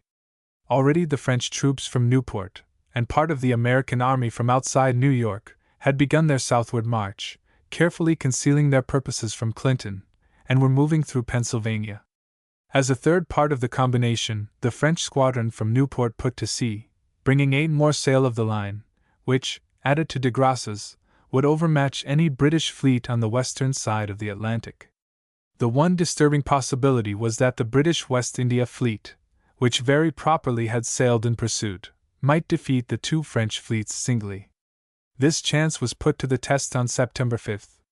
On that day Admiral Graves, with 19 men of war, attacked de Grasse, who brought 24 into line outside Chesapeake Bay, and the decisive action of the Revolution took place. Seldom has a greater stake been played for by a British fleet, and seldom has a naval battle been less successfully managed. Graves may have intended to concentrate upon part of the French line, but his subordinates certainly failed to understand any such purpose, and the outcome was that the head of the British column, approaching the French line at 112, an angle, was severely handled, while the rear took no part in the battle. The fleets separated without decisive result, and the British, after cruising a few days irresolutely, gave up and returned to New York. The other French squadron had meanwhile arrived, and the Allied troops had come down the Chesapeake. Cornwallis, shut up in Yorktown by overwhelming forces, defended himself until October 17, and then surrendered with 8,000 men to the man who had beaten him years before at Trenton and Princeton. Clinton, aware at last of his danger, sailed with every vessel he could scrape together, and approached the bay on October 24 with 25 sail of the line and 7,000 men. But it was too late. He could only retreat to New York, where he remained in the sole British foothold north of Charleston and Savannah. Washington would have been glad to retain de Grasse and undertake further combined maneuvers, but the French admiral was anxious to return to the West Indies, and so the military operations of the year ended. More was in reality unnecessary, for the collapse of the British military policy was manifest, and the surrender of Cornwallis was a sufficiently striking event to bring the war to a close. Washington had not won the last fight with his own 113 Continentals. The cooperation not only of the French fleet, but of the French troops under Rochambeau had played the decisive part. Yet it was his planning, his tenacity, his personal authority with French and Americans that determined the combined operation and made it successful. In the midst of a half-starved, ill-equipped army, a disintegrating, bankrupt government, and a people whose fighting spirit was rapidly dwindling, it was he with his officers who had saved the Revolution at the last gasp. It was no less the British mismanagement which made this possible, for had not Howe, by delays, thrown away his chances, had not Howe and Burgoyne and Clinton and Cornwallis, by their failures to cooperate, made it possible for their armies to be taken separately, had not the Navy omitted to apply a blockade, had not the Ministry, in prescribing a raiding policy, failed to strain every nerve to furnish an adequate supply of men, the outcome would have been different. As it was, the British defeat could no longer be concealed by the end of 1781. The attempt to conquer America had failed. 114. Chapter 6 British Parties and American Independence, 1778 to 1783. When the news of the surrender of Cornwallis at Yorktown reached England, it was recognized by Whigs and Tories alike that the time had come to admit the failure of the war. The loss of 7,000 troops was not in itself a severe blow, at a time when England had over 200,000 men under arms in various parts of the world, but it actually marked the breakdown of the American campaign, and what was still more significant, the political bankruptcy of the North Ministry. Ever since 1778, the tide had been rising against the royal policy. At first, when the French War began, the nation rallied against the ancient foe and there was some enthusiasm displayed in recruiting and furnishing supplies. But, as general after general returned from America, first Burgoyne, then Howe and his brother, the Admiral, to rise in Parliament and denounce the administrative incompetence which had foiled their efforts. As month after month passed and no victory either in America or Europe came to cheer the public, worst of all, when, in 1779, and again in 1780, combined French and Spanish fleets swept the Channel, 115, in overpowering numbers, driving the English fleet into Torbay Harbor, the war spirit dwindled, and bitter criticism took its place. The Whig opposition, no longer hampered by having the defense of the revolted colonists as their sole issue, denounced in unmeasured language the incompetence, corruption, and despotism of the North Ministry, singling out Sandwich, at the Admiralty, and Germain, Secretary for the Colonies, as objects for especial invective. Party hatred festered in army and navy, Whig and Tory admirals distrusting each other, and engaging in bitter quarrels, Whig and Tory generals criticizing one another's plans and motives. On his part, Lord North felt, as early as 1779, that his task was hopeless, and sought repeatedly to resign. But in spite of secessions from the ministry, in spite of defeats and humiliations such as the control by the Allies of the Channel, nothing could shake George's determination. He would never consent to abandon the colonies or permit North to surrender to the detested Whigs. In 1780, the opposition, led by Fox and Burke, began to direct its fire at the king himself, and finally, in March of that year, they had the satisfaction of carrying in the Commons, by votes of men who once had been on the administration side, a resolution to the effect that the power of the Crown, 116, has increased, is increasing, and ought to be diminished. This was carried, by 283 votes to 215, in a House where 4 years before the total opposition mustered only 100. Measures to cut down sinecures, to limit the Secret Service Fund, to take away opportunities for royal corruption, were introduced by Burke and, although defeated, drew large votes. The tenacious politician who wore the crown was not yet beaten. In the summer of 1780, the disgraceful Gordon riots broke out in London, and the king, by his courageous personal bearing and bold direction of affairs, won momentary prestige. The news from America, moreover, was brighter than for a long time, and the British defense of Gibraltar was unshaken. Suddenly dissolving Parliament, the king employed every resource of influence or pressure, and managed to secure once more a majority in the House of Commons. During the year 1781, the North Ministry breathed more freely, and was able to repel Whig attacks by safe majorities. But the respite was short. In the winter session of 1782, the news of Yorktown shook the ministry to its center, and on top of that came the reports of the surrender of Minorca, St. Kitts, and Nevis. Held together only by the inflexible determination of George III never to yield American, 117, independence or stoop to opposition, the ministers fought bitterly though despairingly against a succession of Whig motions, censuring the Admiralty, demanding the withdrawal of the troops, and finally censuring the ministry. Majorities dwindled as rats began to leave the sinking ship. On March 8, North escaped censure by 10 votes only. The king made repeated efforts to induce members of the opposition to come into some sort of coalition, but the hatred was too fierce, the divergence of principle too wide. Rockingham would accept only absolute surrender. On March 15, a resolution of want of confidence was lost by 9 only. 5 days later, in face of a renewed motion of the same kind, North announced his resignation. The end had come. The system of George III had broken down, ruined by the weaknesses of the Tory cabinet in administration, in war, and in diplomacy, the most disastrous ministry in the history of England.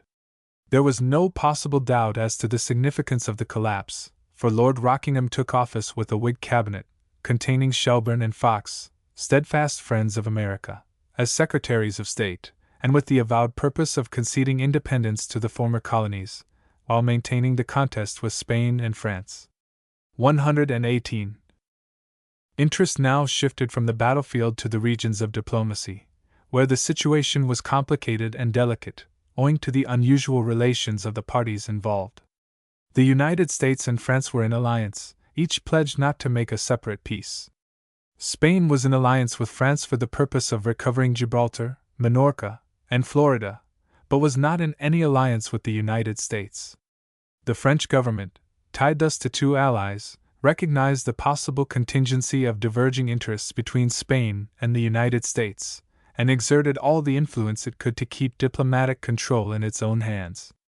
This it accomplished through its representatives in America, especially de la Luzerne, who wielded an immense prestige with the members of the Continental Congress, not only through his position as representative of the power whose military, naval, and financial aid was absolutely indispensable, but also by means of personal intrigues of a type hitherto more familiar in European courts than in simple America. Under his direction, Congress authorized its European representatives, Franklin, Jay, and Adams, accredited to France, Spain, and the Netherlands respectively, to act as peace commissioners and to be guided in all things by the advice and consent of the French minister. 119. Vergennes. Their instructions designated boundaries, indemnity for ravages and for the taking of slaves, and a possible cession of Canada, but all were made subject to French approval. When, accordingly, in 1781, both Shelburne and Fox of the Rockingham ministry sought to open negotiations with the American representatives, while pushing on vigorously the war against France and Spain, they interjected an embarrassing element into the situation. Vergennes could not prohibit American negotiation, but he relied upon the instructions of the commissioners to enable him to prevent the making of any separate peace, contrary to the Treaty of 1778.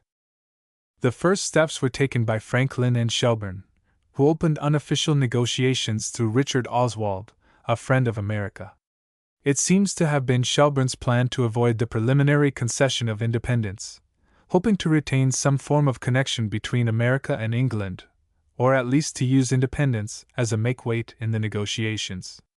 Hence Oswald, his agent, was not commissioned to deal with the United States as such. Fox, Secretary for Foreign Affairs, felt, on the other hand, that the negotiation belonged to his field, and he sent Thomas Grenville to Paris, authorized to deal with France, 120, and indirectly, with the United States. Over this difference in the cabinet, and over other matters, an acute personal rivalry developed between Fox and Shelburne, which culminated when Rockingham died in July, 1782. George III, who much preferred Shelburne to Fox, asked him to form a ministry, and upon his acceptance Fox, absolutely refusing to serve under him, withdrew from the cabinet, carrying his friends with him. Thus the triumphant Whig party was split within a few months after its victory. The whole responsibility now rested on Shelburne.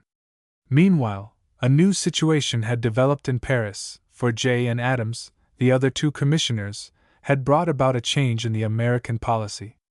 Franklin, deeply indebted to the French court and on the best of terms with Vergennes, was willing to credit him with good intentions and was ready to accept his advice to negotiate with England under the vague terms of Oswald's commission.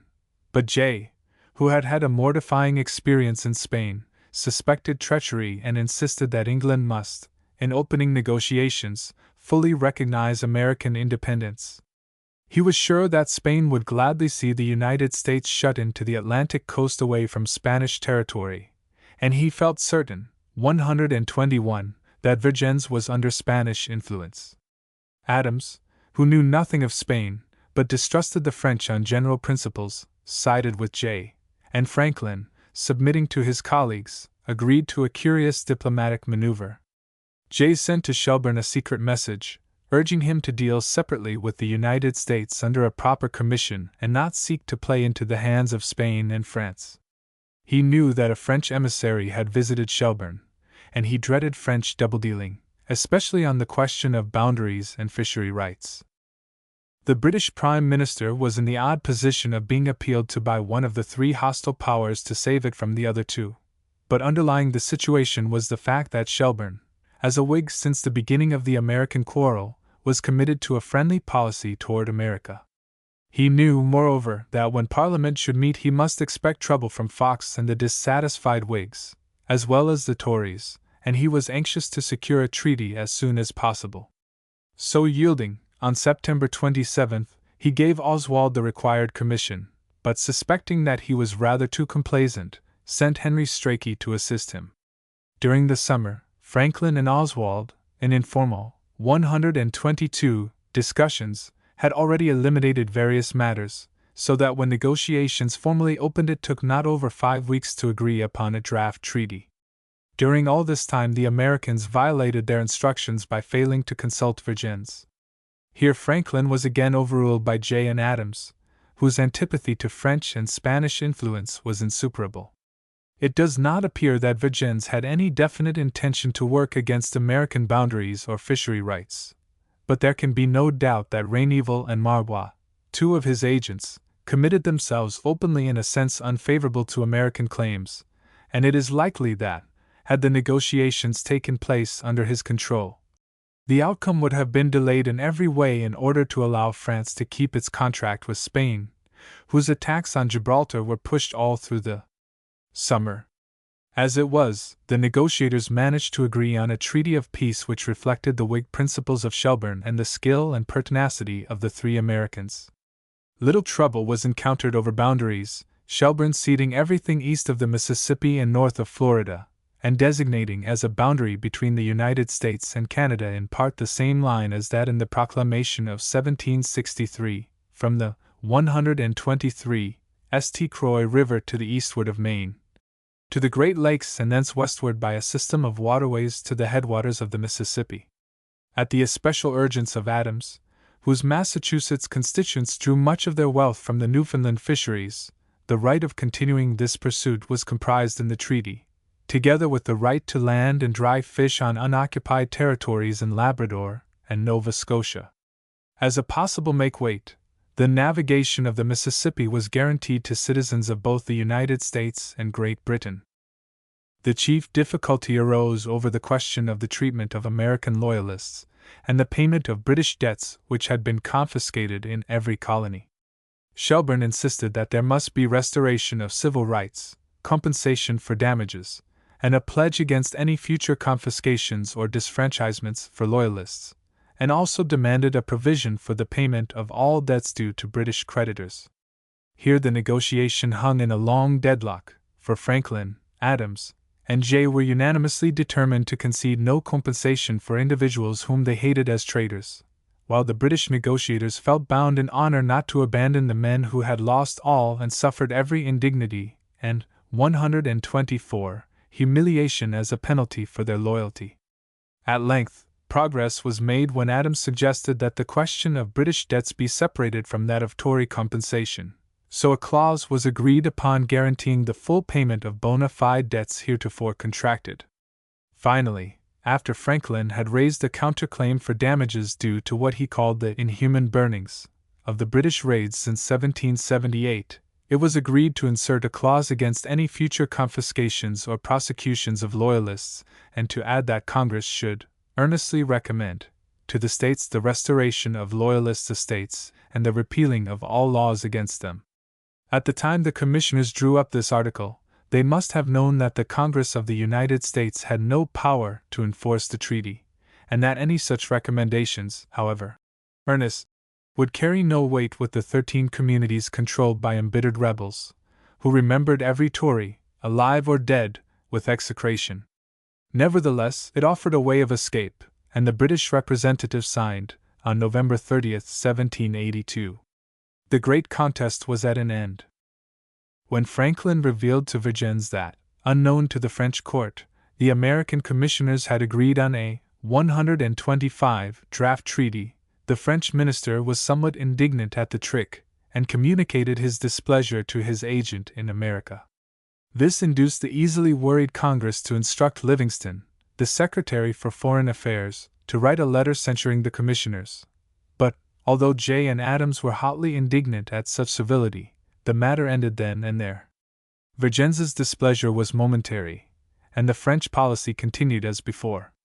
The European war was, in fact, wearing to its end. Already, in April 1782, Admiral Rodney had inflicted a sharp defeat on de Grasse, capturing 5 of his vessels, including the flagship with the admiral himself. This, together with the extreme inefficiency of the Spanish fleet, put an end to the hope of further French gains in the West Indies. Before Gibraltar, also, the Allied fleet of 48 vessels did not dare to risk a general engagement with a British relieving fleet of 30, and when in September 1782 a final bombardment was attempted, the batteries from the fort proved too strong for their assailants. The Allies felt that they had accomplished all they could hope to, and agreed to terms of peace on January 20, 1783. France gained little beyond sundry West India islands, but Spain profited to the extent of 126, regaining Minorca and also Florida. It was at best a defeat for England, and the Whig ministry, which carried it through, was unable to prevent such an outcome. The American peace was made the pretext for Shelburne's fall, since a coalition of dissatisfied Whigs and Tories united in March 1783 to censure it, thereby turning out the ministry. But although Fox regained control of diplomatic matters and made some slight moves toward reopening negotiations, he had no serious intention of disturbing Shelburne's work, and the provisional treaty was made definitive on September 3, 1783, the day on which the French treaty was signed. Thus the Americans technically kept to the terms of their alliance with France in agreeing not to make a separate peace, but as a matter of fact hostilities had entirely ceased in America since January 1783, and practically since the fall of the North Ministry. The British had remained quietly in New York and Charleston, withdrawing from all other points, and Washington with his small army stood at Newburgh on the Hudson. In October 1783, the last British withdrew, taking with them into exile thousands of Tories who did not dare to remain to test the value of the clauses in the treaty of peace intended to protect them. So the last traces of the long contest disappeared, 127, and the United States entered upon its career. The treaty, as must have been foreseen by the commissioners themselves, remained a dead letter so far as the Tories were concerned. Congress performed its part and gave the promised recommendation, but the states paid no heed. The Loyalists were not restored to civil or property rights. The plain provision of the treaty prohibiting further legislation against Loyalists was defied in several states, and additional disqualifications were placed upon those who dared to remain in the country. The provision regarding the payment of debts remained unfulfilled, since there was no mechanism provided in the treaty through which the article could be enforced. Only from the British government could the Tories receive any recompense for their sufferings, and there they were in part relieved. Very many received grants of land in Canada, where they formed a considerable part of the population in several districts. More went to New Brunswick and Nova Scotia to receive similar grants. Others spent their days in England as unhappy pensioners, forgotten victims of a war which all Englishmen sought to bury in oblivion. Those who remained in the United States ultimately regained standing and fared better than the exiles, but not until new 128 domestic issues had arisen to obliterate the memory of revolutionary antagonisms. With the Treaty of 1782, the mother country and the former colonies definitely started on separate paths, recognizing the fundamental differences which for 50 years had made harmonious cooperation impossible.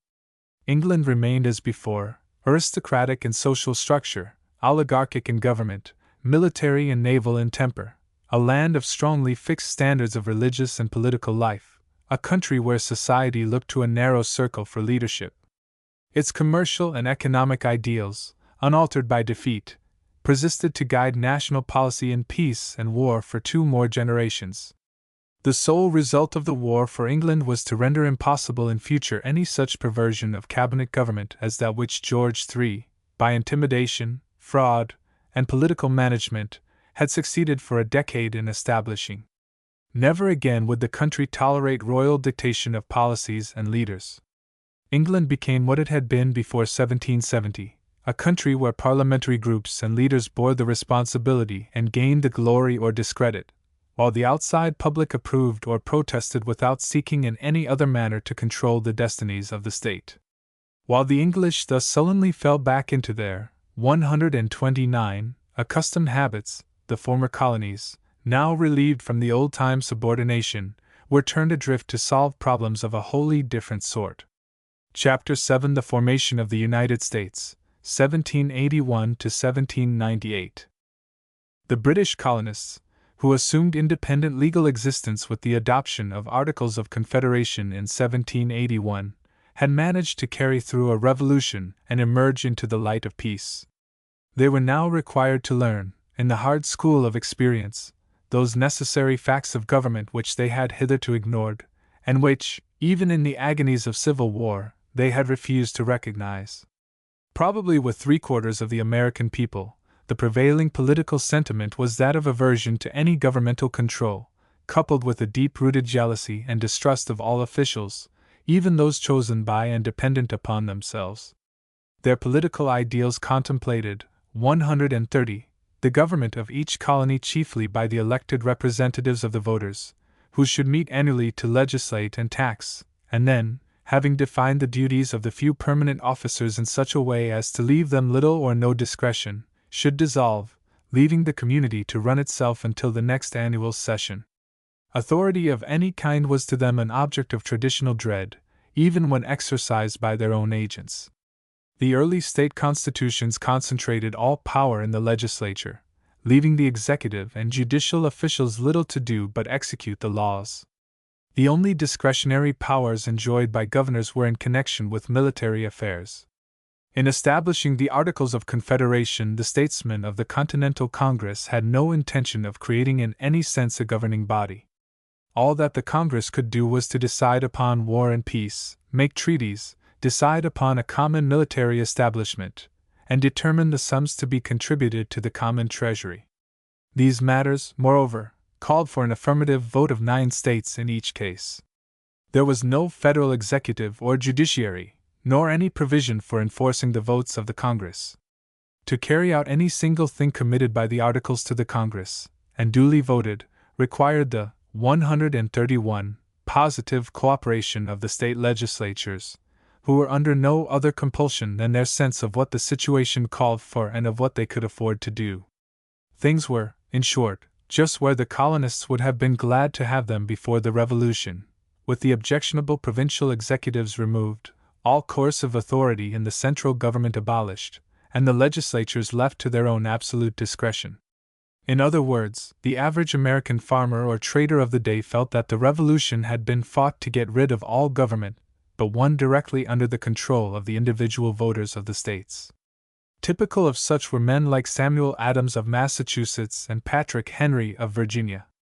They had learned their politics in the period before the Revolution, and clung to the old colonial spirit, which regarded normal politics as essentially defensive and anti-governmental. On the other hand, there were a good many individuals in the country who recognized that the triumph of the colonial ideal was responsible for undeniable disasters. Such men were found, especially, among the army officers and among those who had tried to aid the cause in diplomatic or civil office during the Revolution. Experience made them realize that the practical abolition of all 132 executive authority and the absence of any real central government had been responsible for chronic inefficiency. The financial collapse, the lack of any power on the part of Congress to enforce its laws or resolutions, the visible danger that state legislatures might consult their own convenience in supporting the common enterprises or obligations, all these shortcomings led men like Washington, Hamilton, Madison, Webster, a pamphleteer of New England, to urge even before 1781 that a genuine government should be set up to replace the mere league. Their supporters were, however, few, and confined mainly to those merchants or capitalists who realized the necessity of general laws and a general authority. It is scarcely conceivable that the inherited prejudices of most Americans in favor of local independence could have been overborne had not the Revolution been followed by a series of public distresses, which drove to the side of the strong government advocates, temporarily, as it proved, a great number of American voters. When hostilities ended, the people of the United States entered upon a period of economic confusion. In the first place, trade was disorganized since the old West India markets were lost and the privileges formerly enjoyed under the Navigation Acts were terminated by the separation of the 133 countries. American shippers could not at once discover in French or other ports an equivalent for the former triangular trade. In the second place, British manufacturers and exporters rushed to recover their American market, and promptly put out of competition the American industries which had begun to develop during the war. Specie, plentiful for a few months, now flowed rapidly out of the country, since American merchants were no longer able to buy British goods by drawing on West India credits. At the same time, with the arrival of peace, the state courts resumed their functions, and general liquidation began, while the state legislatures, in the effort to adjust war finances, imposed what were felt to be high taxes. The result was a general complaint of hard times, poverty, and insufficient money. Some states made efforts to retaliate against Great Britain by tariffs and navigation laws, but this only damaged their own ports by driving British trade to their neighbors. Congress could afford no help, since it had no power of commercial regulation. The effect upon the working of the Confederation showed that a majority of Americans had learned nothing from all their experiences, for the state legislatures declined to furnish to the central government any 134 more money than they felt to be convenient, regardless of the fact that without their regular support the United States was certain to become bankrupt. Robert Morris was appointed financier in 1871, and took energetic steps to introduce order into the mass of loan certificates, foreign loans, certificates of indebtedness, and mountains of paper currency. But one unescapable fact stood in his way, that the states felt under no obligation to pay their quotas of expenses. In spite of his urgent appeals, backed by resolutions of Congress, the government revenues remained too scanty to pay even the interest on the debt. Morris resigned in disgust in 1784, and his successors, a committee of Congress, found themselves able to do nothing more than confess bankruptcy.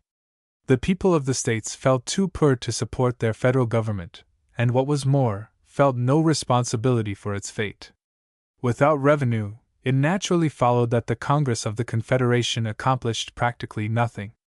As will be shown later, it could secure no treaties of any importance, since its impotence to enforce them was patent. It managed to disband the remaining troops with great difficulty, and only under the danger of mutiny, a danger so great that it took all of 135 Washington's personal influence to prevent an uprising at Newburgh in March 1783.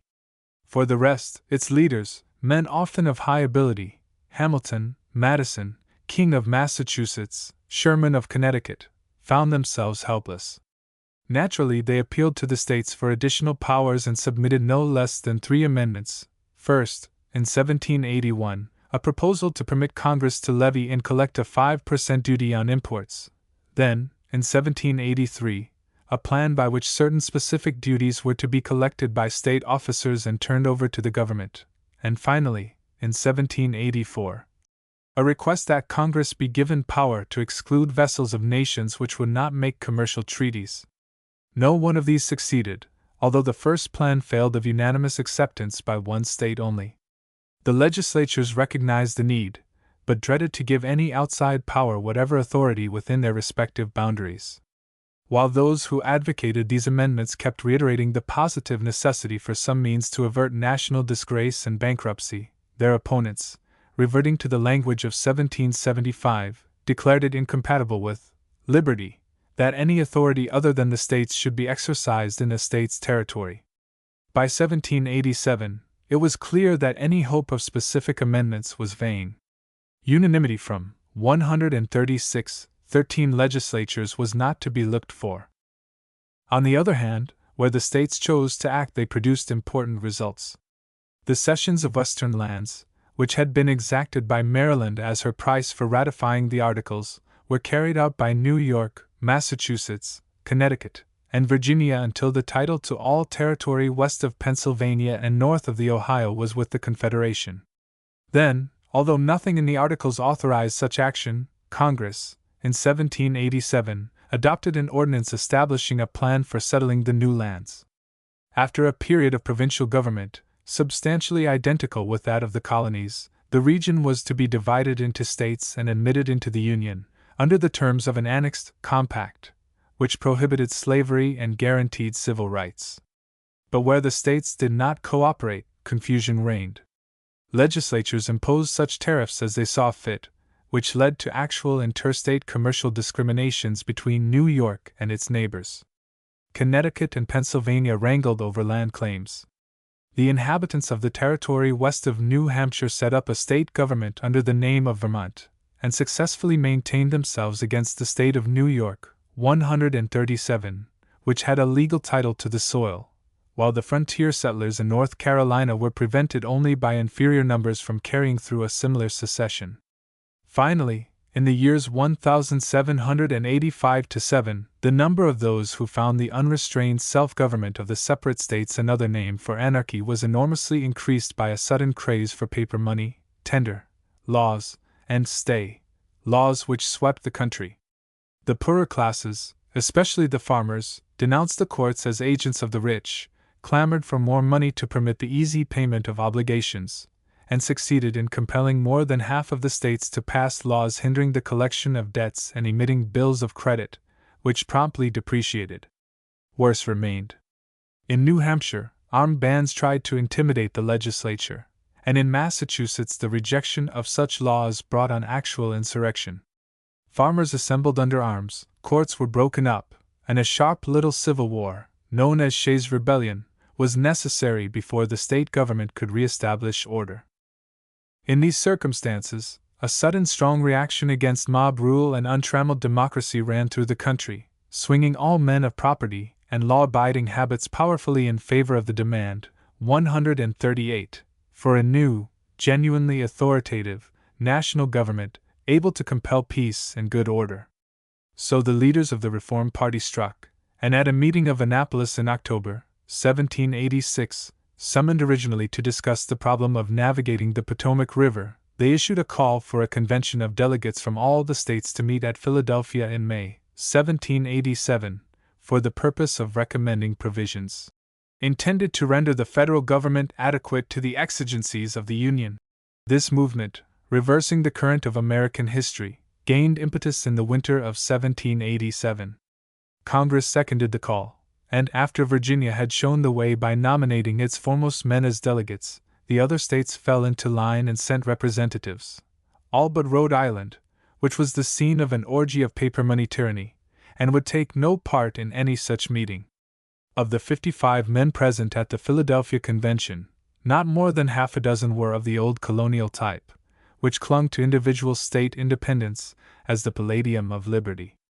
All the others felt that the time had come to lay the most thoroughgoing limitations upon the states, with the express purpose of preventing any future repetition of the existing interstate wrangles, and especially of the financial, 139, abuses of the time, and they were ready to gain this end by entrusting large powers to the central government.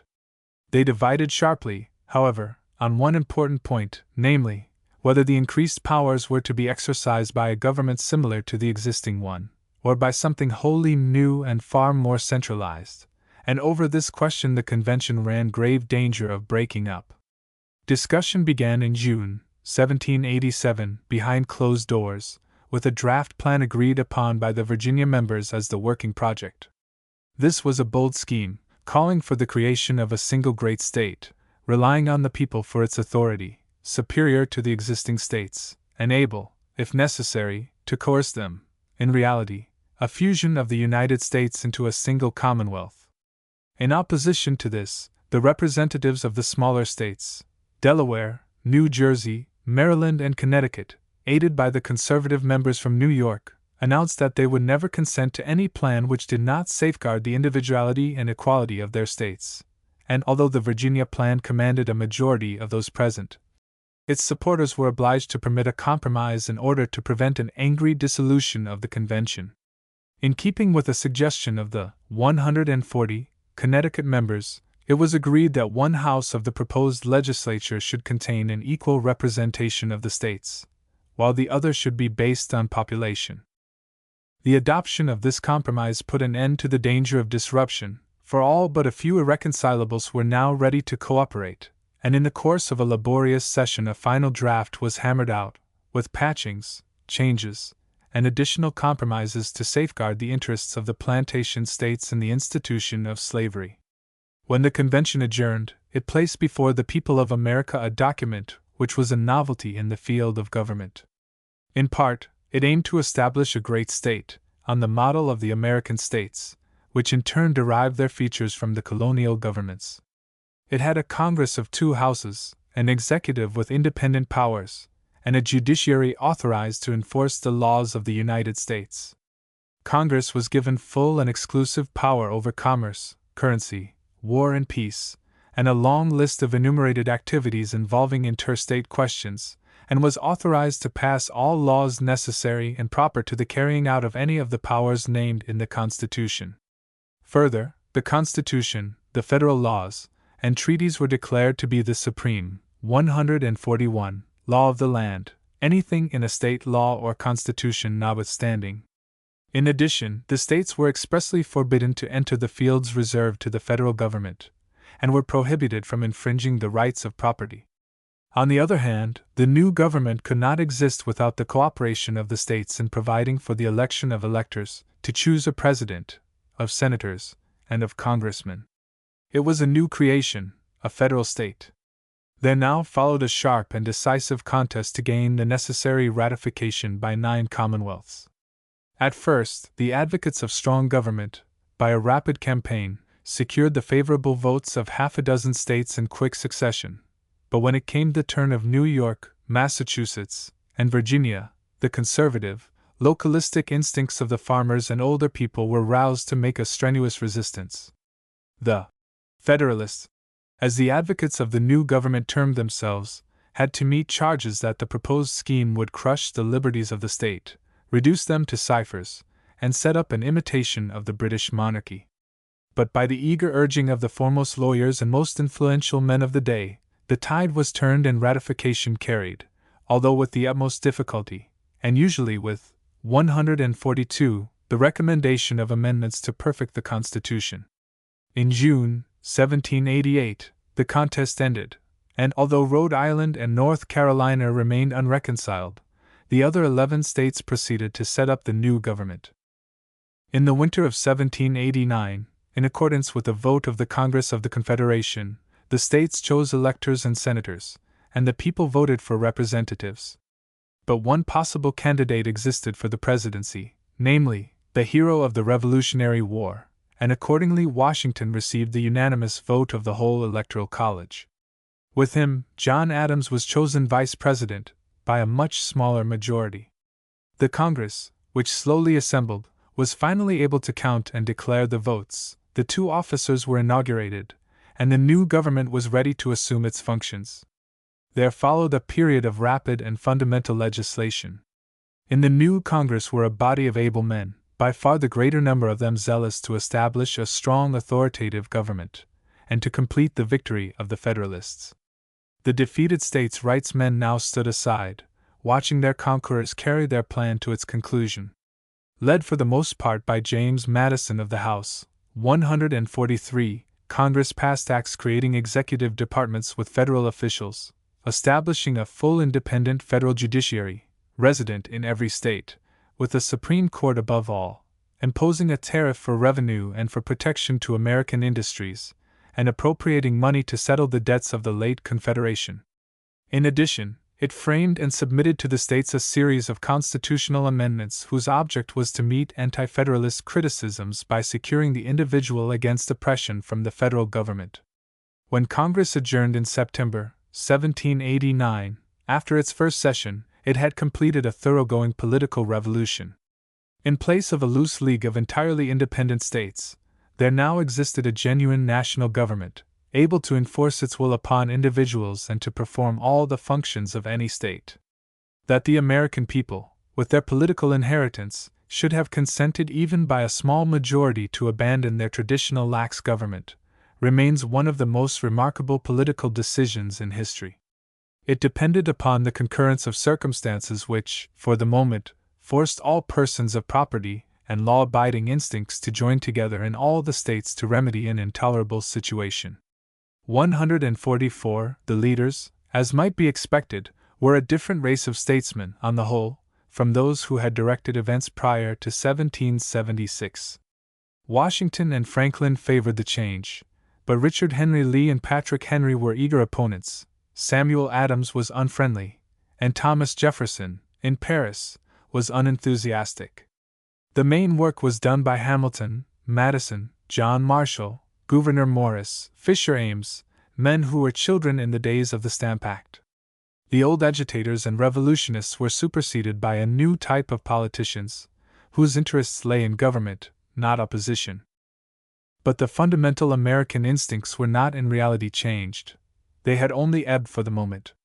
No sooner did Congress meet in its second session in January, 1790, and undertake the task of reorganizing the chaotic finances of the country, than political unanimity vanished, and new sectional and class antagonisms came rapidly to the front, in which could be traced the return of the old-time colonial habits.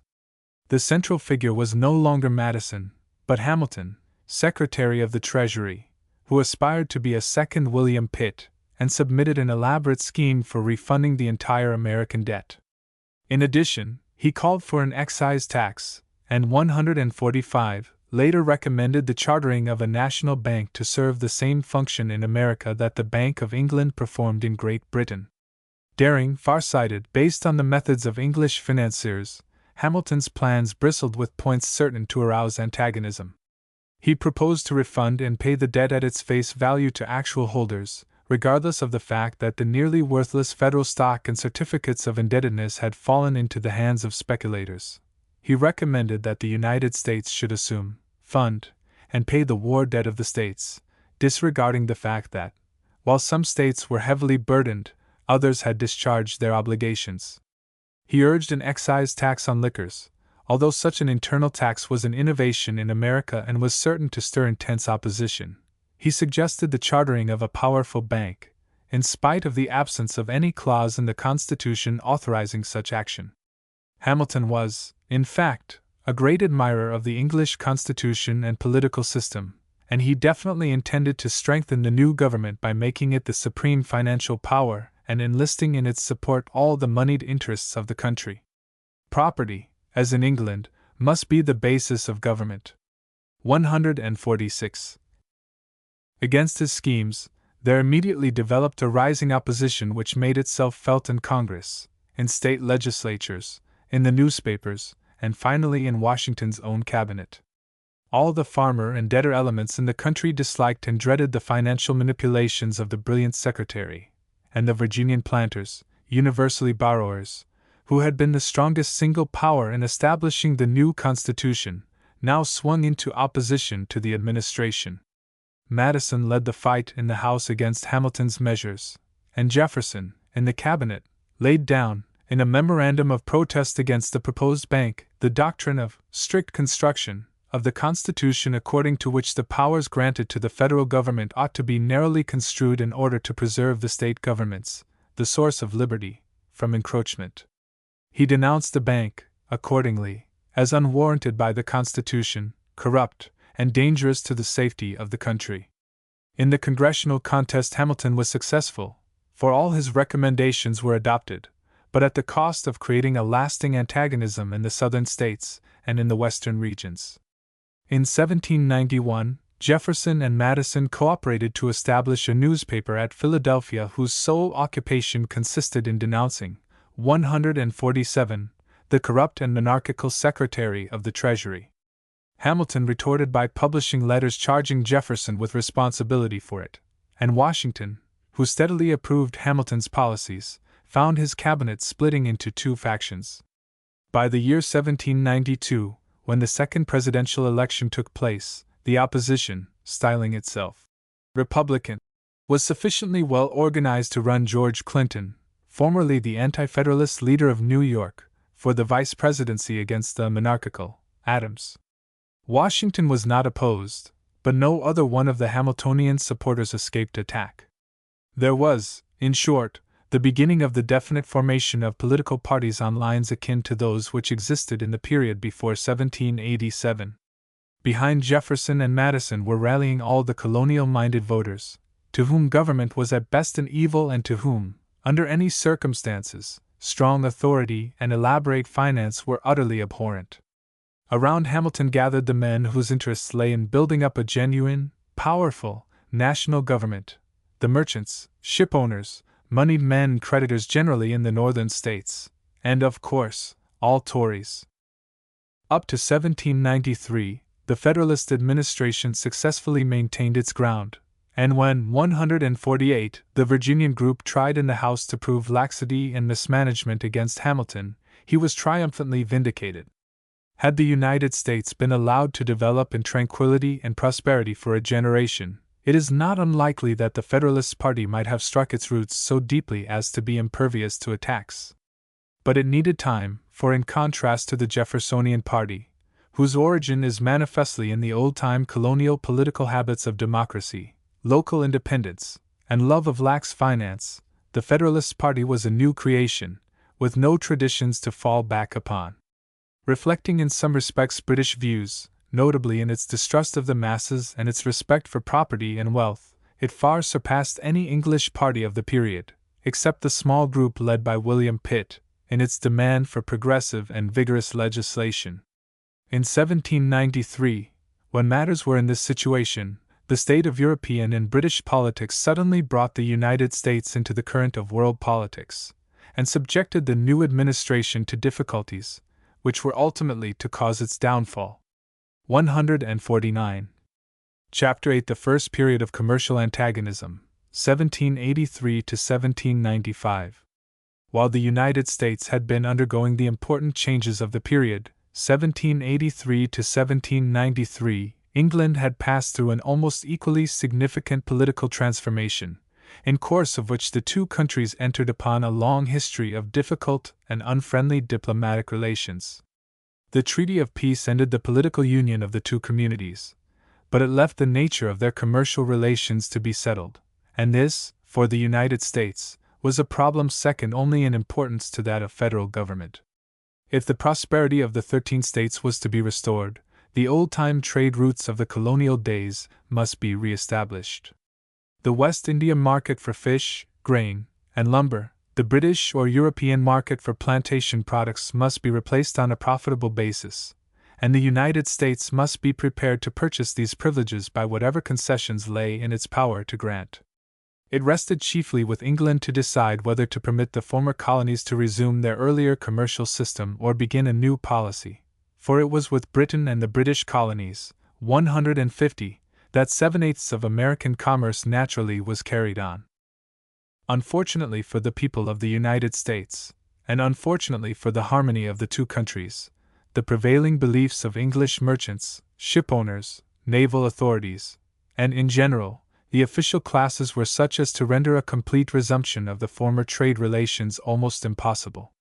According to the political and economic doctrines underlying the Acts of Trade, the moment that the two countries became separated, their interests automatically became antagonistic. American shipping, formerly fostered when under the flag, now assumed the aspect of a formidable rival to the British merchant marine and, as such, ought to be prevented from taking any profit which by any device could be turned toward British ships.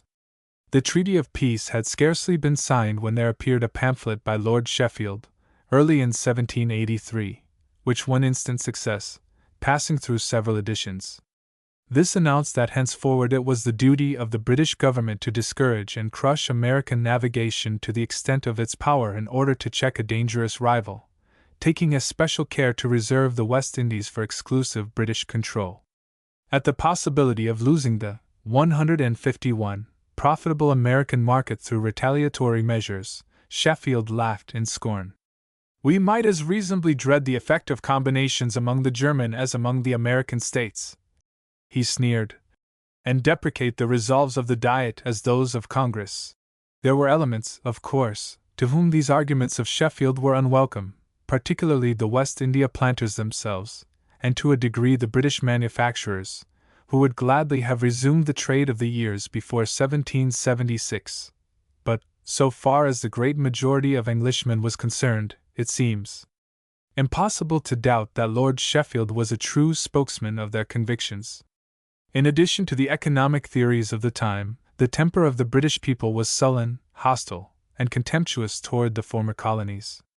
The bulk of the nation had come to condemn the policy of the North Ministry, which had led to the loss of the plantations, but they did not love the Americans any the more for that. The sharp social distinctions, which prior to 1776 had rendered the nobility, the gentry, the clergy, and the professions contemptuous toward the colonists, still reigned unchecked, and the Tories and most of the ruling classes, regarding the Americans as a set of ungrateful and spiteful people, whom it was well, 152, to have lost as subjects, ceased to take any interest in their existence. The United States was dropped, as an unpleasant subject is banished from conversation, and the relations of the two countries became a matter of national concern only when the interests of shipowners, merchants, or naval authorities were sufficiently strong to compel attention from the governing classes.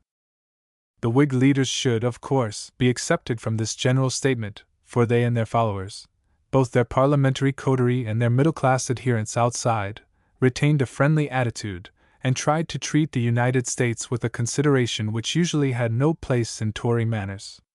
But Whigs as well as Tories held the prevailing conceptions of naval and economic necessities, and only scattered individuals, like William Pitt, were affected by the new doctrines of Adam Smith. Their commercial policy tended to differ only in degree from that of the more rigid Tories. To make it certain that the United States should fail to secure favorable commercial rights, the ascendancy of the Whigs came to a sudden end within a year from its beginning. The Shelburne Ministry, which made the peace, had to meet the opposition not only of the Tories but of the group led by Fox. In the session of 1783, the Whig party, 153, was thus openly split, and presently all England was scandalized to see Fox enter into a coalition with no less a person than Lord North for the purpose of obtaining office. Shelburne resigned on February 24, after the passage of a resolution of censure on the peace, and George III, after trying every expedient to avoid what he considered a personal disgrace, was forced, on April 2, to admit Fox and North as ministers under the nominal headship of the Duke of Portland. So Tories were restored to a share in the government, since nearly half of the coalition majority depended upon Tory votes. In December 1783, the King, by a direct exercise of his influence, caused the Lords to throw out a ministerial bill for the government of India, and, dismissing the coalition ministers, he appealed to William Pitt.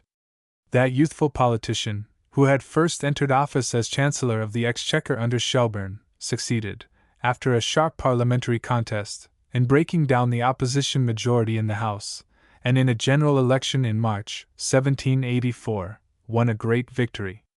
Then, at the head of a mixed cabinet, supported by Tories and King's friends as well as by his own followers from among the Whigs, Pitt maintained himself, secure in the support of George III, but in no sense his agent or tool. In the 154 next few years he made his hold secure by his skill in parliamentary leadership and his success in carrying financial and administrative reforms. This was the first peace ministry since that of Pelham, 1746 to 1754, which won prestige through efficient government. It was, however, mainly Tory in temper, and as such distinctly cold and unfriendly toward America. Pitt himself was undoubtedly in favor of liberal commercial relations, but in that respect, as in the question of parliamentary reform, he followed the opinions of his supporters and of the nation. The British policy toward the United States, under the circumstances, was dictated by a strict adherence to the principles set forth by Lord Sheffield. Pitt, while Chancellor of the Exchequer under Shelburne, introduced a very liberal bill, which, if enacted, would have secured full commercial reciprocity, including the West India trade. This failed to pass, however, and was abandoned when Pitt left office in April 1783. The Fox-North ministry followed a different plan by causing Parliament to pass a bill authorizing the Crown to regulate the trade with the West Indies. They then, by proclamation, allowed the islands to import certain articles from the United States, not including fish or lumber, and 155, only in British bottoms. It was hoped that Canada would take the place of the United States in supplying the West India colonies, and that British vessels would monopolize the carrying. In 1787, this action was ratified by Parliament, and the process of discouraging American shipping was adopted as a national policy. American vessels henceforward came under the terms of the Navigation Acts, and could take part only in the direct trade between their own country and England. When John Adams, in 1785, arrived at London as minister and tried to open the subject of a commercial treaty, he was unable to secure the slightest attention to the American requests, and felt himself to be in an atmosphere of hostility and social contempt. The British policy proved in a few years fairly successful. It reduced American shipping trading with England, it drove American vessels from the British West Indies, and owing to the impossibility of the states retaliating separately, it did not diminish the British market in America. Up to 1789, when the first Congress of the United States passed a Navigation Act and adopted discriminating duties, America remained commercially helpless. The profit went to British shipowners and merchants. The American government naturally, 156, turned to the other powers having American possessions, France and Spain, hoping to secure from them compensating advantages. So far as France was concerned, the government of Louis XVI was friendly, but its finances were in such confusion and its administration so unsteady after 1783 that Jefferson, minister to France, could secure no important concessions save one. In 1784, as though to step into the place left vacant by the English, the French crown, by royal order, permitted direct trade between the United States and the French West Indies in vessels of less than 60 tons burden. The result was striking. In a few years, the American molasses trade, driven from the British Islands, took refuge at San Domingo, building up a tremendous sugar export and more than filling the place of the British trade. In 1790, the commerce of San Domingo surpassed that of all the British islands together. Here again, French friendship shone in contrast to English antagonism. Every American shipowner felt the difference, and remembered it. With Spain, the United States was less successful. J. Secretary for Foreign Affairs, undertook negotiations through Diego Gardoqui, a Spaniard who, during the Revolution, had furnished many cargoes of supplies. He, 157, found that country sharply dissatisfied over the boundary assigned to the United States. The British, in ceding Florida to Spain, had not turned over all of their province of 1763, but had handed that part of it north of 32 degrees to the United States, and further, had granted the latter the free navigation of the Mississippi through Spanish territory. Gardoqui offered in substance to make a commercial treaty provided the United States would surrender the claim to navigate the Mississippi for 20 years. J., to whose mind the interests of the seaboard shipowners and producers far outweighed the desires of the few settlers of the interior waters, was willing to make the agreement. But an angry protest went up from the southern states, whose land claims stretched to the Mississippi, and he could secure, in 1787, a vote of only 7 states to 5 in Congress. Since all treaties required the consent of 9 states, this vote killed the negotiations. Spain remained unfriendly, and continued to intrigue with the Indian tribes in the southwestern United States with a view to retaining their support. Further north, the United States found itself mortified and helpless before British antagonism.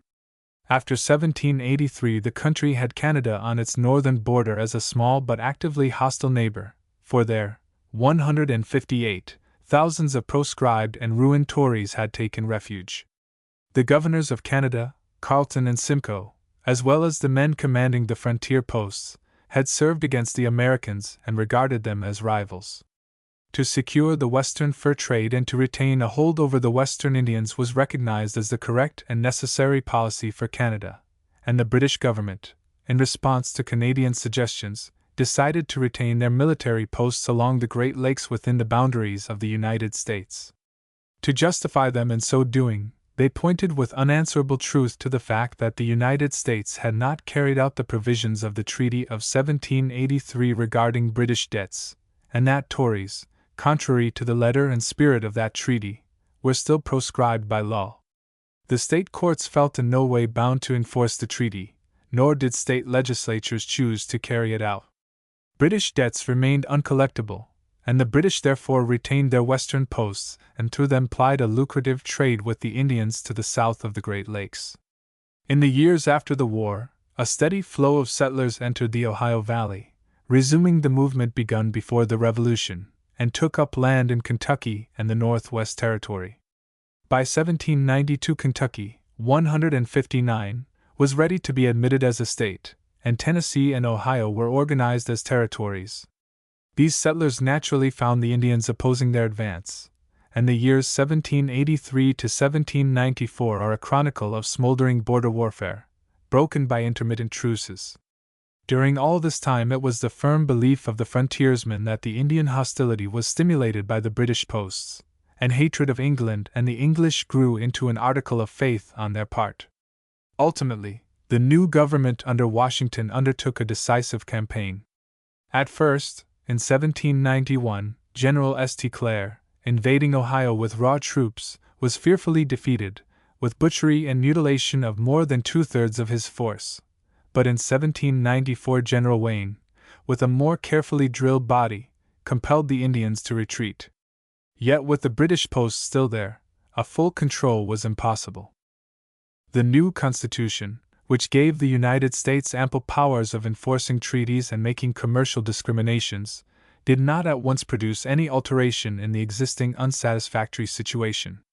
Spain remained steadily indifferent and unfriendly. France, undergoing the earlier stages of her own revolution, was incapable of carrying out any consistent action. The Pitt ministry, absorbed in the game of European politics and in internal, 160, legislation, sent a minister, Hammond, but was content to let its commercial and frontier policies continue.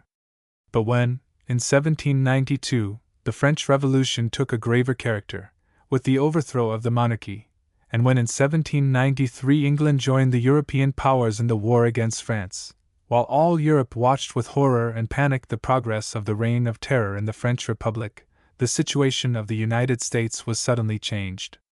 In the spring of 1793 there came the news of the war between England and France, and following it by a few days only, an emissary from the French Republic, one and indivisible, Citizen Edmund Jennett, arrived at Charleston, South Carolina, April 15th. There now exploded a sudden overwhelming outburst of sympathy and enthusiasm for the French nation and the French cause. All the remembered help of the days of Yorktown, all the tradition of British oppression and ravages, all the recent irritation at the British trade discrimination and Indian policy coupled with appreciation of French concessions, swept crowds in every state and every town into a tempest of welcome to Jennett. Shipowners rushed to apply for privateers' commissions, crowds adopted French democratic jargon and manners. Democratic clubs were formed on the model of the Jacobin, 161, Society, and civic feasts, at which Jennett was present, made the country resound. It looked as though the United States were certain to enter the European war as an ally of France out of sheer gratitude, democratic sympathy, and hatred for England. The French minister, feeling the people behind him, hastened to send out privateers and acted as though the United States were already in open alliance. It now fell to the Washington administration to decide a momentous question. Regardless of the past, regardless of the British policy since the peace, was it worth while to allow the country to become involved in war at this juncture? Decidedly not. Before Jennett had presented his credentials, Washington and Jefferson had framed and issued a declaration of neutrality forbidding American citizens to violate the law of nations by giving aid to either side. It was not merely caution which led to this step. The Federalist leaders and most of their followers, men of property, standing, and law-abiding habits, were distinctly shocked at the horrors of the Reign of Terror, and felt with Burke, their old friend and defender in revolutionary days, that such liberty as the French demanded was something altogether alien to that known in the United States or in England. And as the 162 news became more and more ghastly, the Federalists grew rapidly to regard England, with all its unfriendliness, with all its commercial selfishness, as the saving power of civilization, and France as the chief enemy on earth of God and man.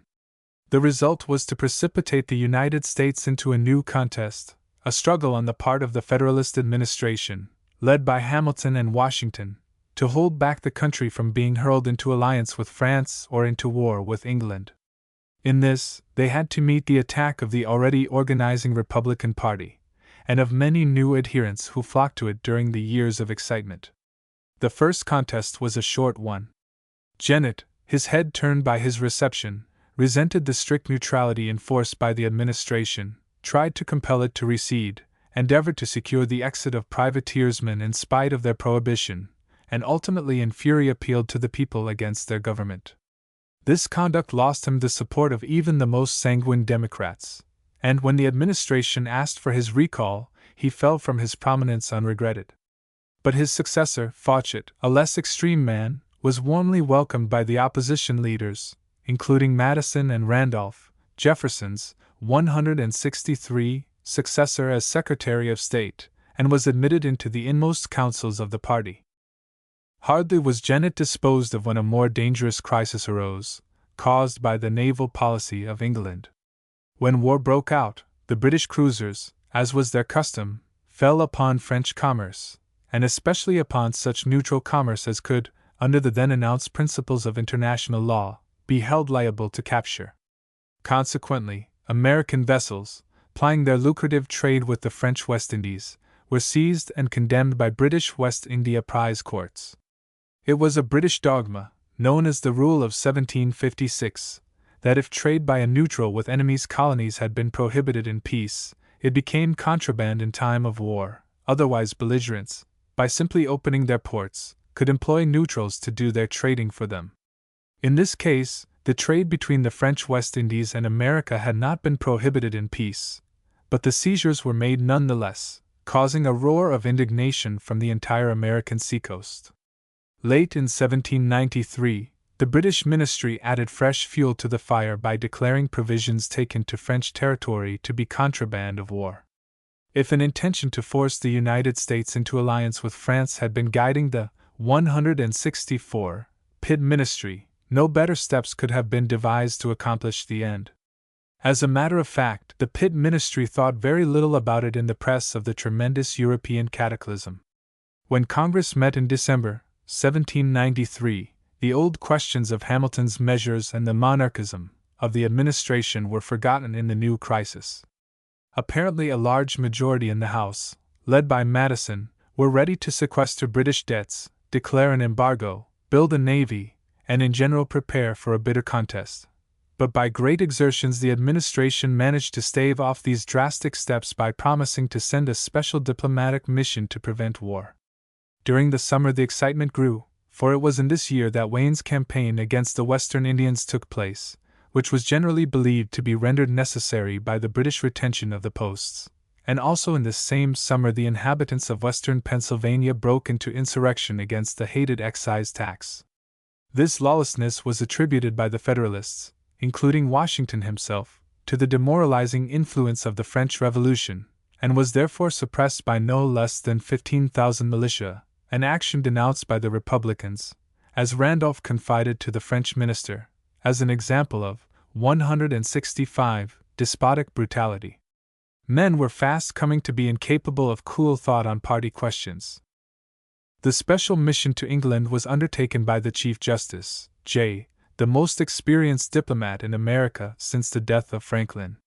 Upon arriving in England, he found the country wild with excitement and horror over the French Revolution, and with all its interest concentrated upon the effort to carry on war by land and sea. The Pitt ministry was now supported by all Tories, representing the landholding classes, the clergy, and the professions, and by nearly all the aristocratic Whigs. Burke, one-time defender of the American Revolution, was exhausting his energies in eloquent and extravagant denunciations of the French. Only a handful of radicals, led by Fox, Sheridan, and Camden, and representing a few constituents, still dared to proclaim liberal principles. In all other classes of society, democracy was regarded as synonymous with bestial anarchy and infidelity. Clearly, the United States, from its very nature as a republic, could hope for no favor, in spite of the noticeably English prepossessions of Hamilton's party. Jay dealt directly and informally with William Grenville, the Secretary for Foreign Affairs, and seems rapidly to have come to 166 the conclusion that it was for the interest of the United States to get whatever it could, rather than to endeavor to haggle over details with an immovable and indifferent ministry, thereby hazarding all success. On his part, Grenville clearly did his best to establish a practicable working arrangement, agreeing with Jay in so framing the treaty as to waive principles and claims, and to include precise provisions. The upshot was that when Jay finished his negotiations, he had secured a treaty which for the first time established a definite basis for commercial dealings and removed most of the dangerous outstanding difficulties. British debts were to be adjusted by a mixed commission, and American claims for unjust seizures in the West Indies were to be dealt with in similar fashion. The British were to evacuate the northwestern military posts, and while they did not withdraw or modify the so-called Rule of 1756, they agreed to a clear definition of contraband of war. They were also ready to admit American vessels of less than 70 tons to the British West Indies, provided the United States agreed not to export West India products for 10 years. Here Jay, as in his dealings with Gardoqui, showed a willingness to make a considerable sacrifice in order to gain a definite small point. On the whole, the Treaty 167 comprised all that the Pitt ministry, engaged in a desperate war with the French Republic, was likely to concede. The treaty left England in the winter of 1795 and reached America after the adjournment of Congress. Although it fell far short of what was hoped for, it still seemed to Washington wholly advisable to accept it under the circumstances as an alternative to further wrangling and probable war. Sent under seal of secrecy to the Senate, in special session, its contents were none the less revealed by an opposition senator, and a tempest of disappointment and anger swept the country. In every seaport Jay was execrated as a fool and traitor and burned in effigy. Washington watched unmoved. The Senate voted ratification by a bare 2/3, but struck out the West India article, preferring to retain the power of re-exporting French West India produce rather than to acquire the direct trade with the English islands.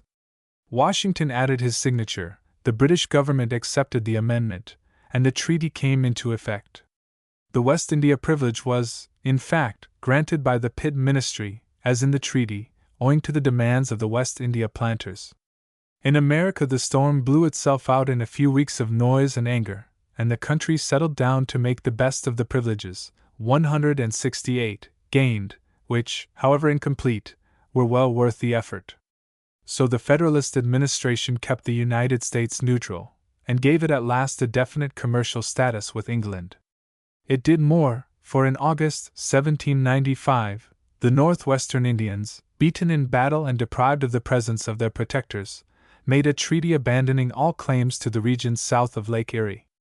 The Spanish government, on hearing of the Jay Treaty, came to terms in October 1795, agreeing to the boundaries of 1783, granting a right of deposit to American trades down the Mississippi at or near New Orleans, and promising to abandon Indian intrigues. The diplomatic campaign of the Federalists seemed to be crowned with general success. But in the process the passions of the American people had become deeply stirred, and by the end of 1795 the Federalist party could no longer, as at the outset, count on the support of all the mercantile elements and all the townspeople, for, by their policy toward France and England, Washington, Hamilton, and their associates had set themselves against the underlying prejudices and beliefs of the voters. The years of the strong government reaction were at an end. The time had come to fight for party existence. 169. Chapter 9 The Triumph of Democracy in the United States, 1795 to 1805. With the temporary shelving of British antagonism, the Federalist administration passed its second great crisis, but it was immediately called upon to face new and equally serious differences with France which were ultimately to prove the cause of its downfall. The fundamental difficulty in the political situation in America was that the two parties were now so bitterly opposed as to render every governmental act a test of party strength. The Republicans, who accepted the leadership of Jefferson or of Clinton of New York, comprised all who favored democracy in any sense, whether that of human equality, or local self-government, or freedom from taxes, or sympathy with France, and all who had any grievance against the administration, from frontiersmen whose cabins had not been protected against Indians or who had been forced to pay a whiskey tax, to seamen whose ships had not been protected by the Jay Treaty. In short, all in whom still persisted the deep-rooted colonial traditions of opposition to strong government and dislike of any but local authorities were, 170, summoned to oppose an administration on the familiar ground that it was working against their liberties by corruption, usurpation, financial burdens, and gross partisanship for England and against France. On the other side, the Federalists were rapidly acquiring a state of mind substantially Tory in character. They were coming to dread and detest democracy, as dangerous to the family and to society as well as to government, and to identify it with the guillotine and the blasphemies of the worship of reason. In the furious attacks which, after the fashion of the day, the opposition papers hurled against every act of the Federalist leaders, and which aimed as much to defile their characters as to discredit their policies, they saw a pit of anarchy yawning. Between parties so constituted, no alternative remained but a fight to a finish, and from the moment the Federalists became genuinely anti-democratic, they were doomed. Only accident or conspicuous success on the part of their leaders could delay their destruction. A single false step on their part meant ruin. With the ratification of the Jay Treaty, a long period of peaceful relations began between England and the United States. The American shipowners quickly adapted themselves to the situation, and were soon, 171, prosperously occupied in neutral commerce. In England, American affairs dropped wholly out of public notice during the exciting and anxious years of the War of the Second Coalition. The Pitt ministry ended, leaving the country under the grip of a rigid repression of all liberal thought or utterance, and was followed by the commonplace Toryism of Addington and his colleagues.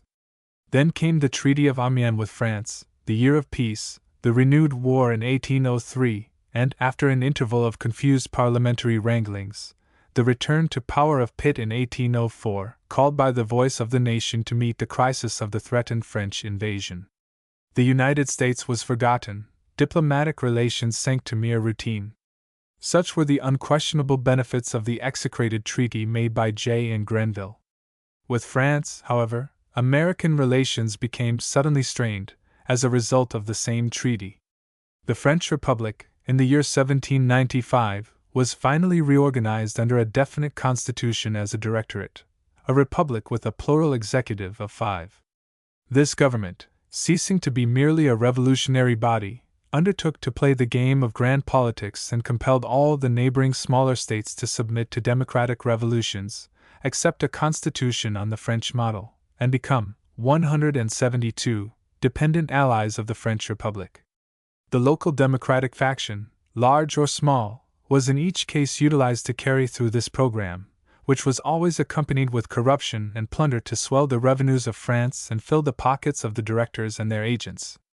Such a policy the Directorate now endeavored, as a matter of course, to carry out with the United States, expecting to ally themselves with the Jeffersonian party and to bribe or bully the American Republic into a lucrative alliance.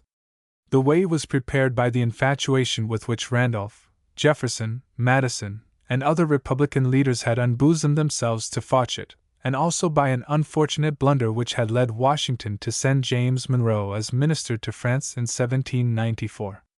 This man was known to be an active sympathizer with France, and it was hoped that his influence would assist in keeping friendly relations, but his conduct was calculated to do nothing but harm. When the news of the Jay Treaty came to France, the Directorate chose to regard it as an unfriendly act, and Monroe, sharing their feelings, exerted himself rather to mollify their resentment than to justify his country. In 1796 a new minister, Adet, was sent to the United States to remain only in case, 173, the government should adopt a just policy toward France.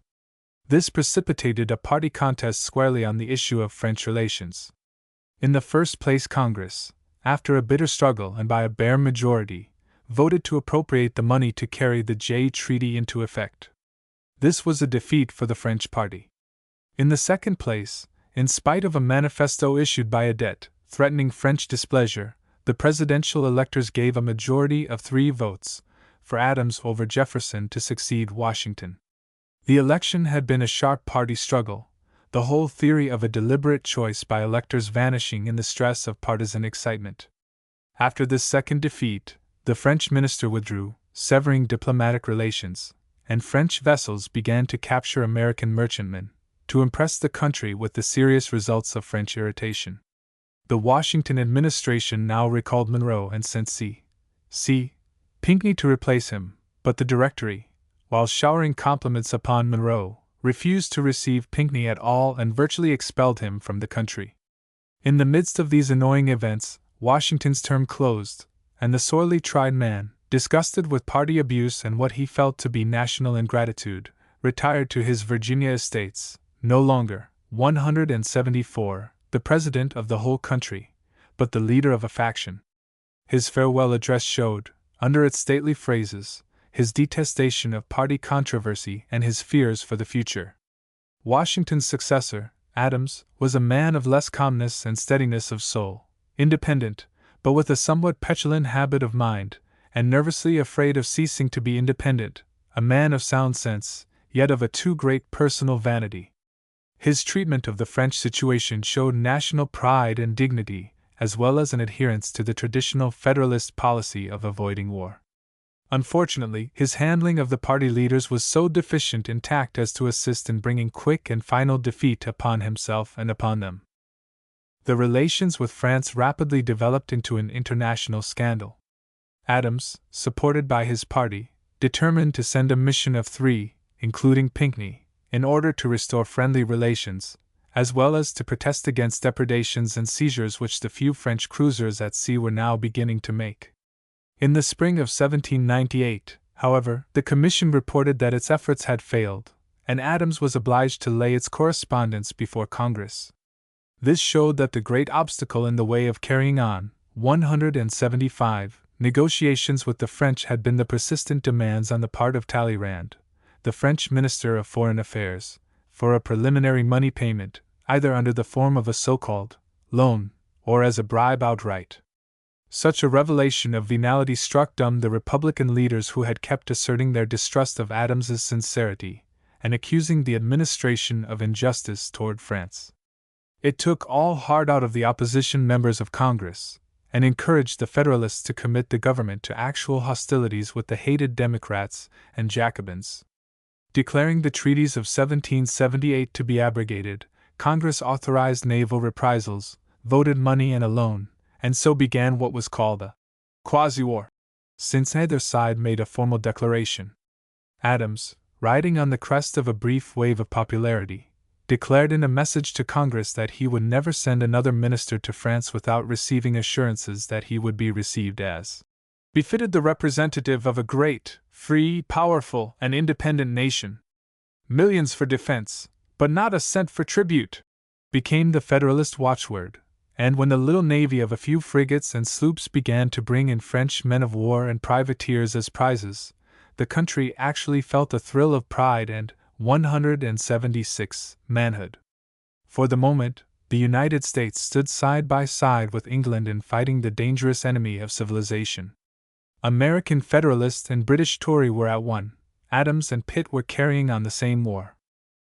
Unfortunately for the Federalists, they failed to appreciate the fundamental differences between the situation in England and in the United States, for they went on to imitate the mother country not merely in fighting the French, but in seeking to suppress what they felt to be dangerous, Jacobinical, features of American politics. In the summer of 1798, 3 laws were enacted which have become synonymous with party folly. 2. The Alien Acts authorized the President at his discretion to imprison or deport any alien, friend or enemy. The 3rd, the Sedition Act, punished by fine and imprisonment any utterance or publication tending to cause opposition to a federal law or to bring into contempt the federal government, or any of its officers. Such statutes had stood in England since 1793 and were used to suppress democratic assailants of the monarchy. But such a law in the United States could mean nothing more than the suppression by Federalist courts of criticisms upon the administration made by Republican newspapers. 177. It furnished every opposition agitator with a deadly weapon for use against the administration, and when the sedition law was actually enforced, and a half-dozen Republican editors were subjected to fine or imprisonment for scurrilous but scarcely dangerous utterances. The demonstration of the inherently tyrannical nature of the Federalists seemed to be complete. It was an unpardonable political blunder. Equally damaging to the prosperity of the Federalist Party was the fact that the French Republic, instead of accepting the issue, showed a complete unwillingness to fight, and protested in public that it was having a war forced upon it. Talleyrand showered upon the United States, through every channel, official or unofficial, assurances of kindly feelings, and so soon as he learned of Adams's demand for a suitable reception for an American minister, gave the required assurance in his exact words. Under the circumstances, the war preparations of the Federalists became visibly superfluous, especially a provisional army which Congress had authorized under Hamilton as active commander. The opposition press and speakers denounced this as a Federalist army destined to act against the liberties of the people, and the administration could point to no real danger to justify its existence. 178. So high ran party spirit that the Virginian leaders thought or affected to think it necessary to prepare for armed resistance to Federalist oppression, and Madison and Jefferson, acting through the state legislatures of Virginia and Kentucky respectively, caused the adoption of two striking series of resolutions stating the crisis in Republican phraseology. In each case, after denouncing the Alien and Sedition laws as unconstitutional, the legislatures declared that the Constitution was nothing more than a compact between sovereign states, that the federal government, the creature of the compact, was not the final judge of its powers, and that in case of a palpable usurpation of powers by the federal government it was the duty of the states to interpose, in the words of Madison, or to nullify the federal law, as Jefferson phrased it. Such language seemed to Washington, Adams, and their party to signify that the time was coming when they must fight for national existence, but to the opposition it seemed no more than a restatement of time-hallowed American principles of government, necessary to save liberty from a reactionary faction. Party hatred now rivaled that between revolutionary Whigs and Tories. Under these circumstances the election of 1800 took place. The Federalist Party, 179 leaders, feeling the ground quaking under them, clung the more desperately to the continuance of the French quasi-war as their sole means for rallying popular support. But at this stage President Adams, seeing the folly of perpetuating a sham war for mere party advantage, determined to reopen negotiations. This precipitated a bitter quarrel, for the members of his cabinet and the leading congressmen still regarded Hamilton, now a private citizen in New York, as the real leader, and followed him in urging the continuance of hostilities. Adams, unable to manage his party opponents openly, took refuge in sudden, secret, and, as they felt, treacherous conduct and sent nominations for a new French mission without consulting his advisers.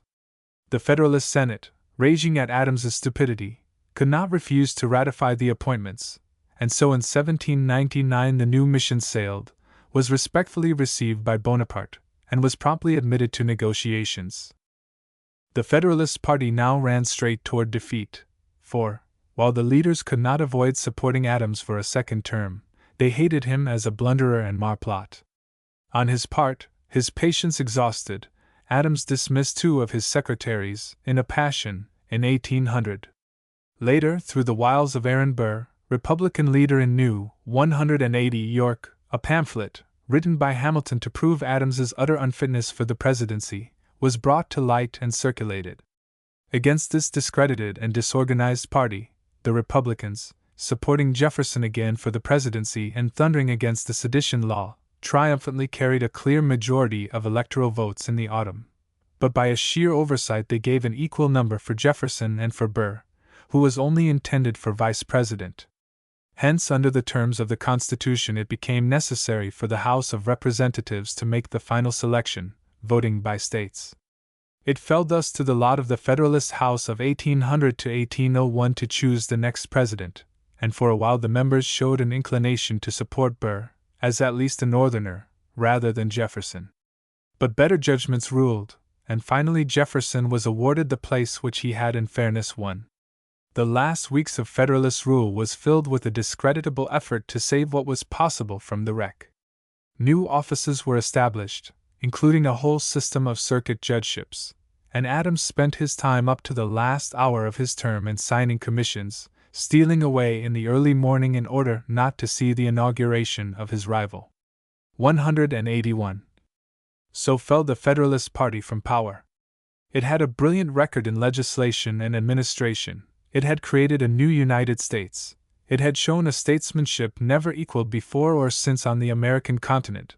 But it ruined itself by endeavoring openly to establish a system of government founded on distrust of the people, and modeled after British precedents.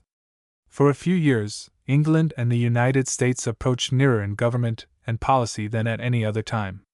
But while in England a large part of society, the nobility, gentry, middle classes, the professions, the church, and all strong political elements, supported Pitt in suppressing free speech and individual liberty, the Federalists represented only a minority, and their social principles were abhorrent to the vast majority of the inhabitants of the United States.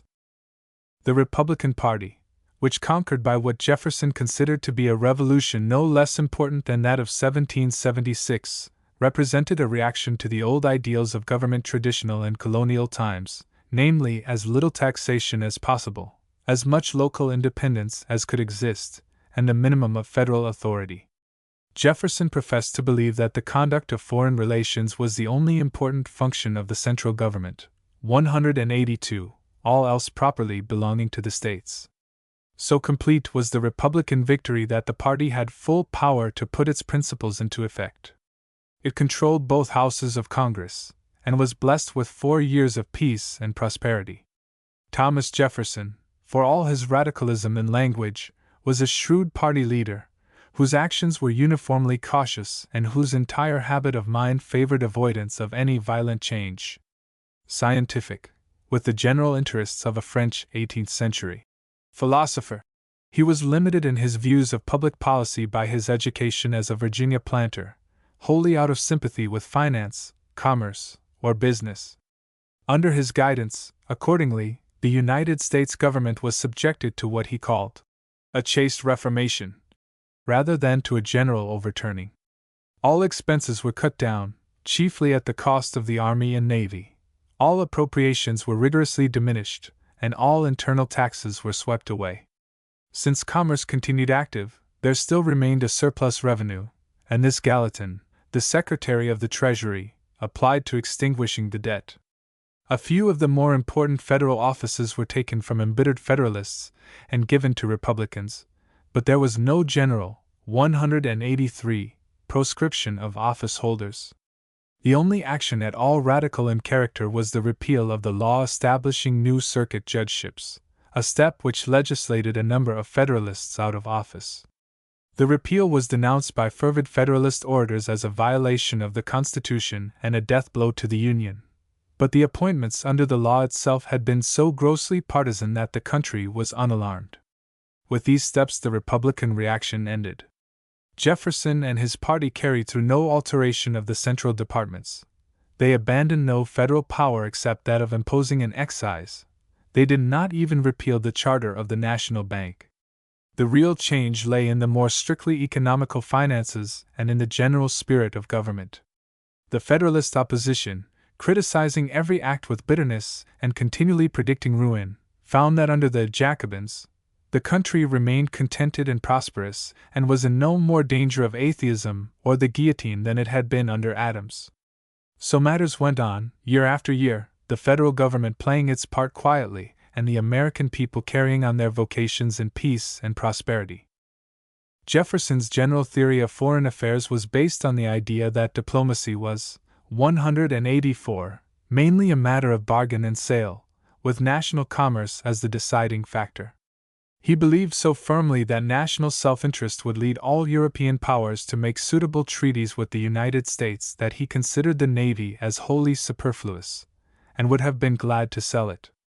But when circumstances arose calling for a different sort of diplomacy, he was ready to modify his methods, and he so far recognized the unsuitability of peaceful measures in dealing with the Barbary corsairs as to permit the small American Navy to carry on extensive operations during 1801-3. Which ended in the submission of Tripoli and Algiers. Simultaneously, Jefferson was brought face to face with a diplomatic crisis, arising from the peculiar actions of his old ally France. At the outset of his administration, he found the treaty made by Adams's commissioners in 1800 ready for ratification, and thus began his career with all questions settled, thanks to his predecessor. But he had been in office only a few months when the behavior of the Spanish officials at New Orleans gave cause for alarm, for they suddenly terminated the right of deposit, granted in 1795. It was quickly rumored that the reason was to be found in the fact that France, now under the first consul, Napoleon, 185, had regained Louisiana. It was, in fact, true. Bonaparte overthrew the Directory in 1799 and established himself, under the thin disguise of First Consul, as practical military despot in France. He had immediately embraced the idea of establishing a Western colonial empire, which should be based on San Domingo, now controlled by insurgent Negroes, and which should include Louisiana. By a treaty of October 1, 1800, he compelled Spain to retrocede the former French province in return for a promise to establish a kingdom of Etruria for a Spanish prince. During 1802 large armaments sailed to San Domingo and began the process of reconquest. It needed only the completion of that task for Napoleon to be ready to take over Louisiana, and thereby to gain absolute control over the one outlet from the interior territories of the United States. Jefferson at once recognized the extreme gravity of the situation. During the years after the English, Spanish, and Indian treaties, emigrants had steadily worked their way into the inner river valleys. Western New York and Pennsylvania were rapidly filling, Ohio was settled up to the Indian Treaty Line, Kentucky and Tennessee were doubling in population, and fringes of pioneer communities stretched along the Ohio and 186 Mississippi rivers. In 1796 Tennessee was admitted as a state, and Ohio was now, in 1801, on the point of asking admission. For France to shut the only possible outlet for these communities would be a sentence of economic death, and Jefferson was so deeply moved as to write to Livingston, his minister to France, that if the rumor of the cession were true, "We must marry ourselves to the British fleet and nation. The United States must fight rather than submit." He sent Monroe to France, instructed to buy an outlet, but the latter only arrived in time to join with Livingston in signing a treaty for the purchase of the whole of Louisiana. This startling event was the result of the failure of Napoleon's forces to reconquer San Domingo. Foreseeing the loss of Louisiana in case of the probable renewal of war with England, and desirous of money for immediate use, the Corsican adventurer suddenly threw Louisiana into the astonished hands of Livingston and Monroe. He had never, it is true, given Spain the promised compensation, he had never taken possession, and he had promised not to sell it, but such trifles never impeded Napoleon, nor, in this case, did they hinder Jefferson. When the treaty came to America, Congress was quickly convened, the Senate voted to ratify, the money was appropriated, and the whole, 187, vast region was bought for the sum of 60 million francs. Jefferson himself, the apostle of a strict construction of the Constitution, could not discover any clause authorizing such a purchase, but his party was undisturbed, and the great annexation was carried through, Jefferson acquiescing in the inconsistency. The chagrin of the Federalists at this enormous southwestward extension of the country was exceeded only by their alarm when an attempt was made to eject certain extremely partisan judges from their offices in Pennsylvania and on the federal bench by the process of impeachment. In the first two cases the effort was successful, one Pennsylvania judge and one federal district judge being ejected. But when, in 1805, the attack was aimed at the Pennsylvania Supreme Justices and at Justice Chase of the United States Supreme Court, the process broke down. The defense of the accused judges was legally too strong to be overcome, and each impeachment failed. With this the last echo of the party contest seemed to end, for by this time the Federalists were too discredited and too weak to make a political struggle. Their membership in Congress had shrunk to small figures, they had lost state after state, and in 1804 they practically let Jefferson's re-election go by default. He received all but 188, electoral votes, out of 176. Some of the New England leaders plotted secession, but they were not strong enough for that. The party seemed dead. In 1804, its ablest mind, Hamilton, was killed in a duel with Burr, the vice president, and nobody remained capable of national leadership. So the year 1805 opened in humdrum prosperity and national self-satisfaction. Jefferson could look upon a country in which he held a position rivaled only by that of a European monarch or an English prime minister. The principles of republican equality, of states' rights, of economy and retrenchment, of peace and local self-government seemed triumphant beyond reach of attack. While Europe resounded with battles and marches, America lived in contented isolation, free from the cares of unhappy nations living under the ancient ideals. 189. Chapter 10 The Second Period of Commercial Antagonism, 1805 to 1812.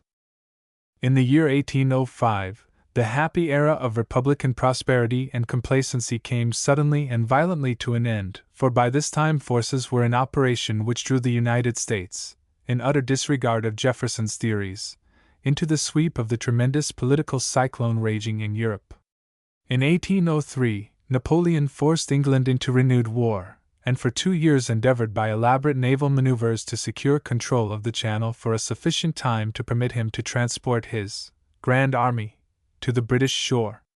In 1805, however, these plans broke down, and the crushing defeat of the Allied French and Spanish navies at Trafalgar marked the end of any attempt to challenge British maritime supremacy.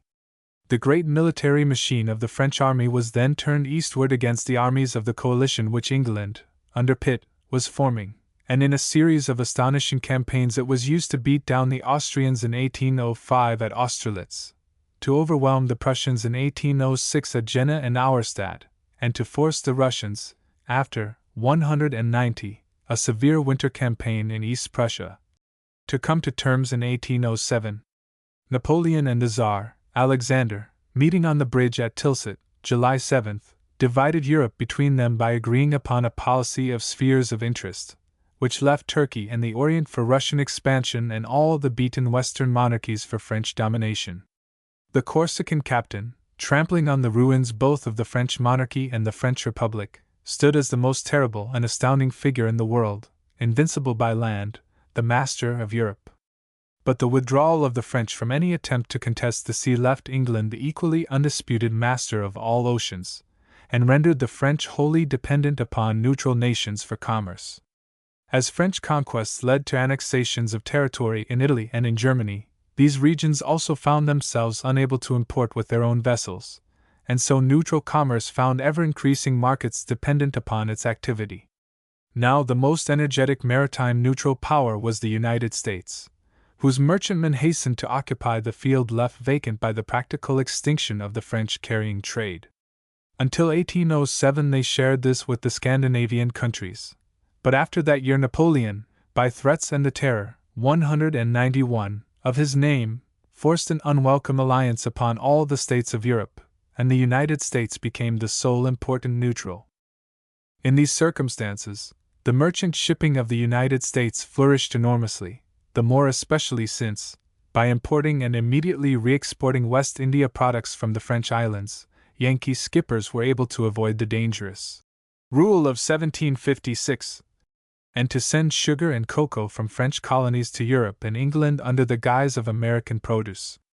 By 1805, the whole supply of European sugar was carried in American bottoms, to the enormous profit of the United States. American ships also shared largely in the coasting trade of Europe, carrying goods between ports where British ships were naturally excluded.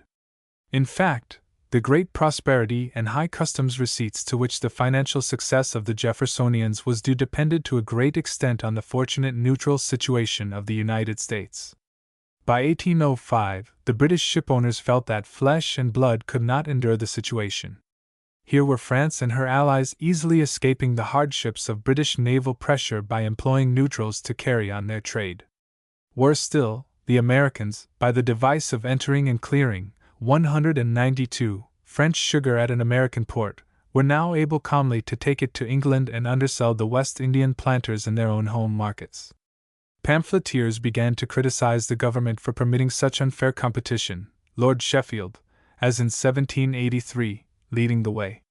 In October 1805, James Stephen, a far abler writer, summed up the anger of the British shipowners and naval officers in a pamphlet entitled War in Disguise, or the Frauds of the Neutral Trade. He asserted that the whole American neutral commerce was nothing more or less than an evasion of the rule of 1756 for the joint benefit of France and the United States, and he called upon the government to put a stop to this practical alliance of America with Napoleon.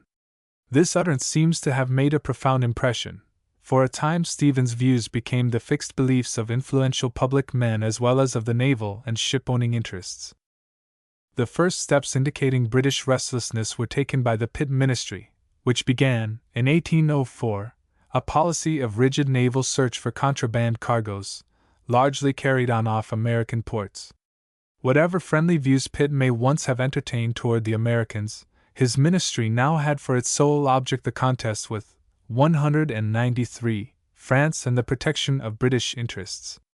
In July 1805, a severe blow was suddenly struck by Sir William Scott, who as Chief Admiralty Judge rendered a decision to the effect that French sugar, entered at an American custom house and re-exported with a rebate of the duty, was good prize under the rule of 1756. This placed all American re-exportation of French West Indian produce at the mercy of British cruisers, and the summer of 1805 saw a sudden descent of naval officers upon their prey, causing an outcry of anger from every seaport between Maine and Maryland. The day of reckoning had come, and Jefferson and Madison, his Secretary of State, were compelled to meet the crisis. Fortunately, as it appeared, for the United States, the Pitt Ministry ended with the death of its leader on January 23, 1806, and was succeeded by a coalition in which Lord Grenville, author of the Jay Treaty, was Prime Minister, and Fox, an avowed friend of America, was Foreign Secretary.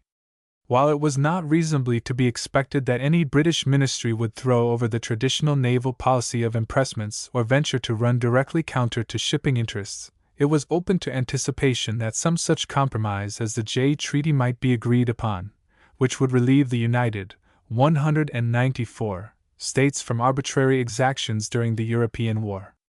The Grenville ministry showed its good intentions by abandoning the policy of captures authorized by Scott, and substituting, on May 16, 1806, a blockade of the French coast from Ostend to the Seine.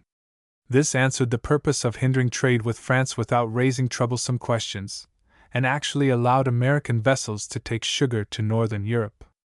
Between 1804 and 1806, Jefferson had brought the United States to the verge of war with Spain through insisting that Napoleon's cession of Louisiana had included West Florida.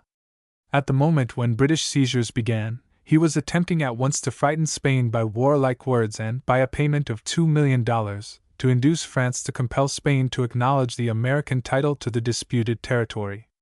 For a number of years, therefore, and until the scheme fell through, Jefferson cultivated especially friendly relations with the government of Napoleon, not from any of the former Republican enthusiasm, but solely on diplomatic grounds. Hence, although nominally neutral in the Great War, he bore the appearance of a French partisan. Jefferson felt that he had in his possession a thoroughly adequate means to secure 195 favorable treatment from England by simply threatening commercial retaliation. The American trade, he believed, was so necessary to the prosperity of England that for the sake of retaining it that country would make any reasonable concession. That there was a basis of truth in this belief it would be impossible to deny, for England consumed American cotton and exported largely to American markets. With this trade cut off, manufacturers and exporters would suffer, as they had suffered in the Revolutionary period. But Jefferson ignored what every American merchant knew, that military and naval considerations weighed fully as heavily with England as mercantile needs, and that a country which had neither a ship of the line, nor a single army corps in existence, commanded, in an age of world warfare, very slight respect.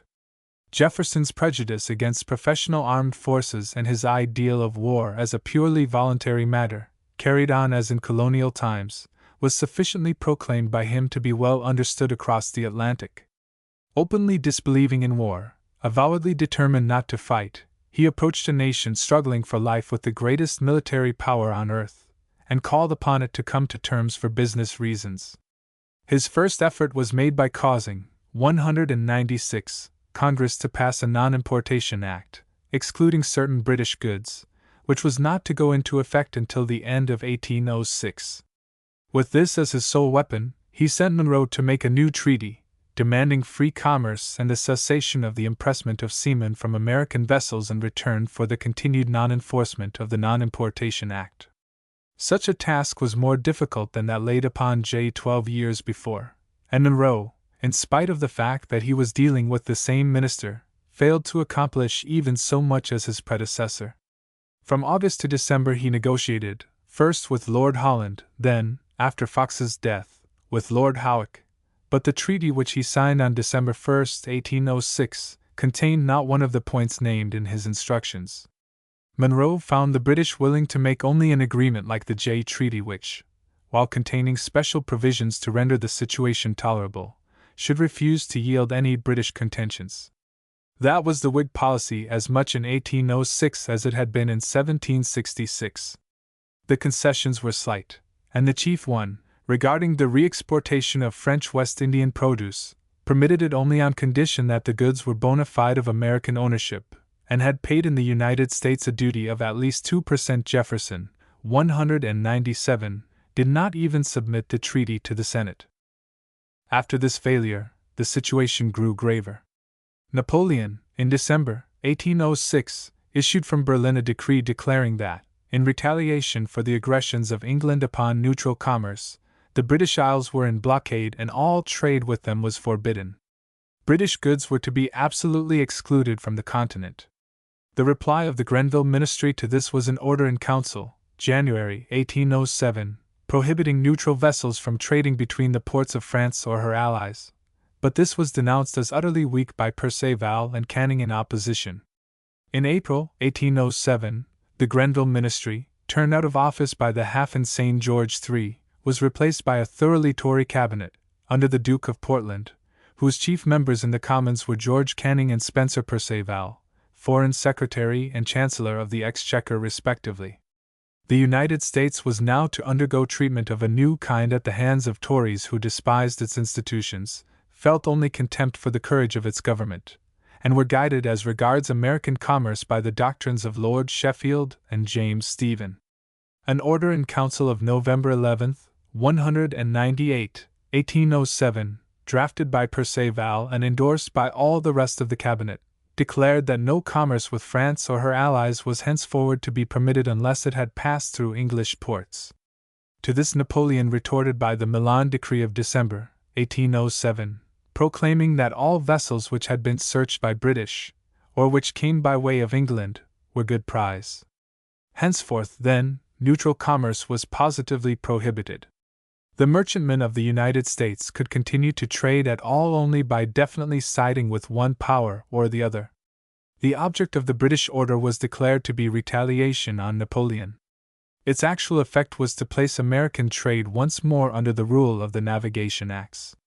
As in the days before 1776, American vessels must make England their staple, or entrepot, and could go only where permitted to by British orders under penalty of forfeiture.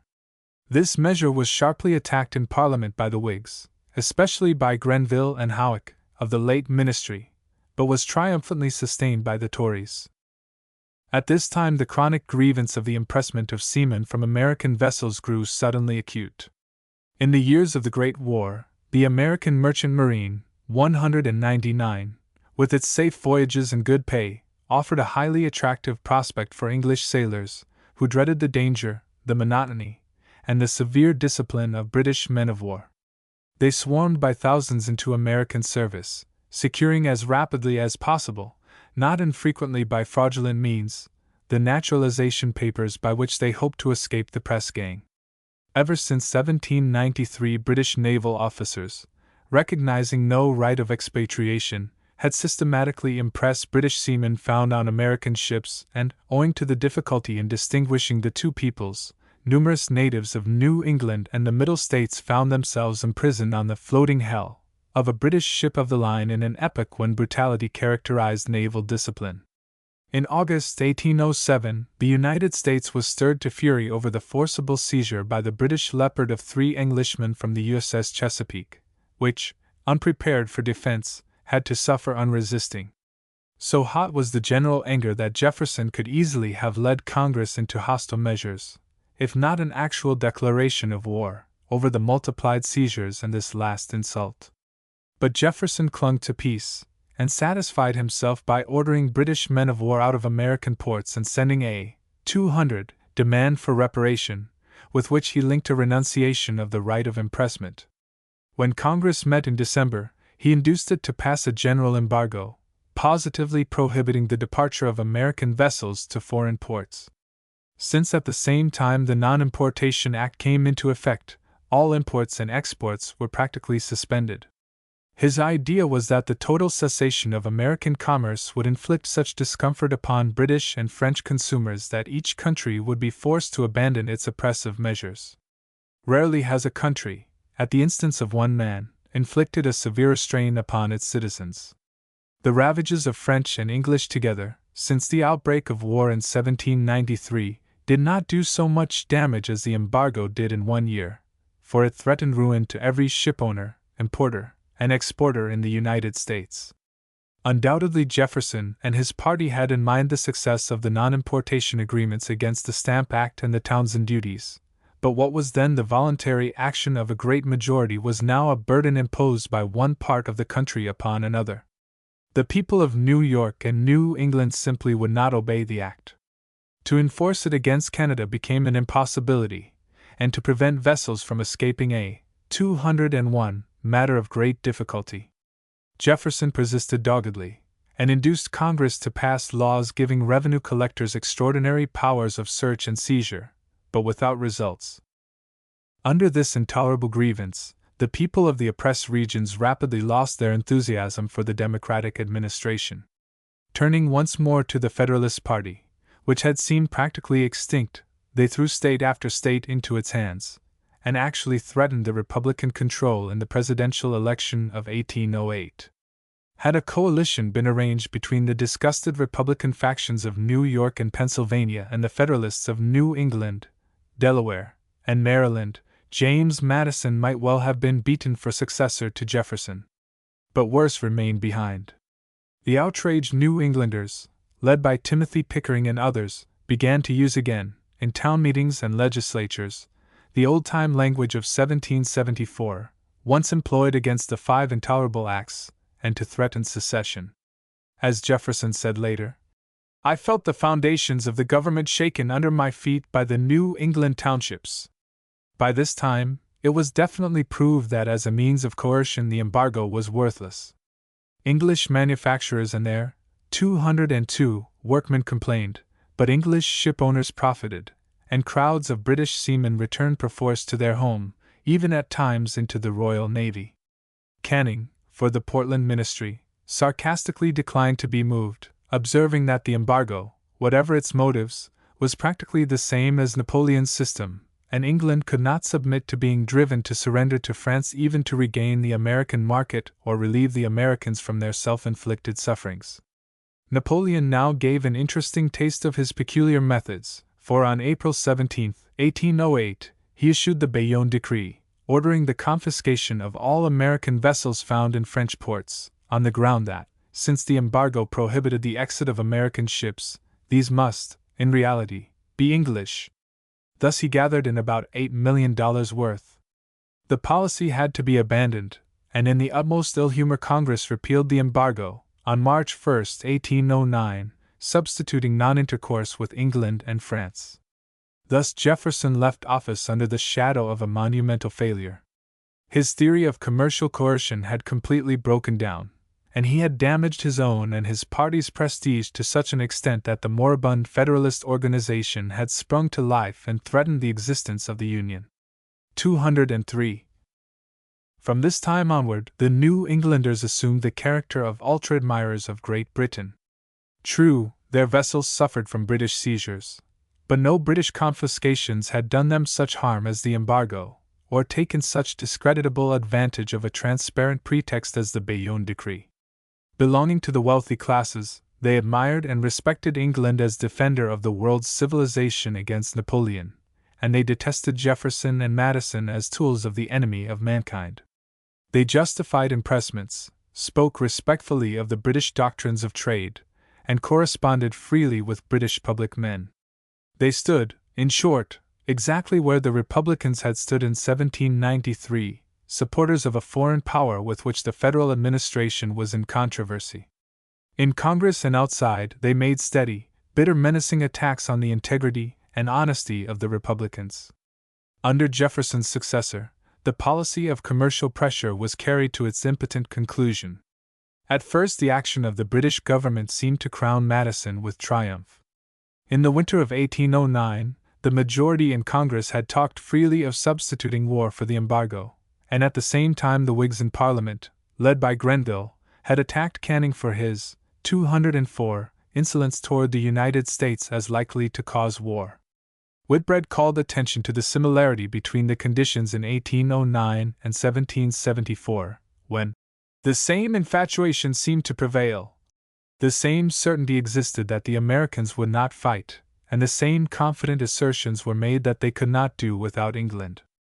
The comparison possessed much truth, for the Tories of 1809 were as indifferent to American feelings as those of 1774, and pushed their commercial policy just as North had done his political system, in the same contemptuous certainty that the Americans would never fight. Yet Canning showed sufficient deference to his assailants to instruct Erskine, British minister at Washington, to notify Madison that the orders would be withdrawn in case the United States kept its non-intercourse with France, recognized the rule of 1756, and authorized British men of war to enforce the Non-Intercourse Act. The immediate result was surprising, for Erskine, eager to restore harmony, did not disclose or carry out his instructions, but accepted the continuance by the United States of non-intercourse against France as a sufficient concession. He announced that the orders in council would be withdrawn on June 10. Madison in turn promptly issued a proclamation reopening trade, and 205 swarms of American vessels rushed across the Atlantic. But Canning, in harsh language, repudiated the arrangement of his over-sanguine agent, and Madison was forced to the mortifying step of reimposing non-intercourse by a second proclamation. Still worse remained, for when F. J. Jackson, the next British minister, arrived, the president had to undergo the insult of being told that he had connived with Erskine in violating his instructions. The refusal to hold further relations with the blunt emissary was a poor satisfaction. All this time, moreover, reparation for the Chesapeake affair was blocked, since it had been coupled with a demand for the renunciation of impressments, something that no British ministry would have dared to yield. On the part of Napoleon, the Non-Intercourse Act offered another opportunity for plunder. When he first heard of Erskine's concessions, he was on the point of meeting them, but on learning of their failure he changed about, commanded the sequestration of all American vessels entering European ports, and in May 1810, by the Rambouillet Decree, he ordered their confiscation and sale. The ground assigned was that the Non-Intercourse Act forbade any French or English vessel to enter American ports under penalty of confiscation. 206 none had been confiscated, but they might be. Hence he acted. Incidentally, he helped to fill his treasury, and seized about 10 millions of American property. By this time it was clear to most Americans that, however unfriendly the British policy, it was honesty itself compared to that of the Emperor, whose sole aim seemed to be to ensnare American vessels for the purpose of seizing them. The Federalists in Congress expatiated on his perfidy and barefaced plunder, but nothing could shake the intention of Madison to stick to commercial bargaining. Congress now passed another act, destined to be the last effort at peaceful coercion. Trade was opened, but the President was authorized to reimpose non-intercourse with either nation if the other would withdraw its decrees. This act, known always as the Macon Bill No. 2, became law in May 1810, and Napoleon immediately seized the occasion for further sharp practice. He caused an unofficial, unsigned letter to be shown to the American minister at Paris stating that the French decrees would be withdrawn on November 2, 1810. It being understood that the English should withdraw theirs by that time, or the United States should cause its rights to be respected by England, Madison accordingly reimposed non-intercourse with 207, England on the date named, and considered the French decrees withdrawn. The situation was regarded by him as though he had entered into a contract with Napoleon, which compelled him to assert that the decrees were at an end, although he had no other evidence than the existence of the situation arising from the Macon Bill.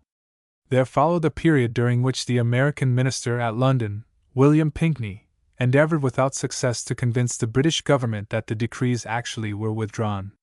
The Portland ministry had fallen in 1809, and the sharp-tongued Canning was replaced in the Foreign Office by the courteous Marquis Wellesley. But Spencer Perceval, author of the Orders in Council, was Prime Minister and stiffly determined to adhere to his policy. James Stephen and George Rose, in Parliament, stood ready to defend them, and the Tory party as a whole accepted their necessity. When, therefore, Pinckney presented his request to Wellesley, the latter naturally demanded something official from Napoleon, which neither Pinckney nor Madison could supply. Finally, in February 1811, Pinckney broke off diplomatic relations and returned home, having played his difficult part with dignity. To aggravate the situation, Napoleon's cruisers continued, 208, whenever they had a chance, to seize and burn American vessels bound for England, and his port authorities to sequester vessels arriving from England. The decrees were not in fact repealed.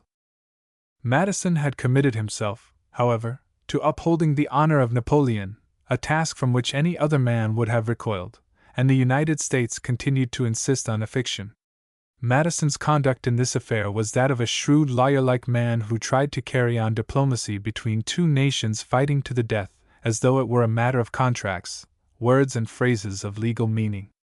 To Napoleon, legality was an incomprehensible idea. To the Tory ministries, struggling to maintain their country against severe economic pressure, facts, not words, counted, and facts based on naval force. Upon the Jeffersonian and Madisonian attempts at peaceful coercion they looked with mingled annoyance and contempt, believing, as they did, that the whole American policy was that of a weak and cowardly nation trying by pettifogging means to secure favorable trade conditions. The situation had reached a point where the United States had nothing to hope from either contestant, by continuing this policy. At this juncture a new political force, 209, appeared. By 1811 the old-time Republican leaders, trained in the school of Jeffersonian ideals, were practically bankrupt. Faction paralyzed government, and Congress seemed, by its timid attitude, to justify the taunt of Quincy of Massachusetts that the Republican Party could not be kicked into a war.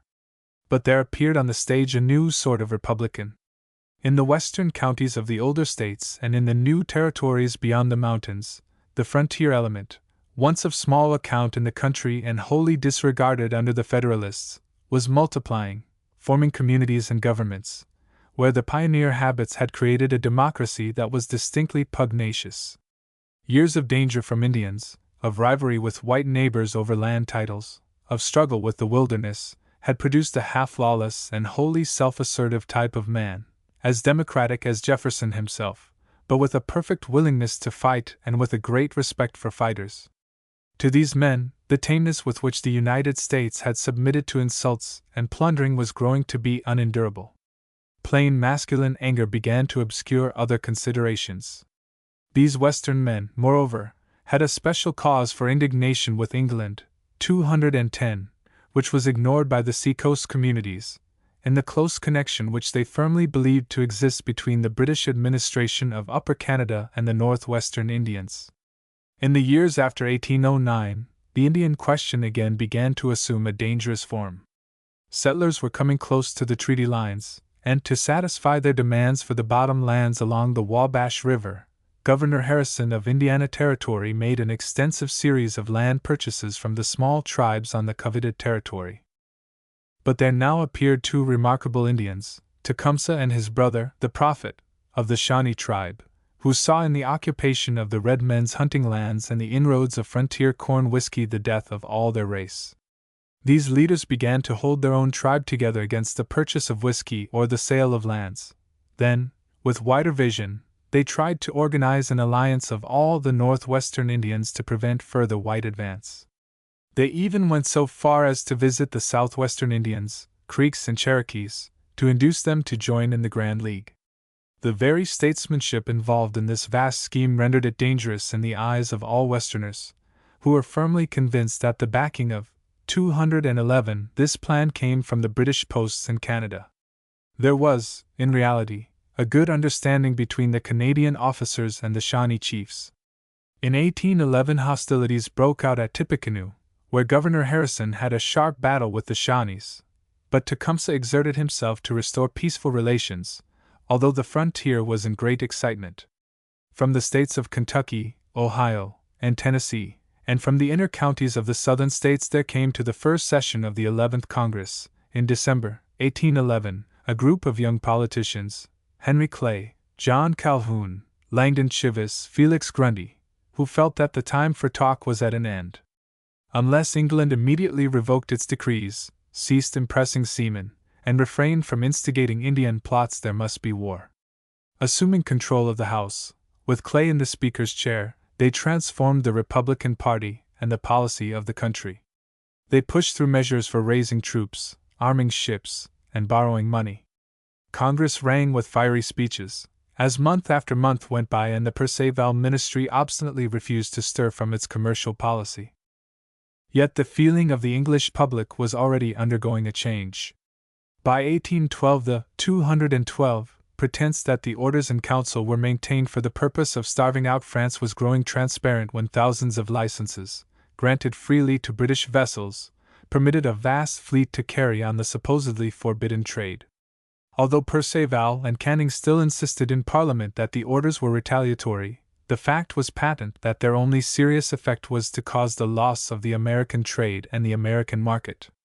At the threat of war, the exporters of England, suffering severely from glutted markets, began a vigorous agitation against Perceval's policy and bombarded the ministry, through Henry Brougham, with petitions, memorials, and motions which put the Tories on the defensive. Speakers like Alexander Baring held up the system of Orders in Council as riddled with corruption, and only the personal authority of Perceval and Castlereagh kept the majority firm. At the height of this contest, Perceval was assassinated on May 11, 1812, and it was not until June 8 that hope of a new coalition was abandoned, and the Tory cabinet was definitely reorganized under Lord Liverpool. Almost the first act of that ministry was to bow before the storm of petitions, criticisms, and complaints, and to announce on June 16 that they had decided to suspend the orders. 213, thus the very contingency upon which Jefferson and Madison had counted came to pass. The British government, at the instance of the importing and manufacturing classes, yielded to the pressure of American commercial restrictions.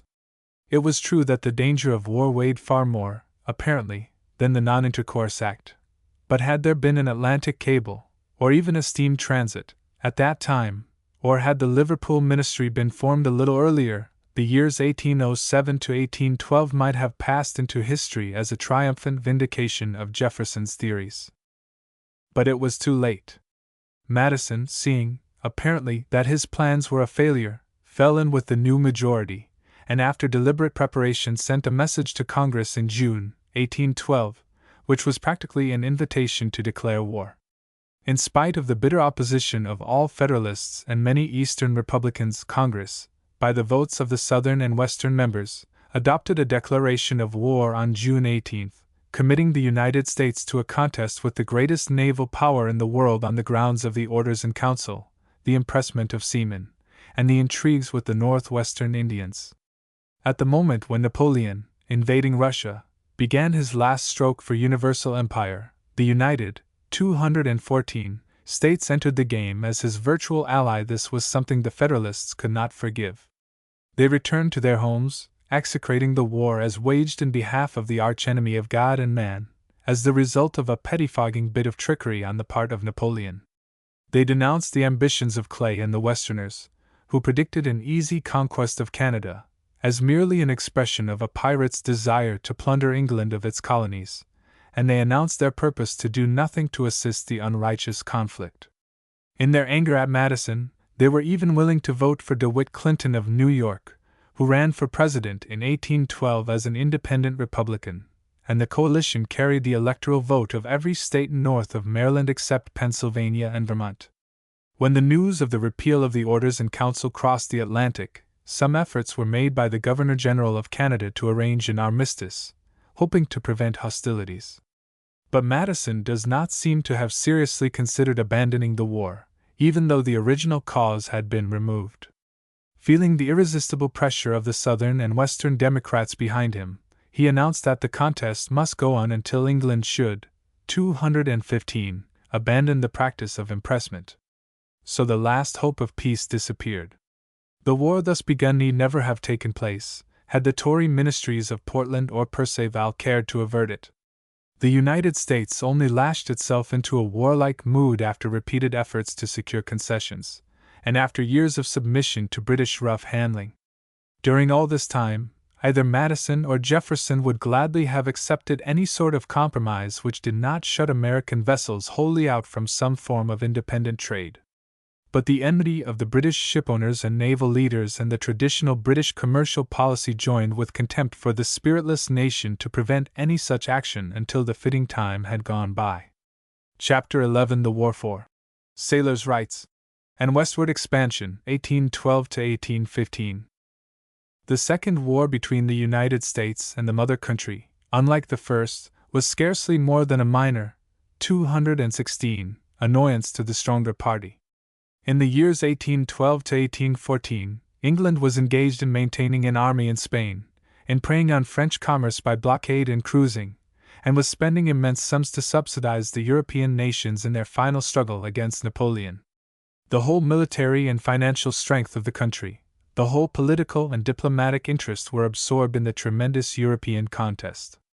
Whig and Tory, landowner, manufacturer, and laborer were united in unbending determination to destroy the power of the Corsican.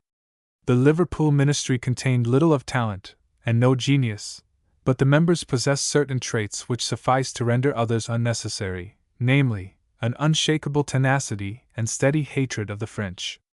The whole country stood behind them on that score. In these circumstances, the English, when obliged to fight the United States, were at liberty to send an overwhelming naval force to blockade or destroy American commerce, but were in great straits to provide men to defend Canada. It was not until a full year after the declaration of war that any considerable force of regular troops could be collected and sent there, and not for 2 years that anything approaching a genuine army could be directed against America. 217. The defense of Canada had to be left to the efforts of some few officers and men and such local levies as could be assembled. On the side of the United States, the war was bound to take the form of an effort to capture all or part of Canada, for that was the only vulnerable British possession. On the sea, the United States could hope at most to damage British commerce by means of the few national cruisers and such privateers as the shipowners of the country could send out. Without a single ship of the line and with only 5 frigates, there existed no possibility of actually fighting the British Navy. But on land it seemed as though a country with a population of over 7 millions ought to be able to raise armies of such size as to overrun, by mere numbers, the slender resources of Canada, and it was the confident expectation of most of the Western leaders that within a short time the whole region would be in American hands. "The acquisition of Canada this year," wrote Jefferson, "as far as the neighborhood of Quebec, will be a mere matter of marching, and will give us experience for the attack on Halifax, the next and the final expulsion of England from the American continent." Unfortunately for the success of these dreams, the policy of the Republican administrations had been such as to set up, 218, insuperable difficulties. The regular army, reduced under Jefferson's passion for peace to a bare minimum, was scattered in a few posts. The War Department was without means for equipping, feeding, and transporting bodies of troops. The whole mechanism of war administration had to be created. Further, the Secretary of the Army and nearly all the generals were elderly men, veterans of the Revolutionary Army, who had lost whatever energy they once possessed. The problem of war finances was rendered serious by the fact that revenue from the tariff, the sole important source of income, was sure to be cut off by the British naval power. The National Bank had been refused a new charter in 1811, and the government, democratic in its finances as in other matters, relied upon 100-odd state banks of every degree of solvency for aid in carrying on financial operations. The temper of the American people was exactly what it had been in colonial days.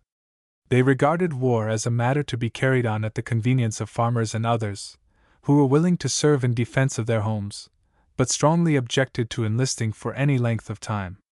On the more pugnacious frontier, the prevailing military ideal was that of the armed mob or crowd, a body of fighters following a chosen leader against Indians. 219. Everywhere the elementary conceptions of obedience and duty were unknown. The very men who wished for war were unwilling to fight except on their own terms. Still more fatal to military efficiency was the fact that the Federalists, and many of the Northern Republicans, inhabiting the regions abutting on Canada, were violently opposed to the war, wished to see it fail, and were firmly resolved to do nothing to aid the administration. The utmost the Federalists would do was to defend themselves if attacked, but they would do that on their own responsibility, and not under federal orders. The only exception to this prevailing unmilitary condition was to be found in the Navy, where, through cruising and through actual service against the Barbary corsairs, a genuinely trained body of officers and men had been created. Unable to do more than give a good account of themselves on the ocean in single combats, these officers found a chance on the northern lakes to display a fighting power and skill which is one of the few redeeming features of the war on the American side.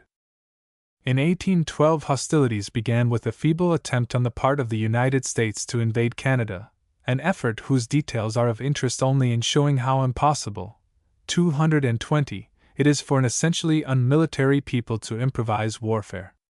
Congress had authorized a loan, the construction of vessels, and the enlistment of an army of 36,000 men, but the officers appointed to assemble a military force found themselves unable, after months of recruiting and working, to gather more than half that number of raw troops, with a fluctuating body of state militia. With these rudiments of a military force, attempts to invade Canada were made in 3 directions: from Detroit, from the Niagara River, and from the northern end of Lake Champlain. To meet these movements, there were actually less than 2,800 British soldiers west of Montreal, but fortunately they were commanded by Isaac Brock, an officer of daring and an aggressive temper. He at once entered into alliance with Tecumseh and the Western Indians, and thus brought to the British assistance a force of hundreds of warriors along the Ohio and Kentucky frontier. While General Hull, with about 2,000 troops, mainly volunteers from the West, marched under orders to Detroit and then, in July, invaded Upper Canada, the outlying American posts at Chicago and Mackinac were either captured or destroyed by the Indians. Brock, gathering a handful of men, marched against Hull, terrified him for the safety of 221. His communications with the United States, forced the old man to retreat to Detroit, and finally, by advancing boldly against the slight fortifications of the post, frightened him into surrender. Hull had been set an impossible task, to conquer Upper Canada with no sure means of getting reinforcements or supplies through a region swarming with Indians, but his conduct indicated no spark of pugnacity, and his surrender caused the loss of the entire Northwest. Tecumseh and his warriors now advanced against the Kentucky, Indiana, and Ohio frontiers, and the nameless horrors of Indian massacre and torture surged along the line of settlements. The frontiersmen flew to arms. General Harrison, with a commission from Kentucky, headed a large expedition to regain lost ground, but he only succeeded in building forts in northwestern Ohio and waging a defensive war against the raids of Tecumseh and the British general, Proctor, Brock's successor. At Niagara, no move was made until the late autumn, when 2 American generals in succession, Van Rensselaer and Smith, tried to lead a motley array of militia and regulars across the river. Brock met the first detachment, and was killed in a skirmish, but his men were able to annihilate the main attack, on the brink of the river, while several thousand American militia, 222, refusing, on constitutional grounds, to serve outside the jurisdiction of their state, watched safely from the eastern bank. The second effort in November, under General Smith, proved an even worse fiasco.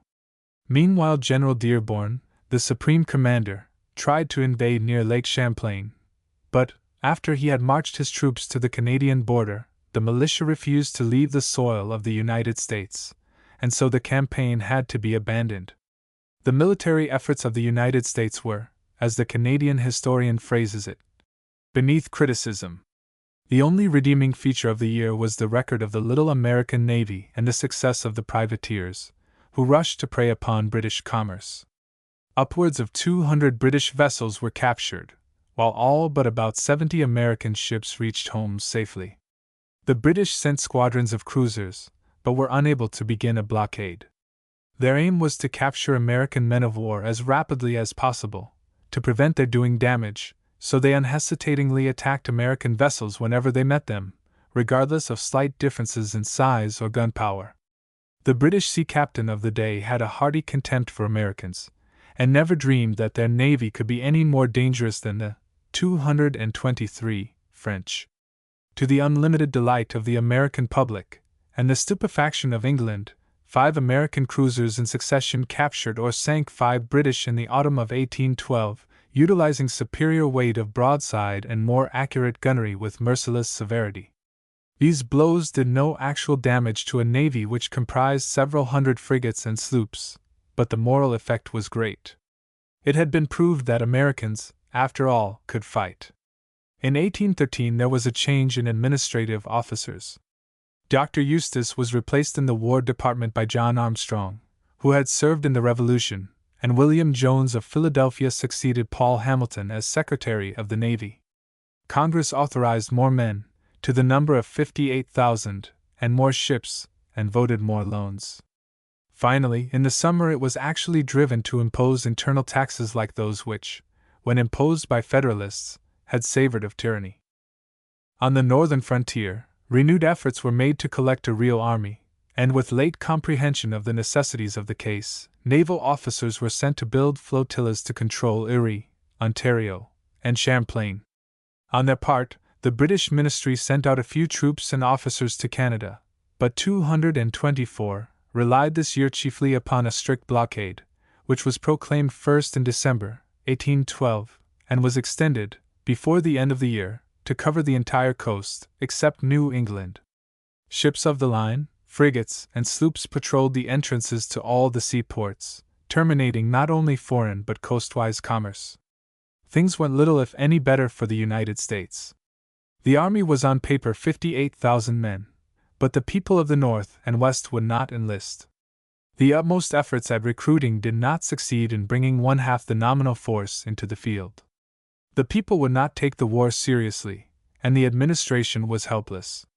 To make matters worse, not only did the northwestern frontier agonize under Indian warfare, but the southwest became involved, when, in August 1813, the Creek Indians, affected by Tecumseh's influence, rose and began a war in Tennessee and Georgia.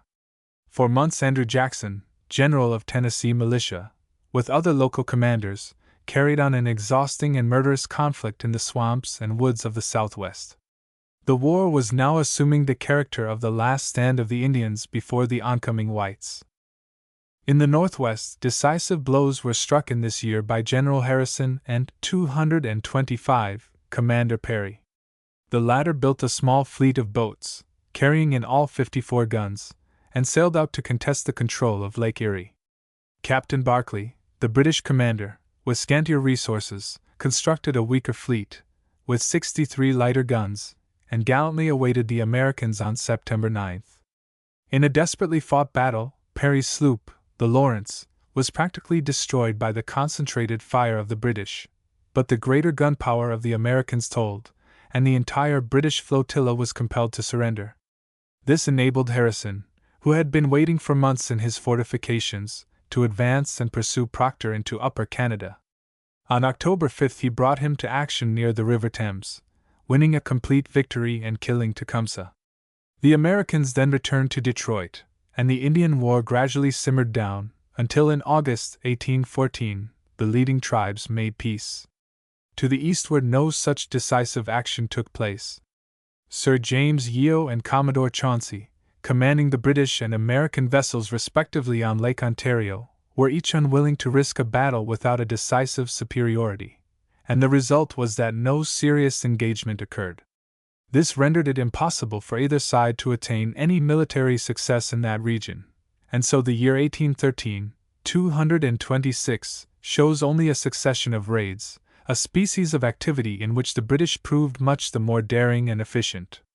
During one of these affairs, General Dearborn occupied the Canadian town of York, now Toronto, and burned the public buildings, an act of needless destruction for which the United States was destined to pay heavily. Further eastward, General Wilkinson and General Hampton began a joint invasion of Lower Canada, Wilkinson leading a force of over 6,000 men down the St. Lawrence, Hampton advancing with 4,000 from Lake Champlain toward the same goal, Montreal. But at Chrysler's Farm, on November 11th, the rearguard of Wilkinson's army suffered a thorough defeat at the hands of a small pursuing force, and Hampton underwent a similar repulse from an inferior body of French Canadians under Colonel de Salaberry, at Chateau Guy, on October 25th. Finally, Hampton, suspecting that Armstrong and Wilkinson intended in case of any failure to throw the blame on him, decided to withdraw, November 11th, and Wilkinson followed. The whole invasion came to an inglorious conclusion. At sea, the uniform success of American cruisers came to a stop, for, out of 4 naval duels, 2 were British victories, notably the taking of the unlucky Chesapeake by the 227 Shannon. Only where privateers and sloops swept West Indian waters and hung about British convoys was there much to satisfy American feelings, and all the while the blockading squadrons cruised at their ease in Chesapeake and Delaware Bays and Long Island Sound.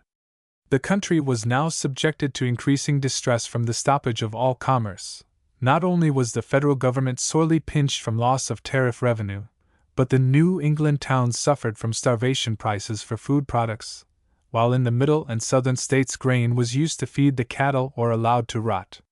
For the season of 1814, it was necessary again to try to build up armies, and now the time was growing short during which the United States could hope to draw advantage from the preoccupation of England in the European struggle. During the winter of 1814, the final crushing of Napoleon took place, ending with his abdication and the restoration of the Bourbons. Simultaneously, the British campaign in Spain was carried to its triumphant conclusion, and after April British armies had no further European occupation. Unless peace were made, or unless the United States gained such advantages in Canada as to render the British ready to treat, it was practically certain that the 228 summer would find the full power of the British Army, as well as the Navy, in a position to be directed against the American frontier and the American seacoast. Congress, however, did nothing new. It authorized a loan, raised the bounty for enlistments, voted a further increase of the army, and adjourned. Armstrong, the Secretary of War, succeeded in replacing the worn-out veterans who had mismanaged the campaigns of 1812 to 1813 with fighting generals, younger men, such as Jacob Brown, Scott, Ripley, and Jackson, the Indian fighter, but he could not induce men to enlist any more freely, nor did he show any ability in planning operations. So events dragged on much as before. On Lake Ontario, Chauncey and Yeo continued their cautious policy, building vessels continually and never venturing out of port unless for the moment in overwhelming force. The result was that first one then the other controlled the lake, but they never met. The only serious fighting took place near Niagara, where General Brown, with a little force of 2,600 men, tried to invade Canada, and was met first by General Riall, and later by General Drummond, with practically equal forces. Here the Americans actually fought, and fought hard, winning a slight success at Chippewa on July 5, and engaging 229 in a drawn battle at Lundy's Lane on July 25. Later forced to take refuge in Fort Erie, Brown made a successful defense against Drummond, and obliged him to abandon an effort at siege. Here, as in the naval combats, the military showing of the Americans was at last creditable, but the campaign was on too trivial a scale to produce any results. In the Southwest this year, Jackson pushed through his attack on the Creeks to a triumphant conclusion, and in spite of mutinous militia and difficult forests compelled the Indians on August 9, 1814, to purchase peace by large cessions of land. By the middle of the summer, however, the The British were ready to lay a heavy hand on the United States and punish the insolent country for its annoying attack in the rear. New England was now subjected to the blockade, and troops from Wellington's irresistible army were sent across, some to the squadron in the Chesapeake, others to Canada, and later still others in a well-equipped expedition to New Orleans to conquer the mouth of the Mississippi. The Chesapeake squadron, after raiding and provisioning itself at the expense of the Virginia and Maryland farmers, made a dash at Washington, sending boats up the Patuxent and Potomac rivers, and landing a body of about 2,000 men. On August 24th, with absurd 230 ease, this force scattered in swift panic a hasty collection of militia, and entered Washington, sending the President and Cabinet flying into the country. In retaliation for the damage done at York, the British officers set fire to the Capitol and other public buildings, before retreating swiftly to their ships. A similar attack on Baltimore, September 11th, was better met, and although the British routed a force of militia, the attempt to take the city was abandoned. The humiliation of the capture of Washington led to the downfall of Armstrong as Secretary of State, although not until after he had almost ruined another campaign. While the British were threatening Washington, another force was gathering north of Lake Champlain, and a large frigate was being built to secure command of that lake. By the end of August, nearly 16,000 men, most of them from Wellington's regiments, were assembled to invade New York, probably with the intention of securing the permanent occupation of the northern part. In the face of this, Armstrong sent most of the American troops at Plattsburgh on a useless march across New York State, leaving a bare handful under General Macomb to meet the invasion. When Sir George Prevost, Governor-General of Canada, advanced to Plattsburgh on September 6, he found nothing, 231, but militia and volunteers before him. Fortunately for the United States, Prevost was no fighter, and he declined to advance or attack unless he had a naval control of the lake. On September 11 the decisive contest took place. McDonough, the American commander, with a small squadron, entirely defeated and captured the British flotilla under Downey. It was Lake Erie over again, with the difference that in this battle the American fleet was not superior to the British. It was a victory due to better planning and better gunnery, and it led to the immediate retreat of Prevost, who tamely abandoned the whole campaign, to the intense mortification of his officers and men. The remaining expedition, under General Pakenham, comprising 16,000 Peninsular veterans, under convoy of a strong fleet, sailed to the Gulf of Mexico and advanced to capture New Orleans. General Andrew Jackson was at hand, and with him a mass of militia and frontiersmen. Driven by the furious energy of the Indian fighter, the Americans showed aggressiveness and courage in skirmishes and night attacks, and finally won an astounding victory on January 8, 1815. On that day the British force tried to storm, by frontal attack, a line of entrenchments armed with cannon and packed with riflemen.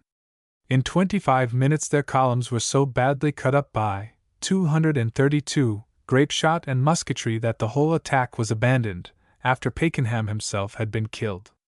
The expedition withdrew, and sailing to Mobile, a town in Spanish territory, occupied by the Americans, retook it on February 11, but the main purpose of their invasion was foiled. In this year, while American land forces struggled to escape destruction, the naval vessels were for the most part shut in by the blockade. Occasional captures were still made in single combat, but British frigates were now under orders to refuse battle with the larger American vessels, and the captures by sloops were counterbalanced by the British capture of the frigate Essex by two antagonists in March, 1814.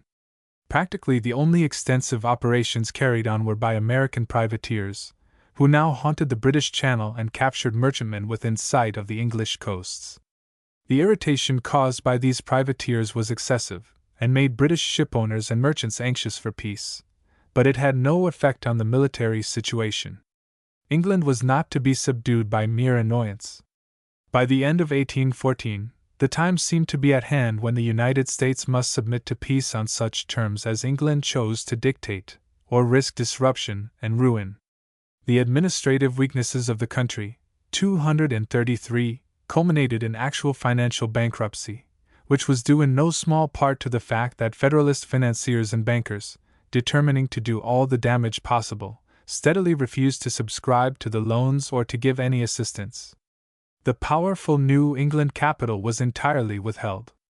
The result was that the strain on the rest of the banks became too great, and after the capture of Washington they all suspended specie payment, leaving the government only the notes of suspended banks, or its own depreciated treasury notes, for currency. All the coin in the country steadily flowed into the vaults of New England banks, while the federal treasury was compelled, on November 9, 1814, to admit its inability to pay interest on its loans. Congress met in the autumn and endeavored to remedy the situation by chartering a bank, but under the general suspension of specie payments it was impossible to start one solvent from the beginning. When Congress authorized one without power to suspend specie payments, Madison vetoed it as useless. All that could be done was to issue more treasury notes. As for the Army, a bill for compulsory service was brought in, showing the enormous change in Republican ideals, but it failed to pass. Congress seemed helpless. The American people would neither enlist for the war nor, 234, authorize their representatives to pass genuine war measures.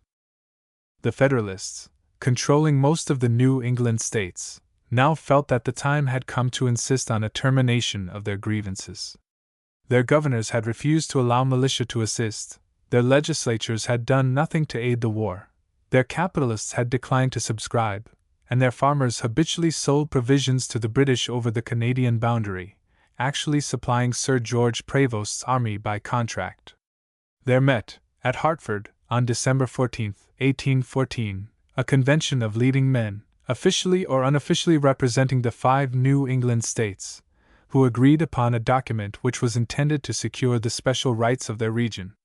They demanded amendments to the Constitution abolishing the reckoning of slaves as basis for congressional representation, providing for the partial distribution of government revenues among the states, prohibiting embargoes or commercial warfare, or the election of successive presidents from the same state, and requiring a 2/3 vote of Congress to admit new states or declare war.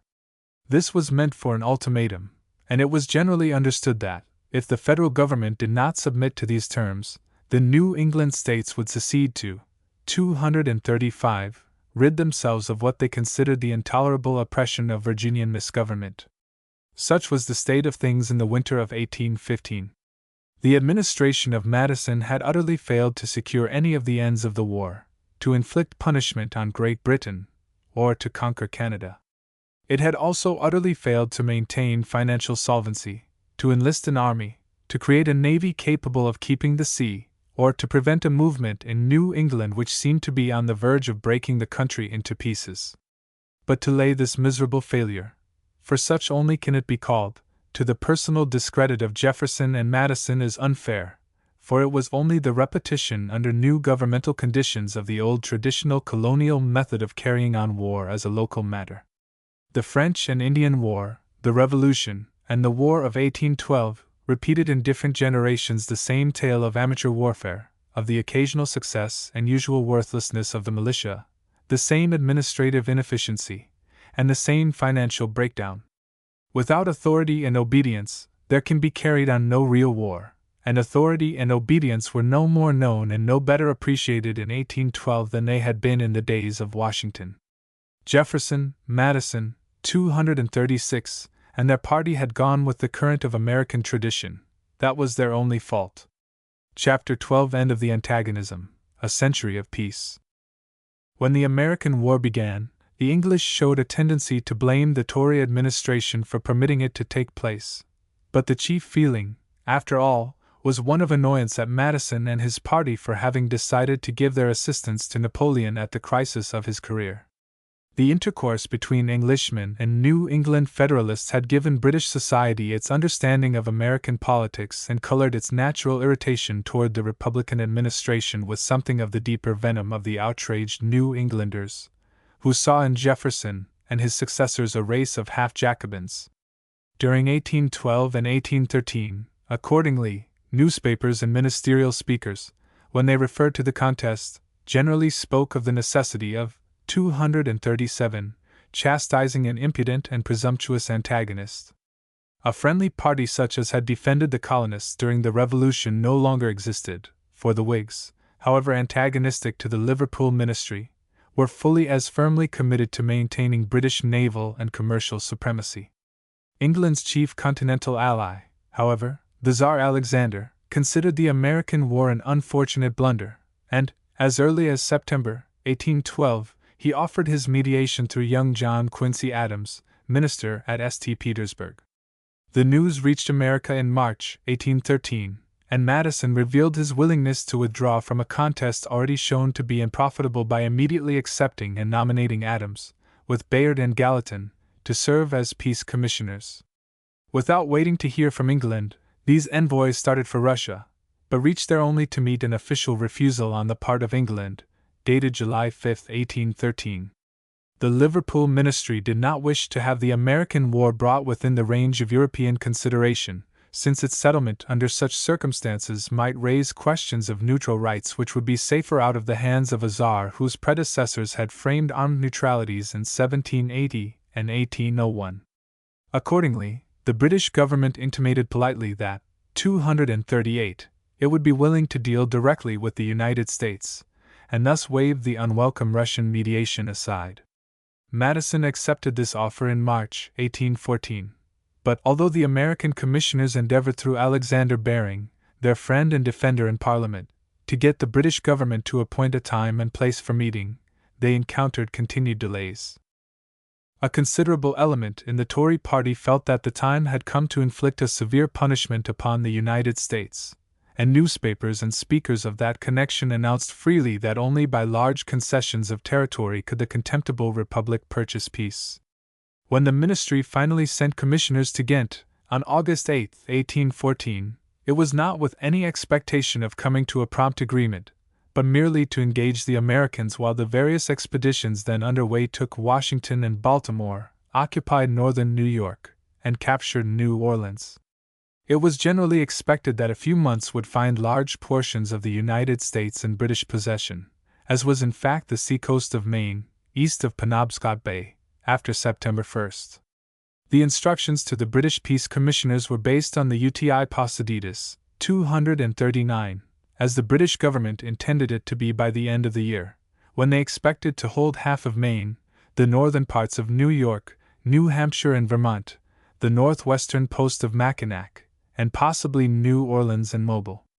In addition, there was to be an Indian territory established under British guarantee west of the old treaty line of 1795, and all American fishing rights were to be terminated. On the other side, the American instructions, while hinting that England would do well to cede Canada, made the abandonment of the alleged right of impressments by England a sine qua non. Clearly no agreement between such points of view was possible, and the outcome of the negotiation was bound to depend on the course of events in the United States. The first interviews resulted in revealing that part of the British instructions related to the Indian Territory with intimations of coming demands for territorial cessions.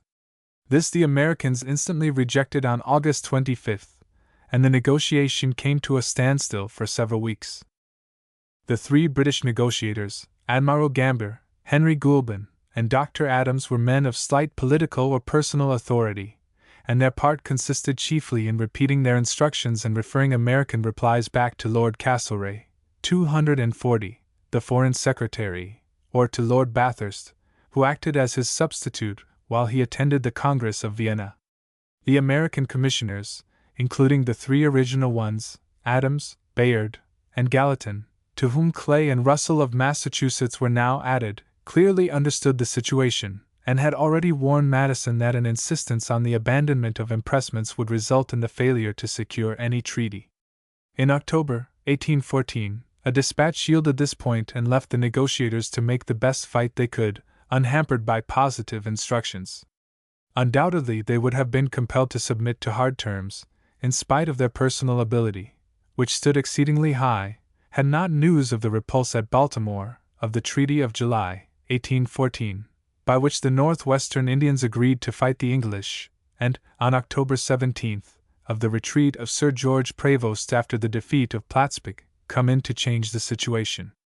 Between August and October little had been accomplished, during a slow interchange of notes, beyond a withdrawal by the British of their demand for an Indian territory, and an acceptance in its place of an agreement to include the Indians in a general peace. Then the cabinet, seeing that after Prevost's retreat they could no longer claim the 241 territory outlined in the first instructions, authorized the negotiators to demand only Mackinac and Niagara, with a right-of-way across Maine. The Americans, encouraged by the news from Plattsburgh, replied on October 23, refusing to treat on the uti possidetis, or on any terms but the status quo ante. This brought the Tory government face to face with the question whether the war was to be continued for another year for the purpose of conquering a frontier for Canada, and before the prospect of continued war taxation, annoyance from privateers, and a doubtful outcome, they hesitated. Turning to Wellington for a decision, they asked him whether he would accept the command in America for the purpose of conquering a peace. His reply showed little interest or desire to go, although he seemed confident of success. But he observed that, on the basis of the military situation, they had no right to demand any territorial cession. The ministry then, on November 18, definitely abandoned the claim for compensation, and accepted as a basis for discussion a plan submitted by the American commissioners. In the preparation of this a sharp quarrel had broken out between Clay, who insisted on terminating the British right to navigate the Mississippi, and Adams, who, 242, demanded the retention of the American right to fish in Canadian waters. Gallatin pointed out that the two privileges stood together, and with great difficulty he induced the two men to agree to the omission of both matters from the treaty, although Clay refused until the last to sign. So the Commission presented a united front in offering to renew both rights or postpone them for discussion, and the British commissioners finally accepted the latter alternative. The treaty was then signed in the old Carthusian convent at Ghent, on December 24, 1814, as a simple cessation of hostilities and return to the status quo ante as regards conquests. Not a word related to any of the numerous causes of the war. Impressments, blockades, orders in council, the Indian relations, the West Indian trade rights, all were abandoned. So far as the United States was concerned, the treaty was an acknowledgment of defeat, a recognition that the war was a failure. In view of the hopes of Canadian gains, the treaty was denounced in England by the opposition journals and many of those most antagonistic to America as a cowardly surrender. But it was none the less heartily accepted by both peoples and both governments. It reached the United States on February 11, was sent to the Senate on February 15, and ratified unanimously the next day. There, 243, still remained various vessels at sea, and so the winter of 1815 saw not only the amazing victory of Jackson at New Orleans, but also several naval actions, in which the United States frigate President was taken by a squadron of British blockades, 2 American sloops in duels took 2 British smaller vessels, and the American Constitution, in a night action, captured, together, 2 British sloops.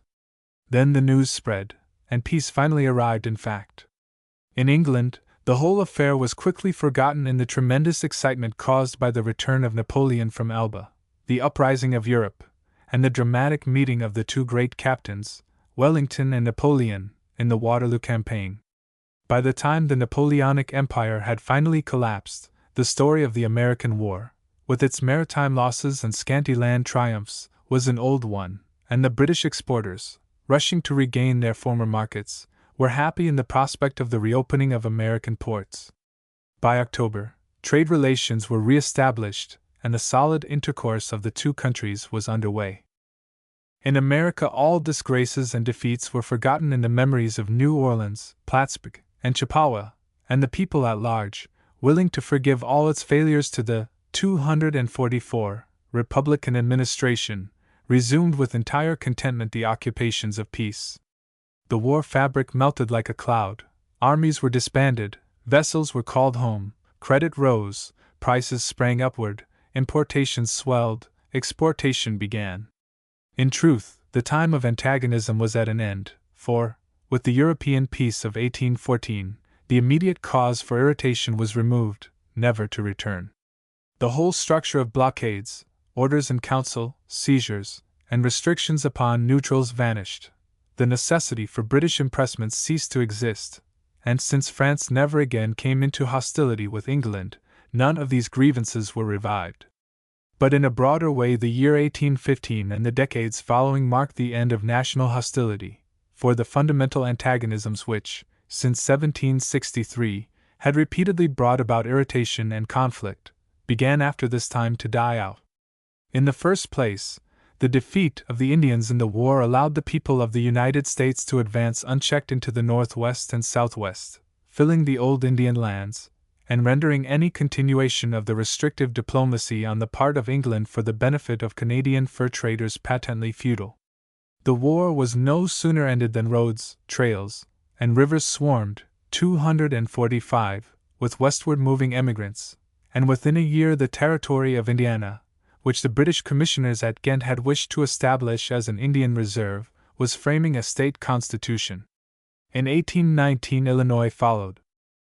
The revulsion of temper was illustrated in the commencement at this time of the organized movement for settled international peace, which may be dated from the establishment of the New York and Massachusetts Peace Societies in 1815, and the London Peace Society in the following year. But its most signal expression came in the remarkable agreement by which the Canadian-American frontier has been, for nearly a century, unfortified, and yet completely peaceful. On November 16, 1815, State Secretary Monroe instructed Adams to propose to the British government that, if each party augments its force there with a view to obtaining the ascendancy over the other, vast expense will be incurred and the danger of collision augmented in like degree. Such military preparations should be suspended on both sides. The smaller the number of the armed forces agreed upon, he said, the better. Or to abstain altogether from an armed force beyond that used for the revenue. After some suspicious hesitation, Lord Castlereagh accepted this novel proposal, and it was, 246, given effect to by an exchange of notes, signed by Mr. Bagot, British Minister at Washington, and Mr. Rush, Monroe's successor, on April 28 and 29, 1817, approved by the Senate a year later, and proclaimed by the President on April 28, 1818. By Rush-Bagot agreement, the naval force of each government was limited to one small gunboat of each power on Champlain and Ontario, and two on the Upper Lakes, an arrangement of immense value to both Canada and the United States. The old-time commercial antagonism was also destined to disappear in a few years after the close of the war. At first England clung to the time-honored West Indian policy, and when in 1815 the two countries adjusted their commercial relations, American vessels were still excluded, although given the right to trade directly with the East Indies. But already the new economic thought, which regarded competition and reciprocal trade as the ideal, instead of legal discriminations and universal protectionism, was gaining ground, as England became more and more the manufacturing center of the world.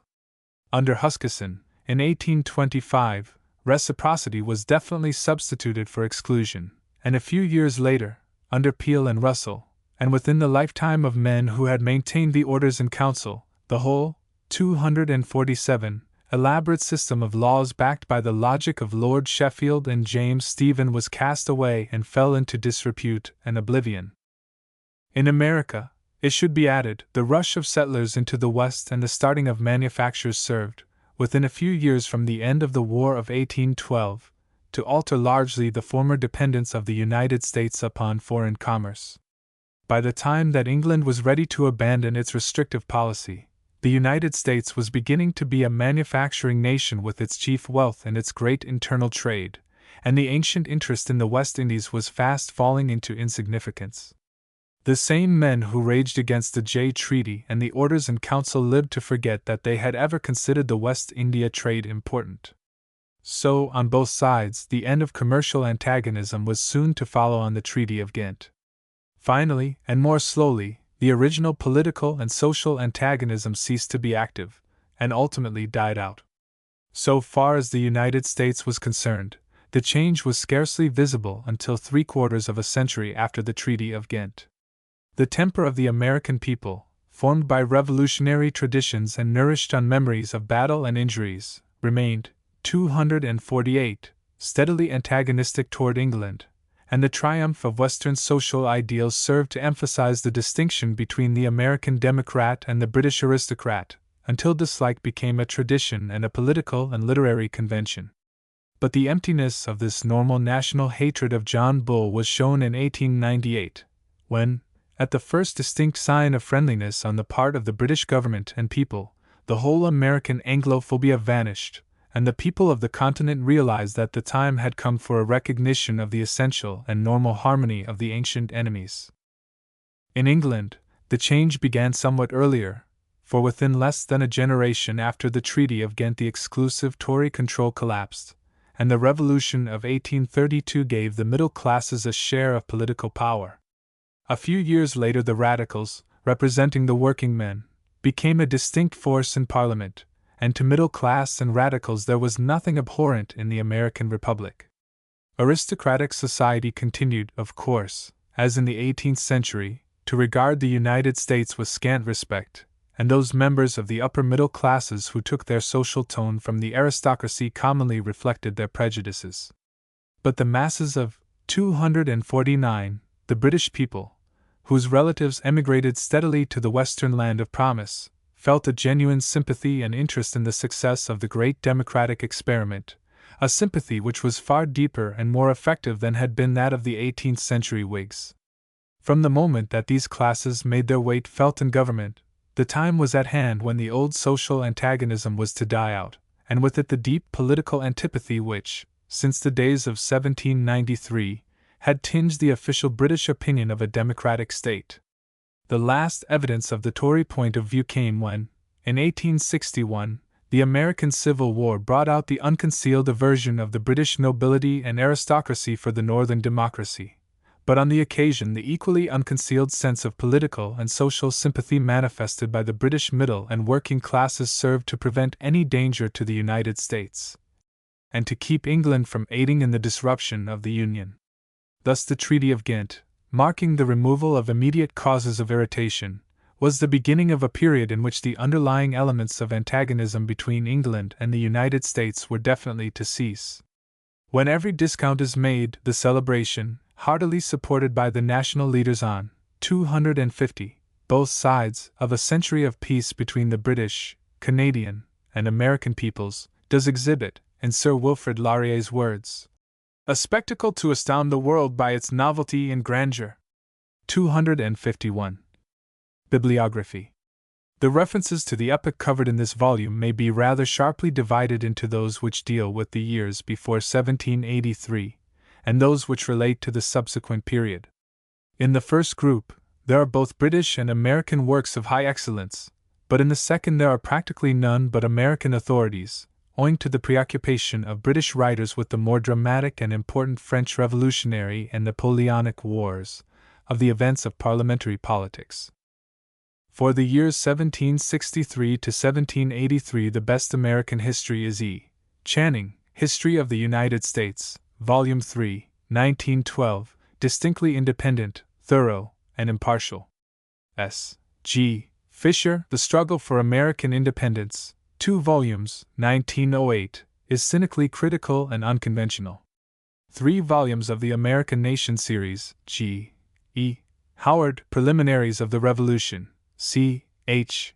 Van Tyne, The American Revolution, and A. C. McLaughlin, The Confederation and the Constitution, 1905, are equally scholarly and less detailed. The older American works, exhibiting the traditional, patriotic view, are best represented by J. Fisk, American Revolution, 2 volumes, 1891, and G. Bancroft, History of the United States, 6 volumes, edition 1883 to 1885. On the English side, the most valuable study is in W. E. H. Lecky, England in the 18th Century, volumes 3, 4, 1878, a penetrating and impartial analysis. The Whig view appears in Sir G. O. Trevelyan, The American Revolution, 3 volumes, 1899 to 1907, Lord Mahone, England in the 18th Century, volumes V7, 1853 to 1854, and M. Marks, England and America, 2 volumes, 1907, while W. Hunt, Political History, 1760 to 1801, 1905. Alone of recent writers, presents a Tory version of events. Special works of value are C. Stedman, The American War, 2 volumes, 1794, The Authoritative English Contemporary Account of Military Events, and among recent studies, J. W. Fortescue, History of the British Army, Volume 3, 1902, which should be compared with H. B. Carrington, Battles of the Revolution, 1876, E. McCready. South Carolina in the Revolution, 2 volumes, 1901-2, E. J. Lowell, The Hessians in the 252 Revolution, 1884, J. B. Perkins, France in the American Revolution, 1911, C. H. Van Tyne, The Loyalists, 1902, and W. Hertz, The Old Colonial System, 1905. Of especial value are the destructive criticisms in C. F. Adams, Studies Military and Diplomatic, 1911. The authoritative treatment of naval history is found in A. T. Mahan, Influence of Sea Power, 1890, and in the chapter by the same writer in W. L. Clowes, History of the Royal Navy, Volumes 3, 4, 1898-1899. Among leading biographies are those of Washington by H. C. Lodge, 2 volumes 1890, by W. C. Ford, 2 volumes 1900, and by Gen. B. T. Johnson, 1894, of Franklin by J. Parton, 2 volumes 1864, by J. Bigelow, 3 volumes 1874, and by J. T. Morse, 1889, of Henry by M. C. Tyler, 1887, of Samuel Adams by J. K. Hosmer, 1885, of Robert Morris by E. P. Oberholzer, 1903, and of Steuben by F. Cap, 1869. On the English side, the memoirs of Horace Walpole, 1848, the correspondence of George III with Lord North, edition by W. B. Donne, 1867, are valuable and interesting, and some material may be found in the Lives of Burke by T. McKnight, 2 volumes 1858, of Shelburne by E. G. Fitzmaurice, 2 volumes 1875, of Chatham by F. Harrison, 1905, and A. Vaughan Reveal, 3 volumes 1907, and of Fox by Lord John Russell, 3 volumes 1859. The biographies of 2 governors of Massachusetts, C. A. Pownall, Thomas Pownall, 1908, and J. K. Hosmer, Thomas Hutchinson, 1896, are of value as presenting the colonial Tory point of view. For the period after 1783, the best reference book and the only one which attempts to trace in detail the motives of British as well as American statesmen is Henry Adams' History of the United States, 9 volumes, 1891. It is impartially critical, in a style of sustained and caustic vivacity. Almost equally valuable is A. T.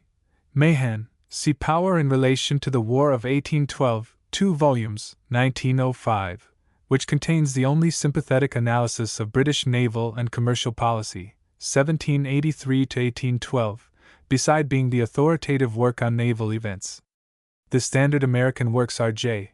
Schiller, History of the United States, Volumes I-2, 1882, J. B.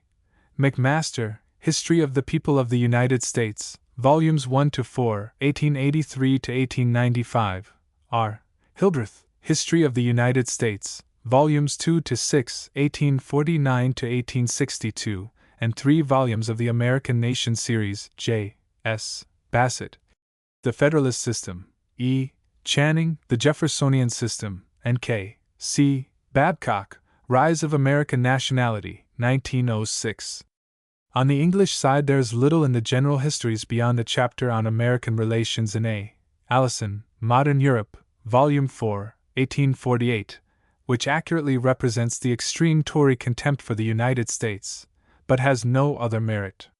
Works on Canadian history fill this 253 gap to a certain extent, such as W. Kingsford, History of Canada, Volume 8, 1895. Beside the work of Mahan, as above, the War of 1812 is dealt with by W. James, Naval History of Great Britain, Volumes V6, 1823, a work of accuracy as to British facts, but of violent anti-American temper, and on the other side by J. F. Cooper, Naval History 1856, and T. Roosevelt, Naval War of 1812-1883. Sundry special works dealing with economic and social questions involved in international relations are T. Roosevelt, Winning of the West, 4 volumes, 1899-1902, W. Cunningham, Growth of English Industry and Commerce, Volume 3, 1893, and W. Smart, Economic Annals of the 19th Century, 1910. Biographical material is to be found in the Lives of Washington, as above, of Jefferson by J. Schiller, 1897, and by J. T. Morse, 1883, of Hamilton by J. T. Morse, 1882, and F. S. Oliver, 1907, of Gallatin by H. Adams, 1879, of Madison by G. Hunt, 1903, of Josiah Quincy by E. Quincy, 1869. There is some biographical material to be found in Brougham's Life and Times of Lord Brougham, Volume 3, 1872, and in S. Walpole, Life of Spencer Perceval, 2 volumes, 1874, but for the most part the British version of relations with America after 1783 is still to be discovered only in the contemporary sources such as the Parliamentary History and Debates, the Annual Register, and the partly published papers of such leaders as Pitt, Fox, Grenville, Canning, Castlereagh, and Perceval. A useful sketch, giving prominence to the Treaty of Ghent and the Rush-Bagot Agreement, and summarizing earlier and later events, is a short history of Anglo-American relations and of the 100 Years' Peace, by H. S. Paris. Documents and other contemporary material for the whole period may be conveniently found in W. MacDonald, Select Charters, 1904, and Select Documents, 1898, in G. Callender, Economic History of the United States, 1909, and A. B. Hart, American History Told by Contemporaries, Volumes 2, 3, 1898, 1901. 254.